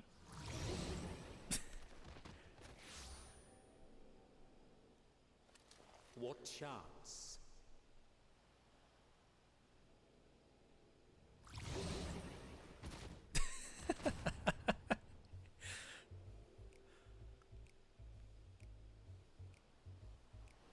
Against such an insidious foe. Ugh. Ethereal sickness is not good, guys. But we're now in Thavnir. In Ilzabard.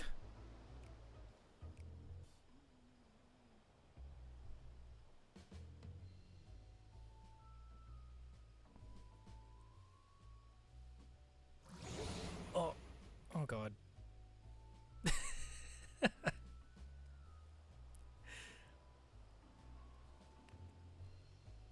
seen fairer faces after a bout of bad shellfish.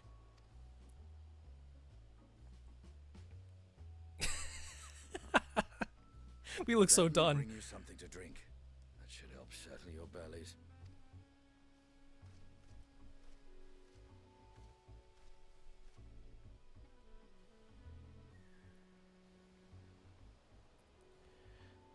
There was a note with Kryle's instructions.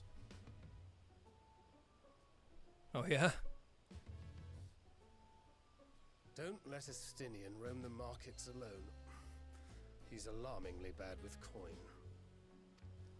Oh, now you tell us. Thanks, Thancred.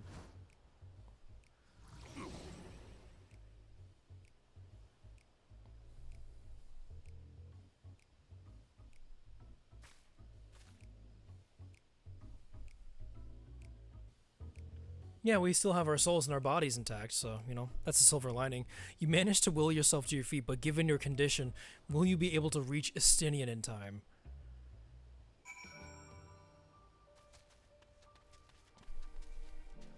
Oh, he's down there, okay. Estinian! I don't feel so good. Ugh.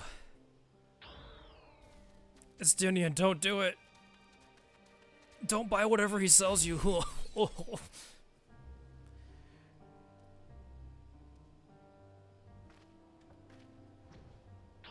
Yeah. You there, I need 3 drinks. Something that helps with ether sickness. By the Manusia. A traveler, greetings. Greetings and welcome. You are wise, good sir. Come to me. My special Amra Isai, made with only the finest and freshest ingredients, is famed for calming unruly bellies. By way of a warm welcome to Thavnir, I'm pleased to offer it to you for the low, low price of 19,800 gil. For not 1, not 2, but 3 bottles. A bargain amongst bargains. The price is high road robbery, and you want to say as much to Estinian, but you realize any words of warning you cry out might be accompanied by your last meal. You must stand before Estinian using gestures. Deny the deal is fair. So we have to... Oops. So we have to type the command /deny. No, Estinian, don't do it! I thought you could barely stand. What do you need to tell me that's so urgent? Wait, I shouldn't buy the Isai? This merchant is swindling me. Whoa! Serious apologies, sir, but I appear to have my prices confused. It's actually 1,890 gil for 3 bottles of Isai. That confusion would have been quite costly for both of us. Very well, then, your coin.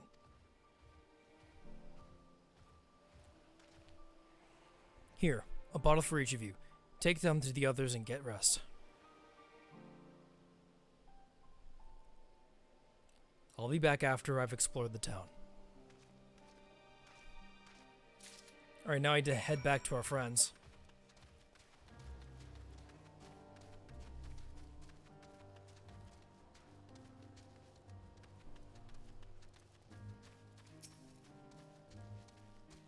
Oh, here, Urianje, here.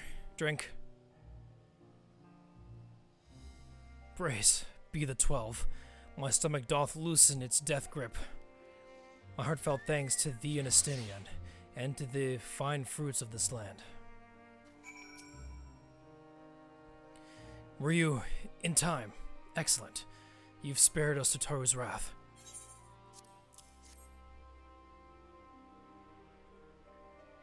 Sweet, sweet release. If you haven't already, you should have yours too.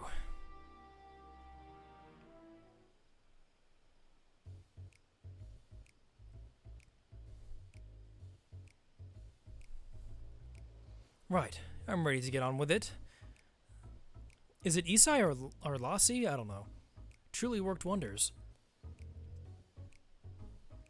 Back on your feet, I see.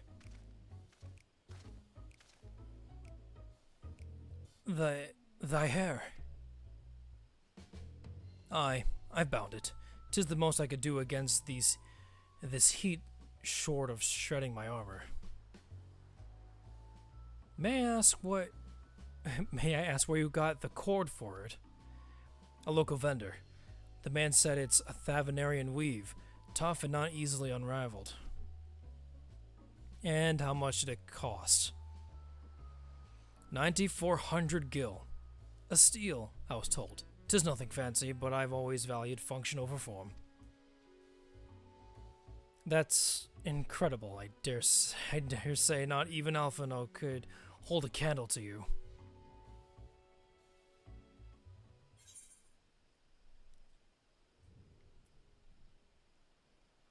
Let's see, what should I say?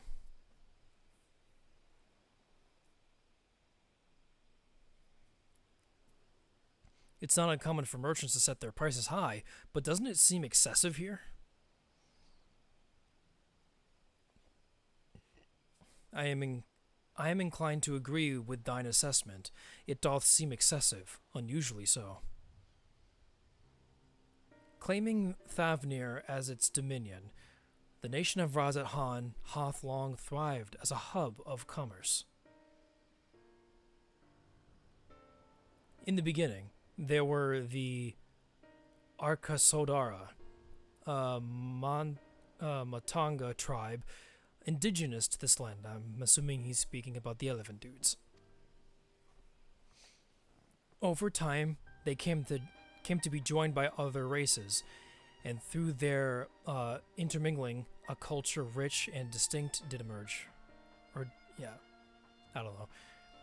From alchemy to textiles, the products of Hanish culture have come to be celebrated and coveted the world over, a development only aided by the nation's prime location as a waypoint betwixt east and west.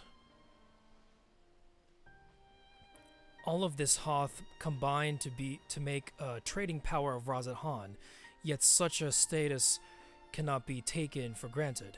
Nay, it must needs be maintained through judicious governance and stringent regulation. Neither of which I see any evidence, given the merchants at a gateway town are free to fleece hapless travelers and tarnish the reputation of a nation at large. Just so, I can't read, guys.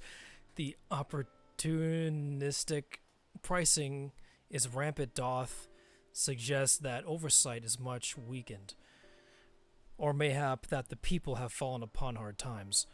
Whatever the truth may be, 'twould be prudent to ascertain the current state of affairs. Prudent and practical, aye. We've naught to lose by learning more.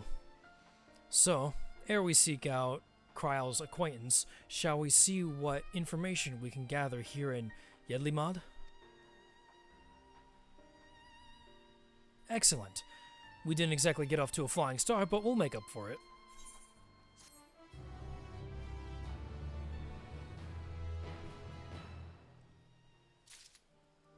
Alright.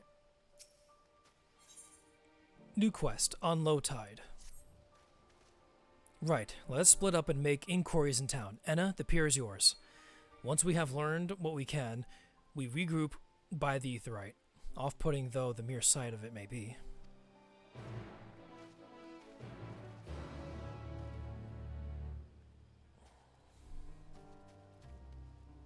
Alright, so the pier is ours. So let's actually attune to this first. I don't think we did so yet. Nope. So let's go ahead and do that.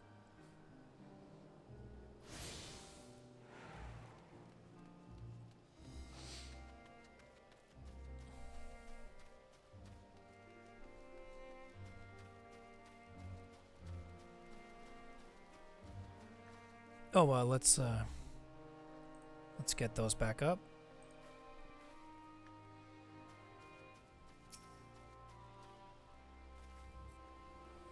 A crate of fruit. The crate is laden with fruits, but they're on the verge of spoiling, as if they have been there. Have they been left too long?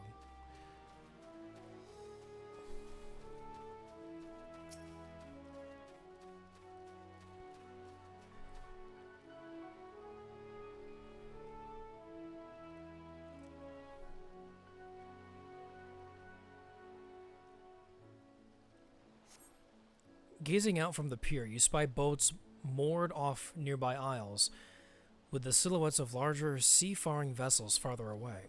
Compared to other spots you have visited in the past, these appear to be very little activity.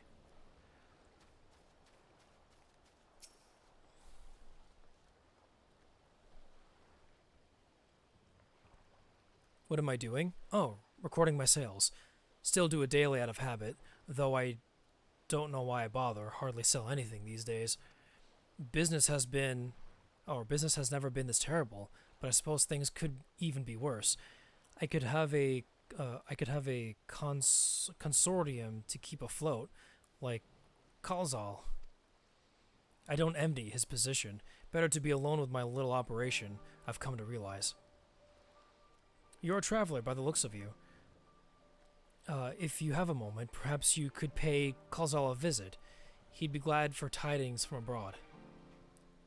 like as not, you'll find him at the Saltwind Sails, the harbor guild building across the water from here. So there's one more area of interest to check out.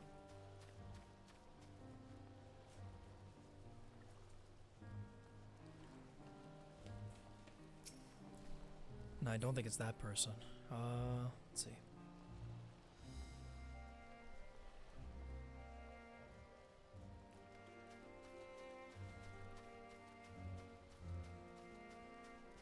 Oh, that guy in the ship there. Okay.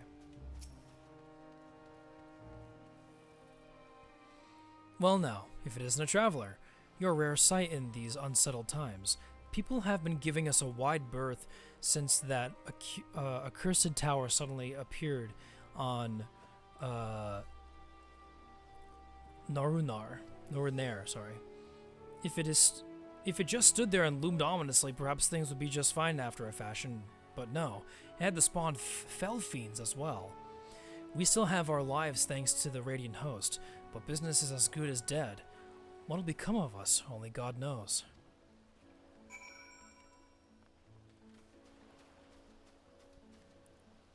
So we need to speak to Khazal now. Bodyguard's coat is God tier?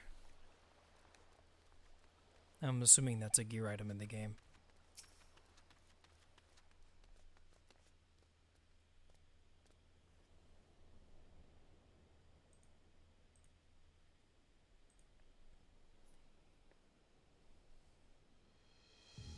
The Dalmalskins aren't coming, but we already have everything they ordered. What are we supposed to do with it? I don't know, but yelling at me isn't going to help. That's a mood. All I know is that their plans haven't changed, and that's that. Or their plans have changed, and that's that. Look, you must have known this might happen. The Empire's at war with itself, and the provinces are in chaos. And then there's the tower sitting on the doorstep spitting out monstrosities. The city has its defenses, but we've been afforded no protection out here. We can't blame foreigners for not wanting to take the risk. But this will be enormous loss. All right. Forget about the Dalmalskins. Surely some ships are still coming.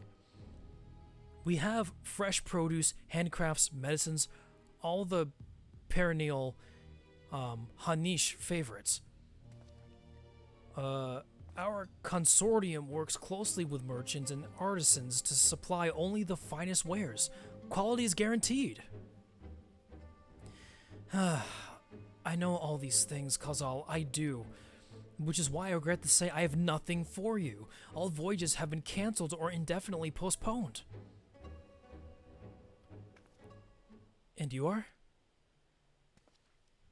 Wait, you're a foreigner, are you not? A merchant? Please tell me you're a merchant. Sadly, no. I'm just a cinnamon roll. I see. That's a shame. I'm sorry, but we're discussing important matters. If you need something, please talk to one of the others.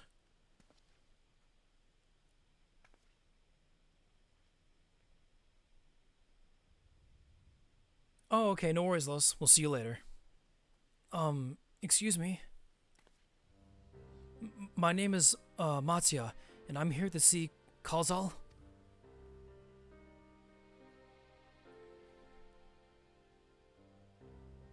Oh, it seems he's busy. I'll come back later then.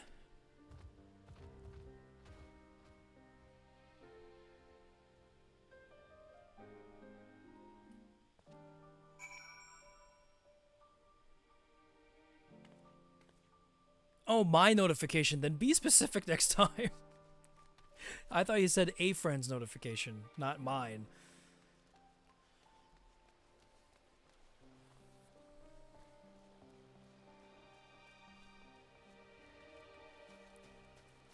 Alright, anyway, let's go speak to Mattia.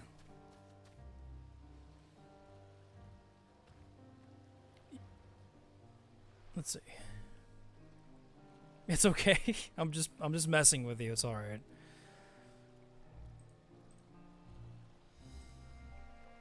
Yes. Can I help you? Ah, I remembered seeing you back in the guild. You wanted to speak with Khazal too, did you? I'm Matsuya. a fisherman of Akyali, a nearby village.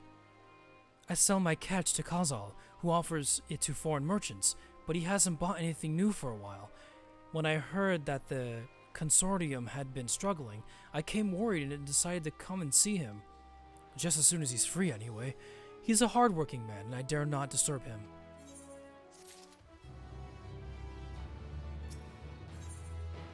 Next quest, a fisherman's friend. If I may ask, what is it that you do?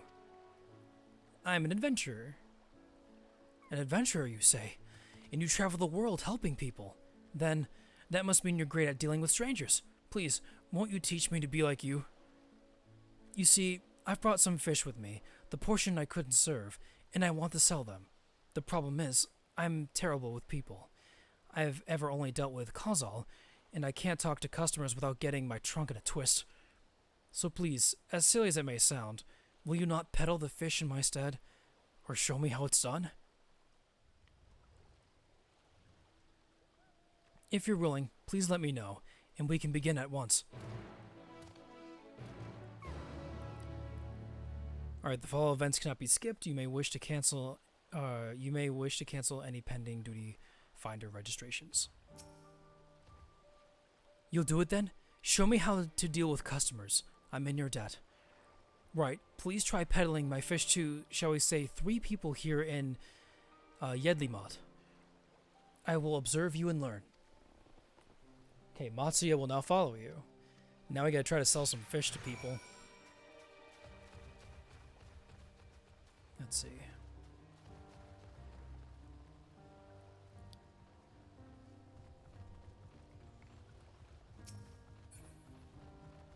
Alright, let's try this guy.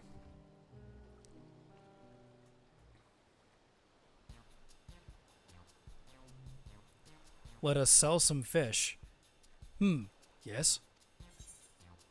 Fish, I got fish here. Fresh fish straight from the sea's bosom to your mouth. Or, greetings, friend. How fare you of late? Greetings to you too. I suppose I'm well enough, given the circumstance. Things have settled down somewhat, but it was utter chaos when the tower first appeared. Everyone grabbing whatever they could, trampling over each other to get to the city. Many remain for now, but I could not stay away. Had to come back, continue with my life, such as it is. Whether or not it is the right choice, only time will tell.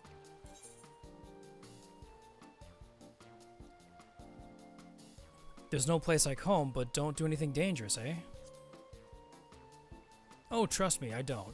I make sure to keep well clear of the tower, and when more monsters emerge from it, I heed the Radiant Host's instructions. I hope they deal with it soon so we can get back to normal lives. To the days when we could earn as much as you can earn as much as you gave. And tuck into a meal satisfied that you did good work. Speaking of meals, why not have some fresh fish today? Fresh fish, you say? Oh, you're a fishmonger. When you bait me in like that, how can I not bite? Very well, give me some of your fish.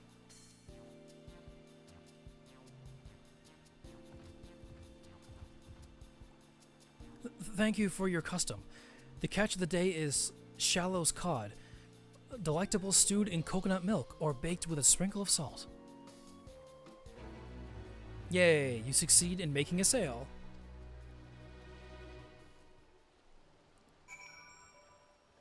Alright, let's see if we can be successful 2 more times. He accepted because I'm a waifu? Well, yeah, how can you say no to this face? I'm so cute. Wait, where's the emote?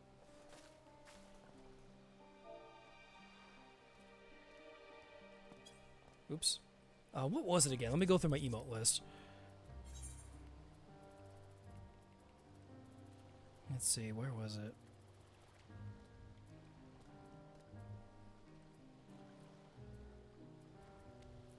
I know there's an emote I got just for Anna. Oh, there it is. How can you say no to that face? Anyway.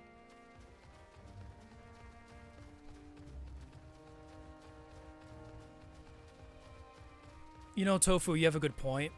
This does remind me a lot of retail as well. Trying to sell people things they don't need. But people like fish, right? I know I do.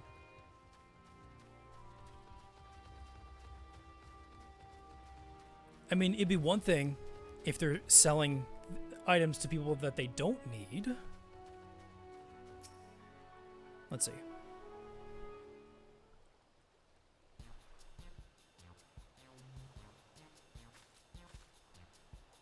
A hawker, are you? Do you sell fruit by chance? If so, I want to buy some umra. Let's say a dozen. They don't need to be export quality.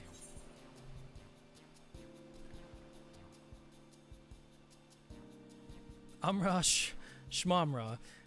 My fresh fish is the only thing you need. We could be pushy or... Let's see.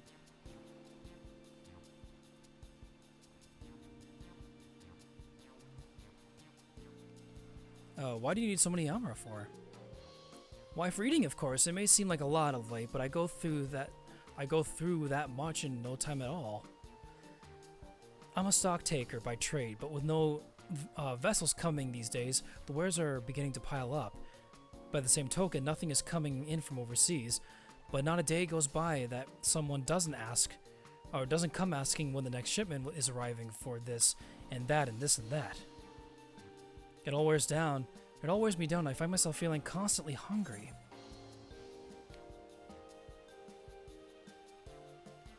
I know how you feel. Thank you. A pity you don't sell fruit, but I enjoyed our little chat. It took my mind off of the troubles for the moment. Oh.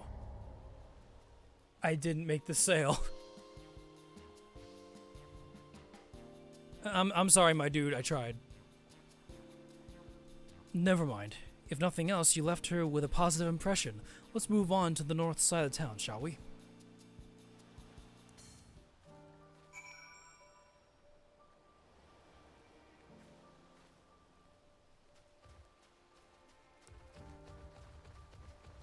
Alright, let's try... It's way north of town, okay.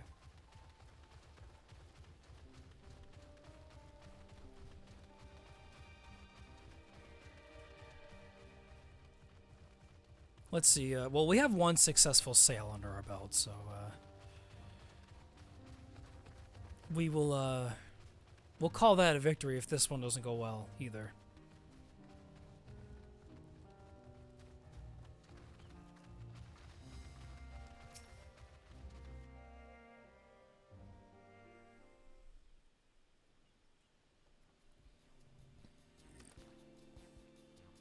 What is it? If you don't mind, I'm rather busy. Oh God, my stomach!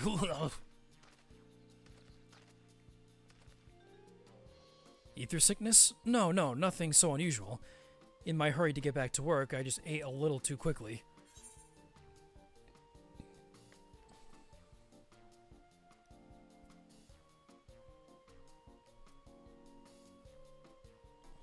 Let's try to press it on him immediately. Some fresh fish will settle your stomach.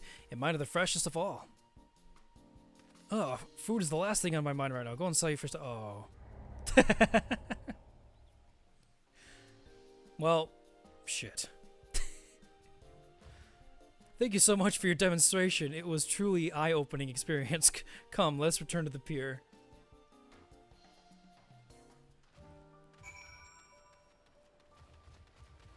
I wonder if you can have 3 successful sales. Because my first playthrough, I had the same result. I tried all the different options, and I had 1 successful sale.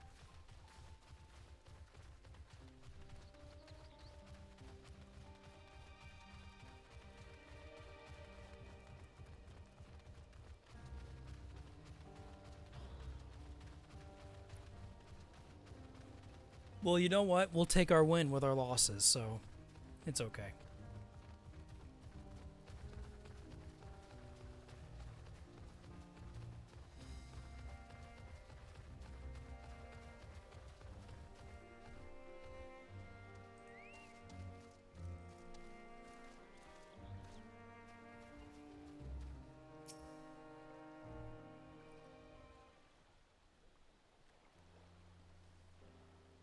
Thank you so much for showing me how to talk to customers. You managed to sell to one of the 3 people you approached. It was difficult, but when you put your mind to it, you can succeed. See? You take your success with your failures. Though you did fail too. Well, thanks. But there are lessons to be learned in both success and failure. By applying yours, I'll endeavor to become a better peddler.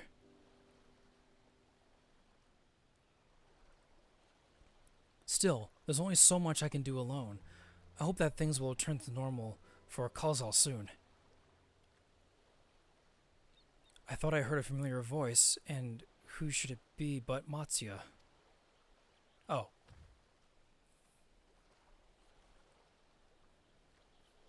Kalzal, have you finished your business at the guild? So you were there too. Forgive me. Try as I might, I cannot find any buyers. With no ships coming in and hardly any going out, there simply aren't any options at this rate. So, you can't buy my fish anymore? I'm sorry, Matsuya. I truly am, but for now, you must peddle your own goods. But, by myself, I can't. I want to help you, I do, but as it stands, I can barely help myself. I've poured my all into the consortium, and I'll be damned if I let it fall apart. I have friends and families depending on me, and I won't fail them. The sisters as my witness. Kalzal. Not to worry. Using what I've learned from you, I'm sure I'll manage, somehow. Well, I'd best return to my village. My thanks again, and please take care on the road. Precious elephant boy. Final Fantasy XIV Fishwalker.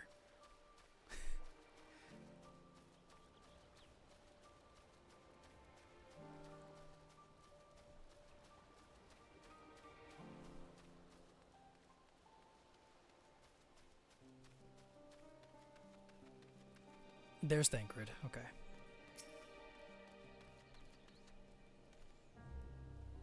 I see you've been busy. Managed to learn a tidbit or two, I trust? I see. We also heard that the tower is affecting many locals' livelihoods, but to think it would be to such an extent. For another notable, if not wholly unexpected discovery, disappearances and kidnappings are disturbingly commonplace. As before, the culprits are almost certainly tempered Imperial soldiers. And as before, they mean to use the faith of their hapless thralls to call forth a lunar primal. Business as usual for the Telephoroi.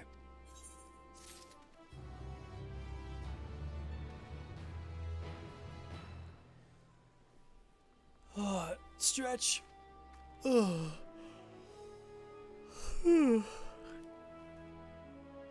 Excuse me, guys.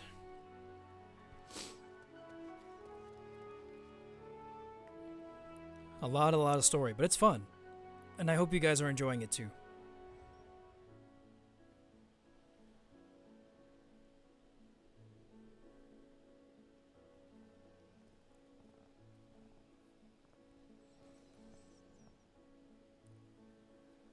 Tofu, thank you so much for redeeming drink water. I shall do so right now.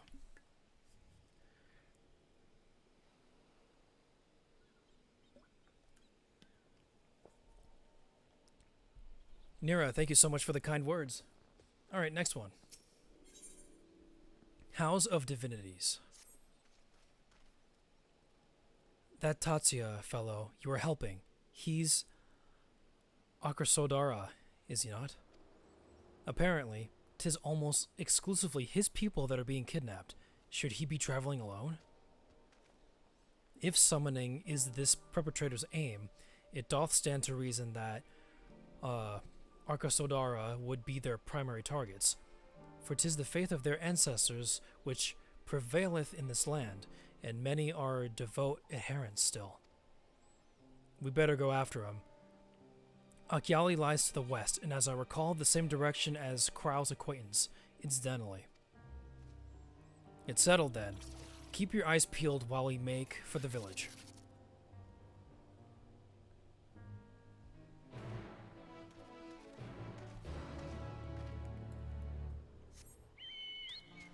Okay, so we need to make our way.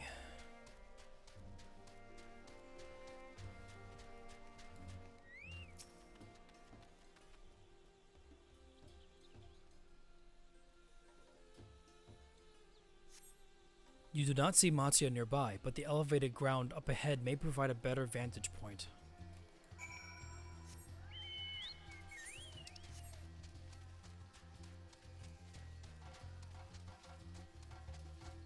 Oh, there are some angry elephants.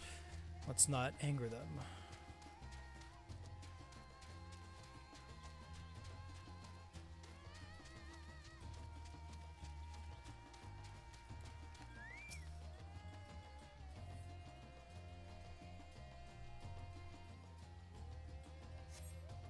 You do not see Matsuya from here either. No! Leave me alone! Help! Somebody help! Matsuya's voice, it came from the north.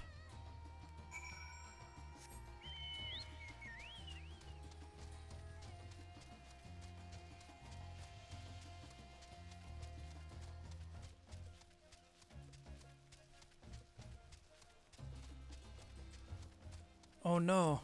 We gotta help him.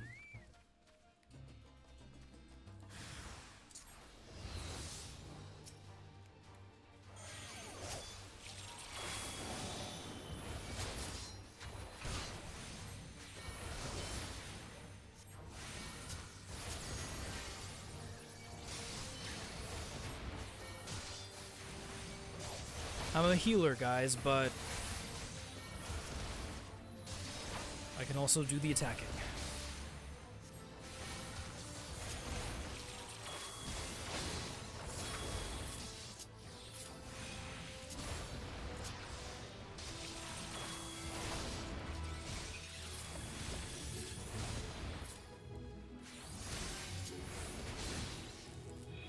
Stop stunning me, guys.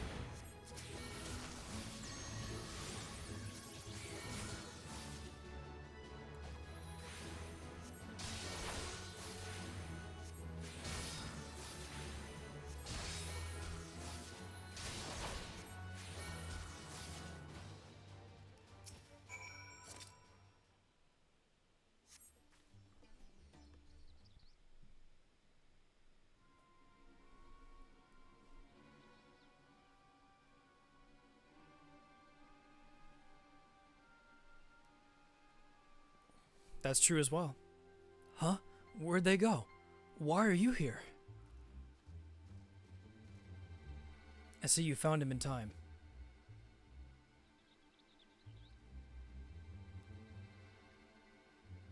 You and your friends came to look for me? I don't know how to thank you. On my way home, I took a moment to stop and rest, think about what to do about, well, everything. And then those men came. Kidnappers. We heard that the Arkasodara were being targeted. Surely you have as well. Perhaps it's best you took refuge in the city. I've considered it, me and the others, but fishing is all we know. The ocean all we have. I see. That's your decision to make, but you should take care not to travel alone.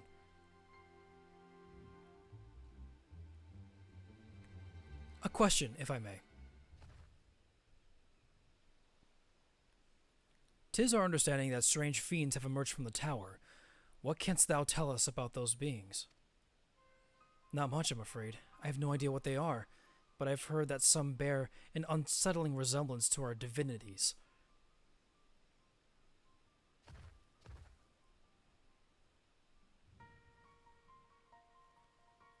For that reason, some have taken to calling that tower Zot. House of Divinities. In the old tongue, it means. But they're not true divinities. They're monstrous imitations that only bring death. To have one's faith so twisted as a grievous indignity, in full justified art thou in thine outrage. Know that 'tis for no other purpose but to neutralize the tower that we have journeyed to this land. In time we may be forced to contend with these false gods, and thus we would learn all we may about them. Wilt thou not tell us of thy divinities and their true nature? You've come all this way to save us? Really? To think I had you peddling fish. But to answer your question, yes, of course. We would gladly tell you about our gods. We, I say, because I'm a terrible storyteller. And I'd ask my fellow villagers to do it. So please come to our village. We're good, gods-fearing folk, all of us. And we'd be honored to share our knowledge. And fish. What sayest thou? Shall we pay visit to Akyali? Wonderful. Just follow the road west and down the hill. You can't miss it.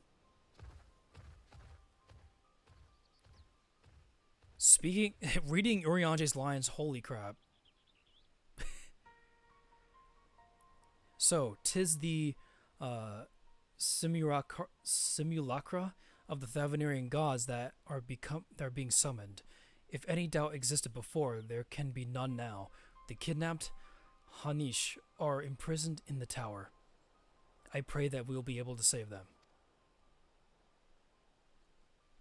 Though indeed, saving them will mean confronting their false gods. Like as not, as you said, we do well to study their religious traditions. To Akyali.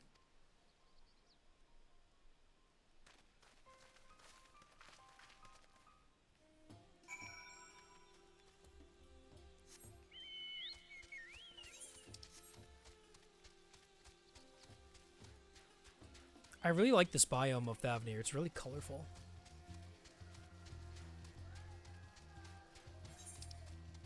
Oh, I can't fly yet like that person there. Soon, though. In time.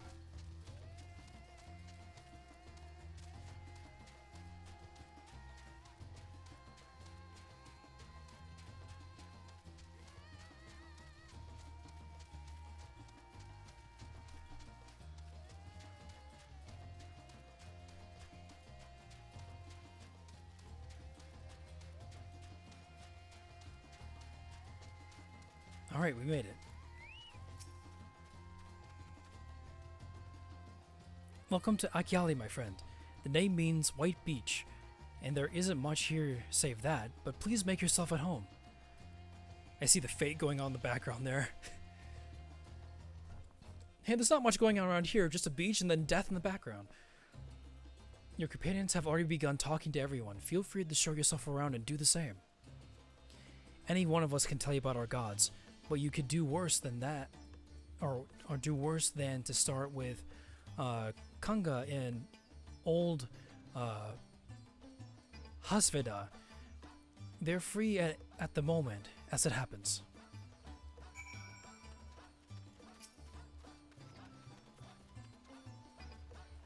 You wish to know about our gods? What a curious visitor you are. Most want fish. In any case, I'm happy to oblige. Now, I don't know how it is whence you hail, but our isle is home to many gods. They can be divided into two groups.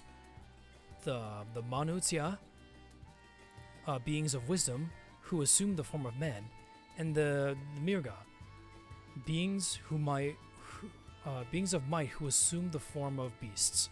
Together, they are divinities. Their forms and personalities many and varied. Some are kind and gentle, others stern and temperamental, just like we mortals can be. All are possessed of great insight and experience, and by heeding their teachings, we strive to be better people and live better lives.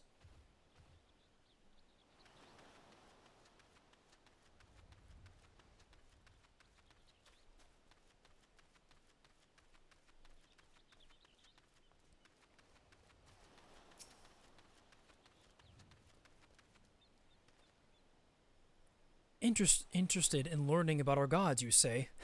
That's what I like to hear. Perk up your ears and listen well. I'm an Al-Ra. Do I even have ears? I have horns. I guess those are our ears.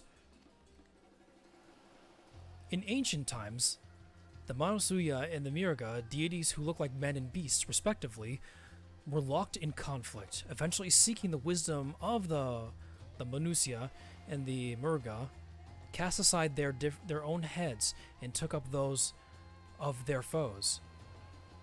Likewise, the Manusia converted the might of the Murga, and so they too resolved to trade heads. Thus were born new gods possessed of both might and wisdom, and they ushered in an age of harmony between the two factions.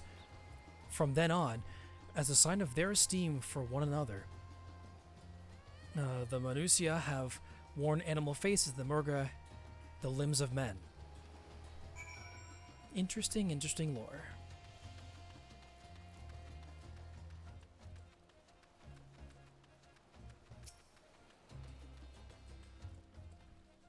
There you are. Learned a thing or two about our gods, I trust? While you were talking to the others, I remember something that may be of interest. If you could let your friends know, I'll go and fetch it from my house at once.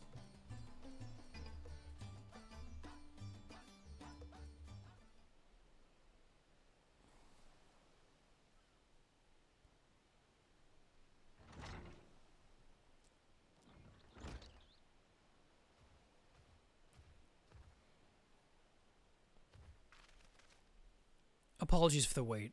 I wish to show you this hanging scroll, which depicts 3 of our most revered deities. By all means, we should like to see it.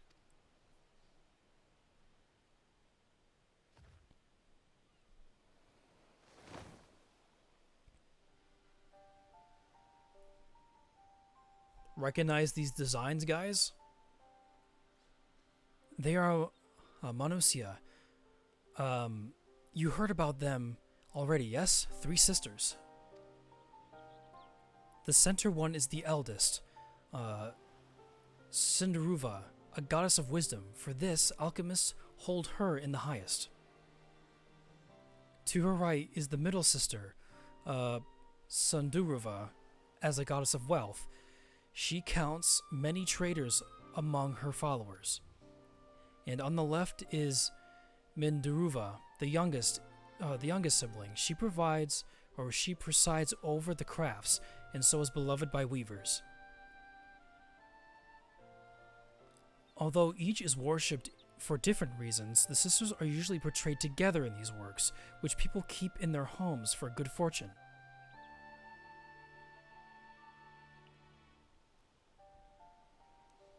In like fashion to the Manusia, the deities of Eorzea preside over myriad aspects of life. And what of the Murga, if I may ask? The Murga hold power over nature. In ages past, they were revered as guardian deities in times of conflict.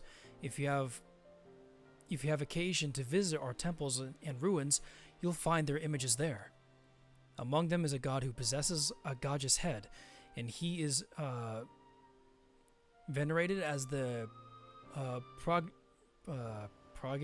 progenitor of the Arcosadora.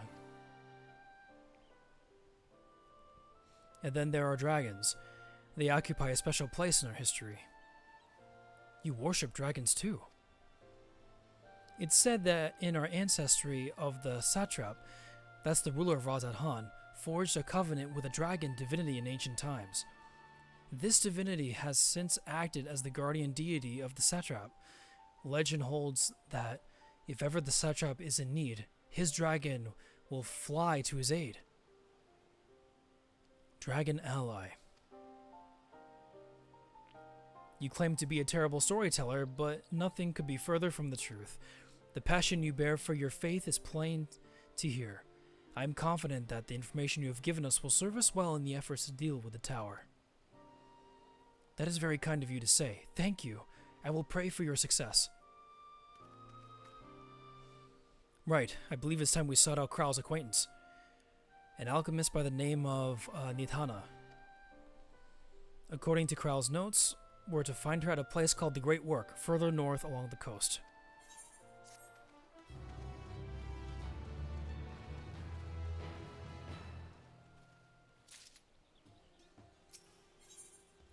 So next quest, the Great Work.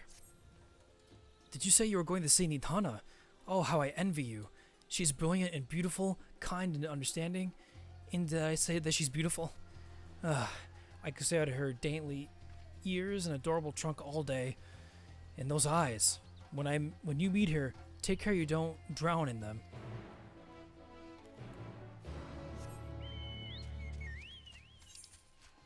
So it's over there. Okay. So we have a bit of walking to do.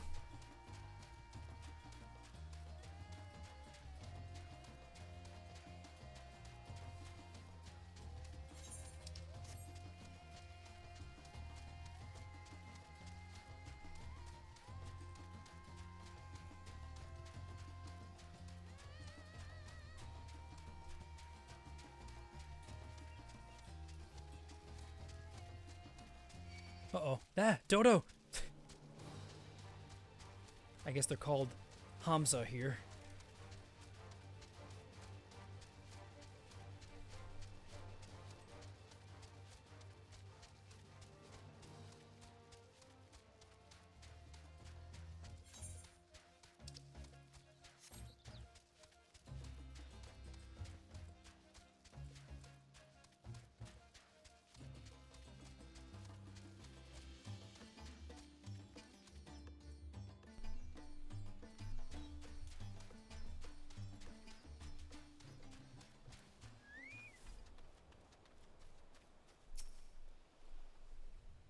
Oh boy.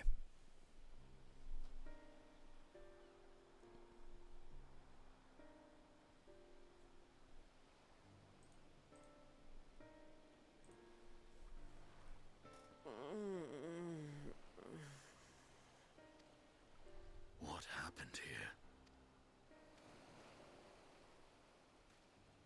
Their dress marks them as alchemists. I see no evidence of injury or poison.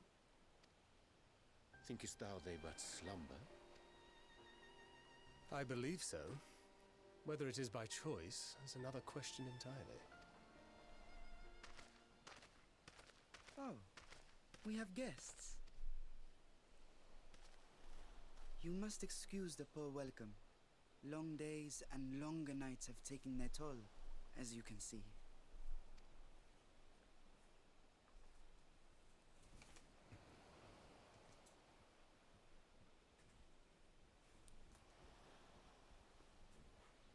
I am Vashan, servant to the satrap. My task was, in fact, to wake these good men and women, if you will allow.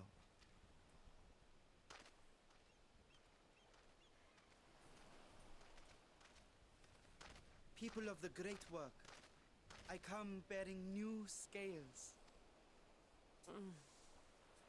Scales? We have new scales?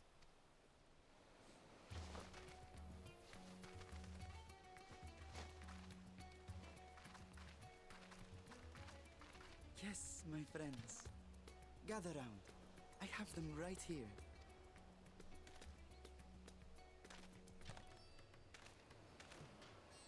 Oh, happy day.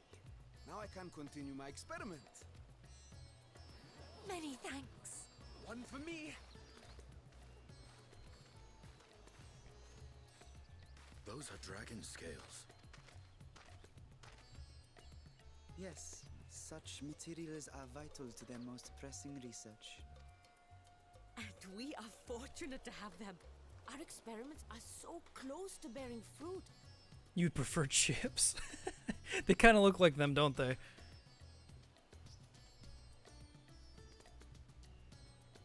Soon we will have a talisman capable of nullifying the etheric emissions from that accursed tower. Did I say something wrong? Are you not here with Varshan? Wait, who are you people?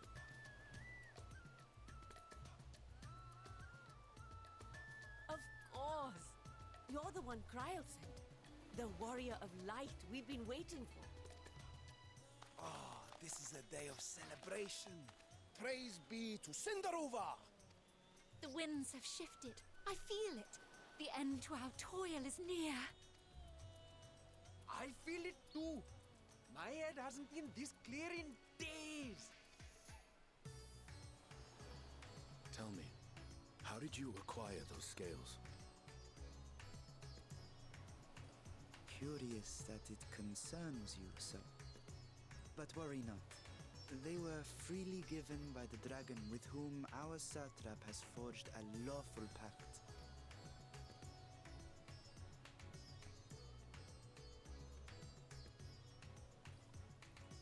That is well. You must be quite familiar with Dragon King, yes? Is this their congealed blood I see on your weapon? Speaking of dragon blood, you yourself have been infused with it, have you not? I should like to draw a file or two, if so. Now, see here. Come along, come along. I must insist that you visit our laboratory. Cease your shoving, or so help me.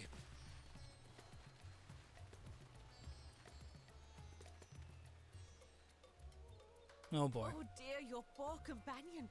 What with the new scales and your timely arrival, my colleagues are a little giddy with excitement.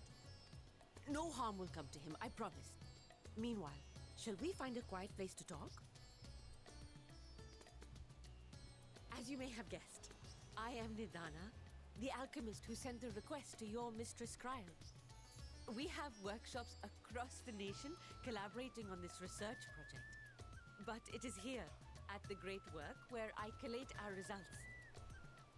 Come with me, all of you, and I can explain the crux of the situation.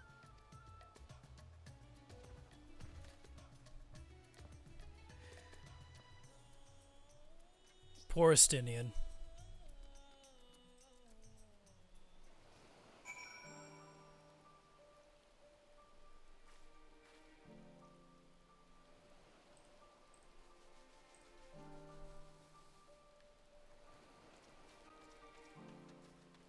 Let's attune to the aetheryte first, so that we can teleport back here.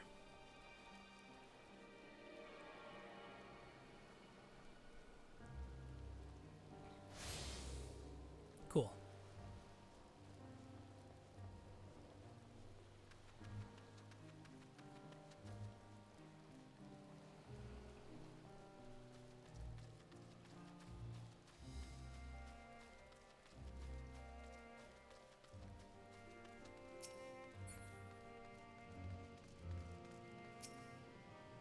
Oops.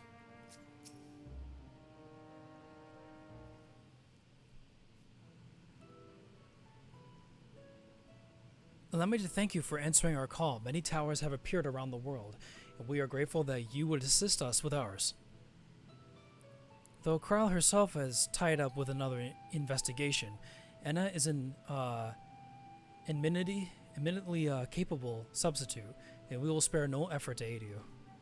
So, if I understand correctly, you seek to make talismans that can nullify the etheric emissions.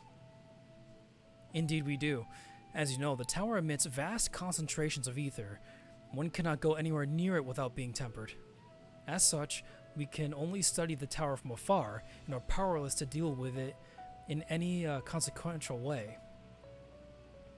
In order to strike back, the satrap bade us alchemists create enchanted talismans that will allow our soldiers to venture into the tower, even should they lack innate protection. Could such a thing be possible? Admittedly, we are still in the midst of testing, but we are quite confident. Even prior to this, our people have long pursued countermeasures against the etheric corruption of primals. Of the methods tested to date, those utilizing dragon scales proved the most promising. Owing to their etheric density, the scales are highly resistant to disruptive forces. The mightier the dragon, the greater the resistance. We seek to amplify this protective property through our alchemy. Thanks to the scales provided by His Excellency, we have been able to make steady progress with the talisman. Soon we will be ready to conduct a field test, and here is where you and your blessing of light come in.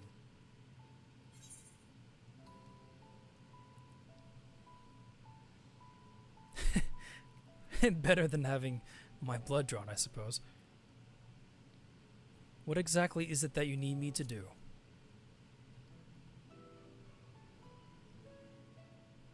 Nothing complicated, I assure you.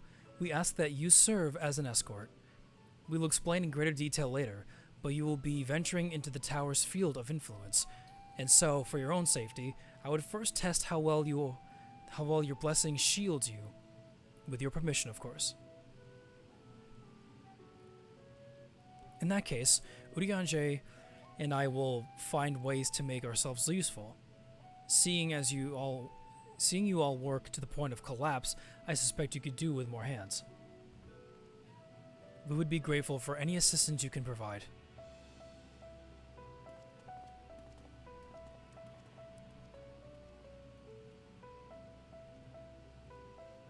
If you are ready, then let us put your blessing to the proof. If you exit the Great Work and turn south, there will be a hill to the right. I will meet you at the top after seeing to some preparations.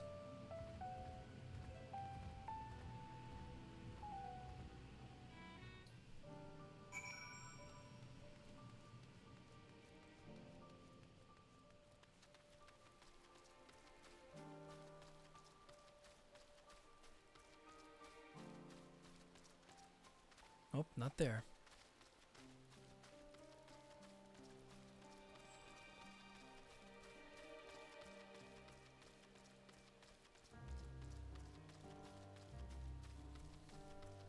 So, up this way.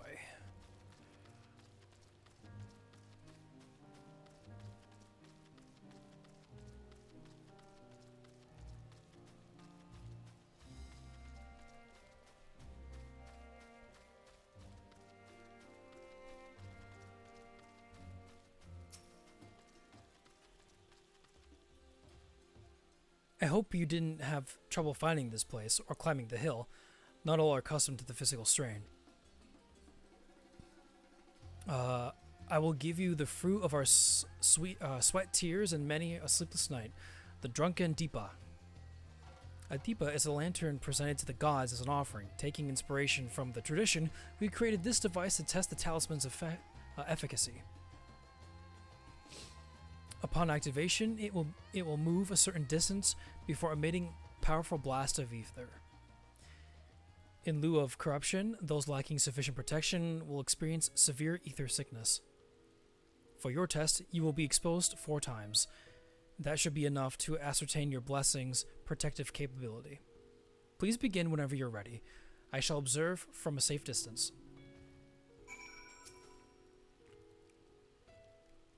Commencing etheric exposure testing. Repeat. Commencing etheric exposure testing.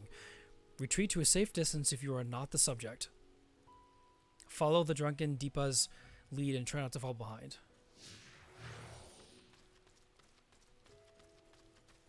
It's a bouncing lantern.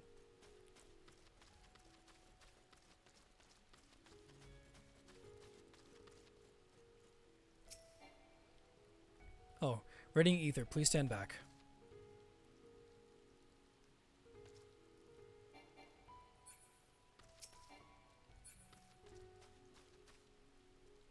Ready to discharge. Okay, we go here now.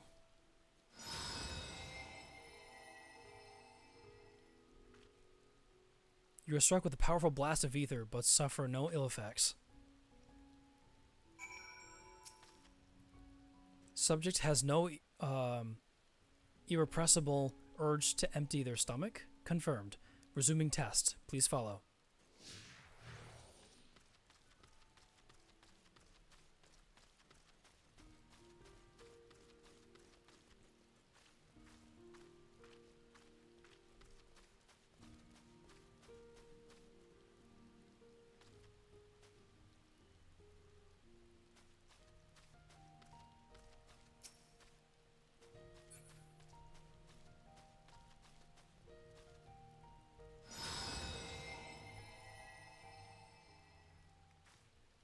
You are struck with another powerful blast of ether, but suffer no ill effects.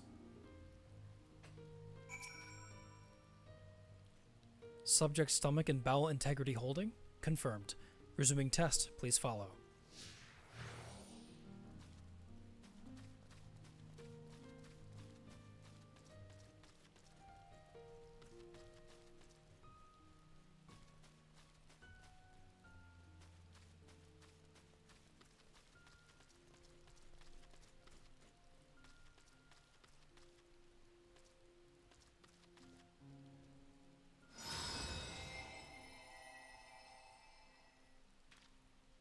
You are struck by yet another powerful blast of ether, but suffer no ill effects. The blessing of light appears to keep you safe from harm. Subject fortitude rated. Impressive. No irregularities. Confirmed. Resuming test. Please follow and brace for final discharge.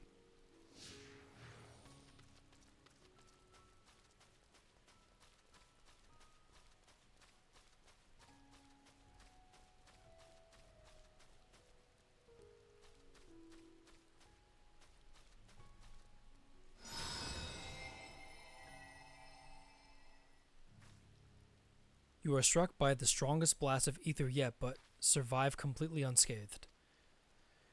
Etheric exposure testing concluded. Please collect and deliver me to the supervising alchemist. Congratulations on retaining your composure and your humors.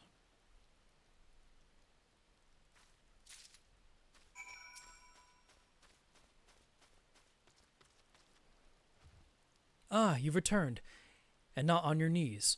A promising sign, but come, let me take the Deepa off your hands.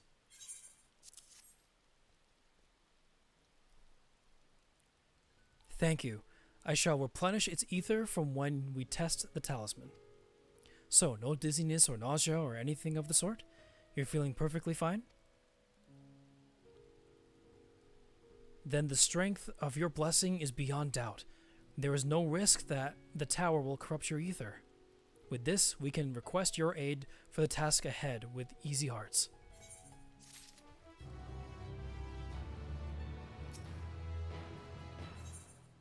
Next quest, Shadowed Footsteps.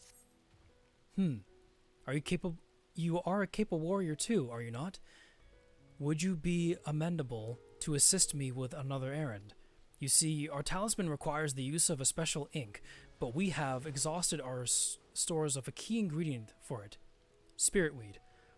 The herb grows not far from here, and I would like to go and harvest some. With the recent spate of kidnappings, however, we, Arcasadora, travel alone at our peril.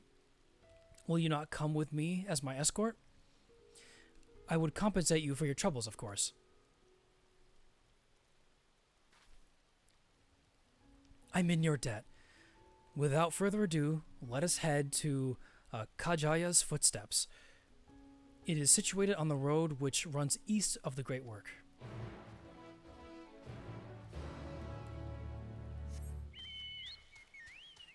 Oh, I thought I was going to follow her or something. Okay.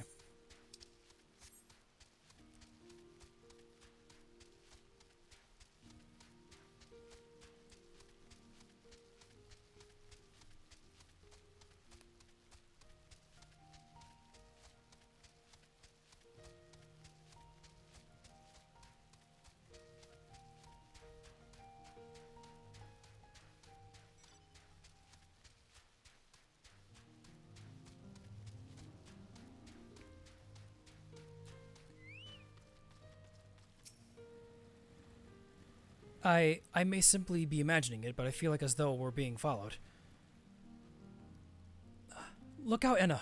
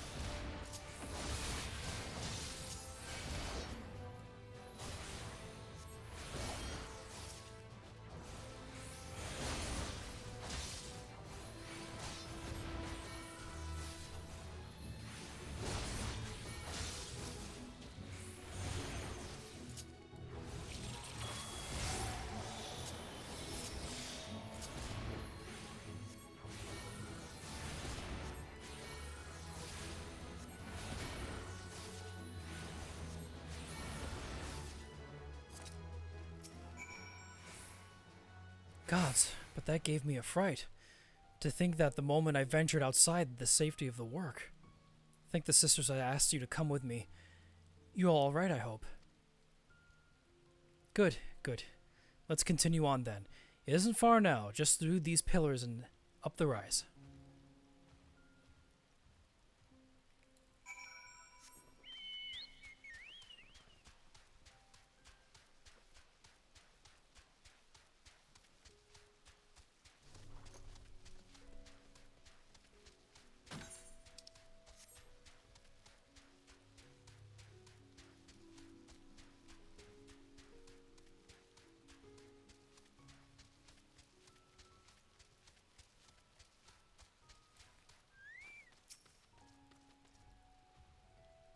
And here we are, Kajaya's footsteps. Kajaya was a great dancer, and those who follow in her, well, you know, they come to this place to train and dedicate their dance to their ancestors. A happy benefit of this is that spirit weed grows around here in abundance. I will set about harvesting at once, if you would be so good as to stand guard. The kidnappers aren't like to return soon, but better safe than sorry.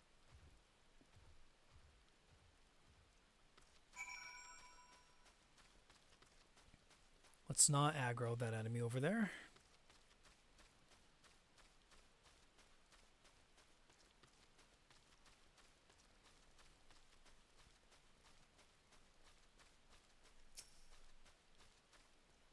Okay, let's wait here.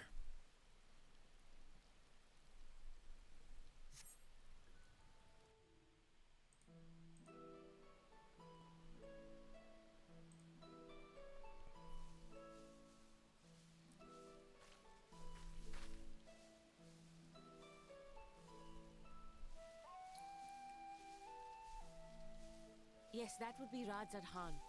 Hardly anyone has been allowed in or out since our troubles with the tower began.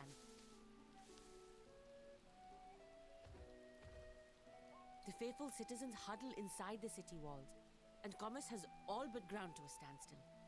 I pity the satrap, the trials he must be facing.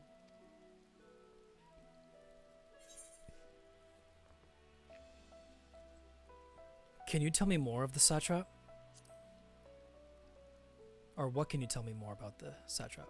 Well, he is the most important person in Radzad Khan. Long ago, this island was home to two tribes of Matanga, the Gajasura and the Arkasodra. When the Aura came to these shores, it was the Arkasodra with whom they joined forces. Together they defeated the warlike Gajasura, forcing them to flee Thavnair altogether.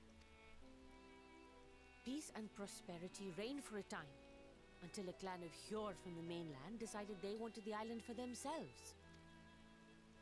It was a direct ancestor of the present satrap who arbitrated that conflict and welded the warring factions into the nation we know today. And ever since, a member of that esteemed lineage has inherited this somewhat unique position.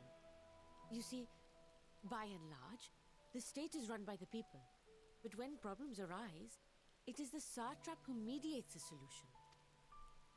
The stability provided by the satrap is what has allowed Radzad Khan to thrive all these years. And it was the satrap himself who entrusted us with this duty. We will not fail him, nor our countrymen.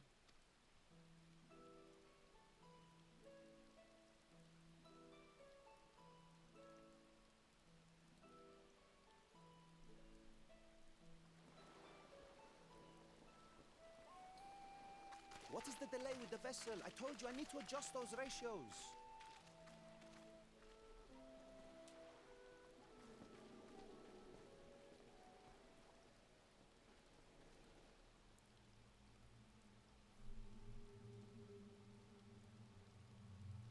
I come all this way to admire one of my splendid towers, and what do I find? Fools attempting to ward off its tempering influence with magic trinkets. I seem to recall a similar experiment in ages past. What was that man's name? Oh, something. Owen? Another body, another time. Who could be expected to remember every trivial detail?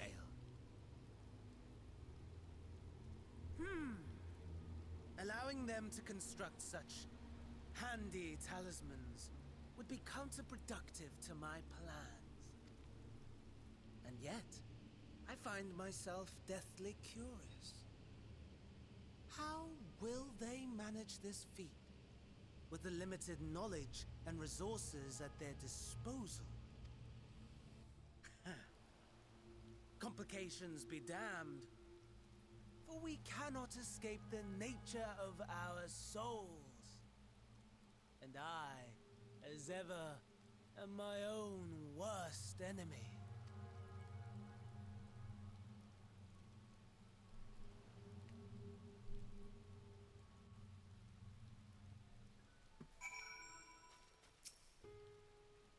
I have enough spirit weed to last us a good while. Thank you for keeping watch. Let us head back to the great work, shall we?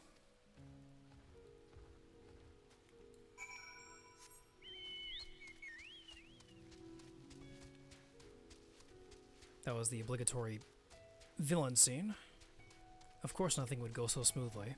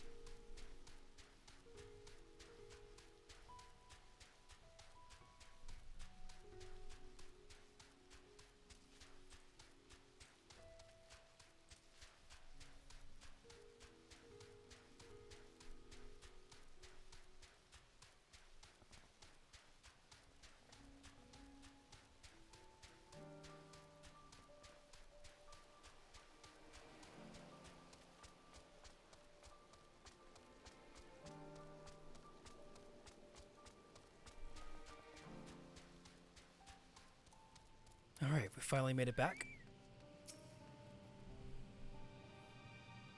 Anna, my thanks again for your assistance. With your help, we're that little bit closer to completing our talisman. This isn't much, but please accept it as a token of my gratitude.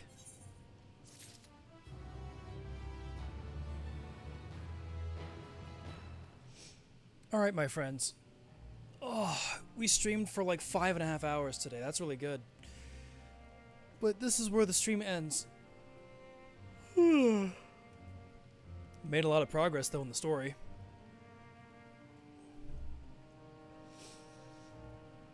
Oh, stretch, stretch.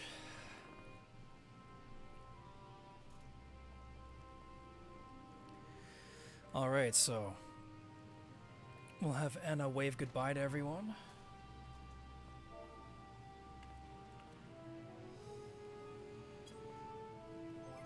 One little thing I want to do first. Oop, not that.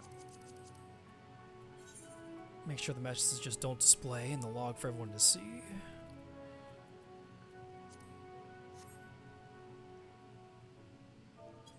So, she'll wave goodbye to everyone. And that'll be it for the stream. So we're going to switch to this. Thank you guys so much for watching today and keeping me company, and oh, another stretch. I feel very stiff. But yeah, that's a lot of fun.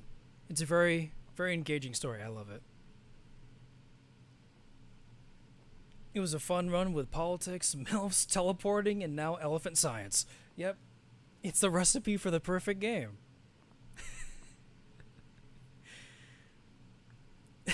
It's excellent. Before I sign off for the night, I just have one shout out today, Los Pipos, for the host. And yeah, we'll definitely play more Final Fantasy XIV, the Endwalker story, very soon. I have a lot more time in the future now since the holidays are over, so that means more streams.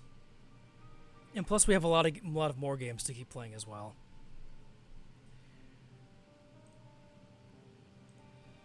Let's see if there's anyone to raid first before we end the stream.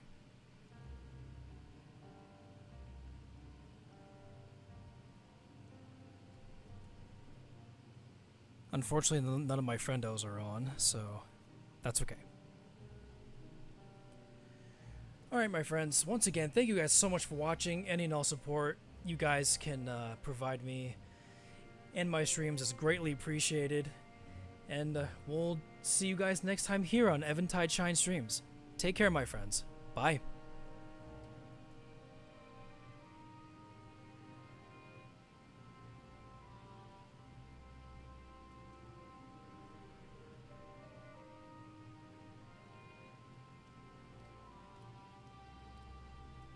Thanks, Nora. Appreciate the kind words.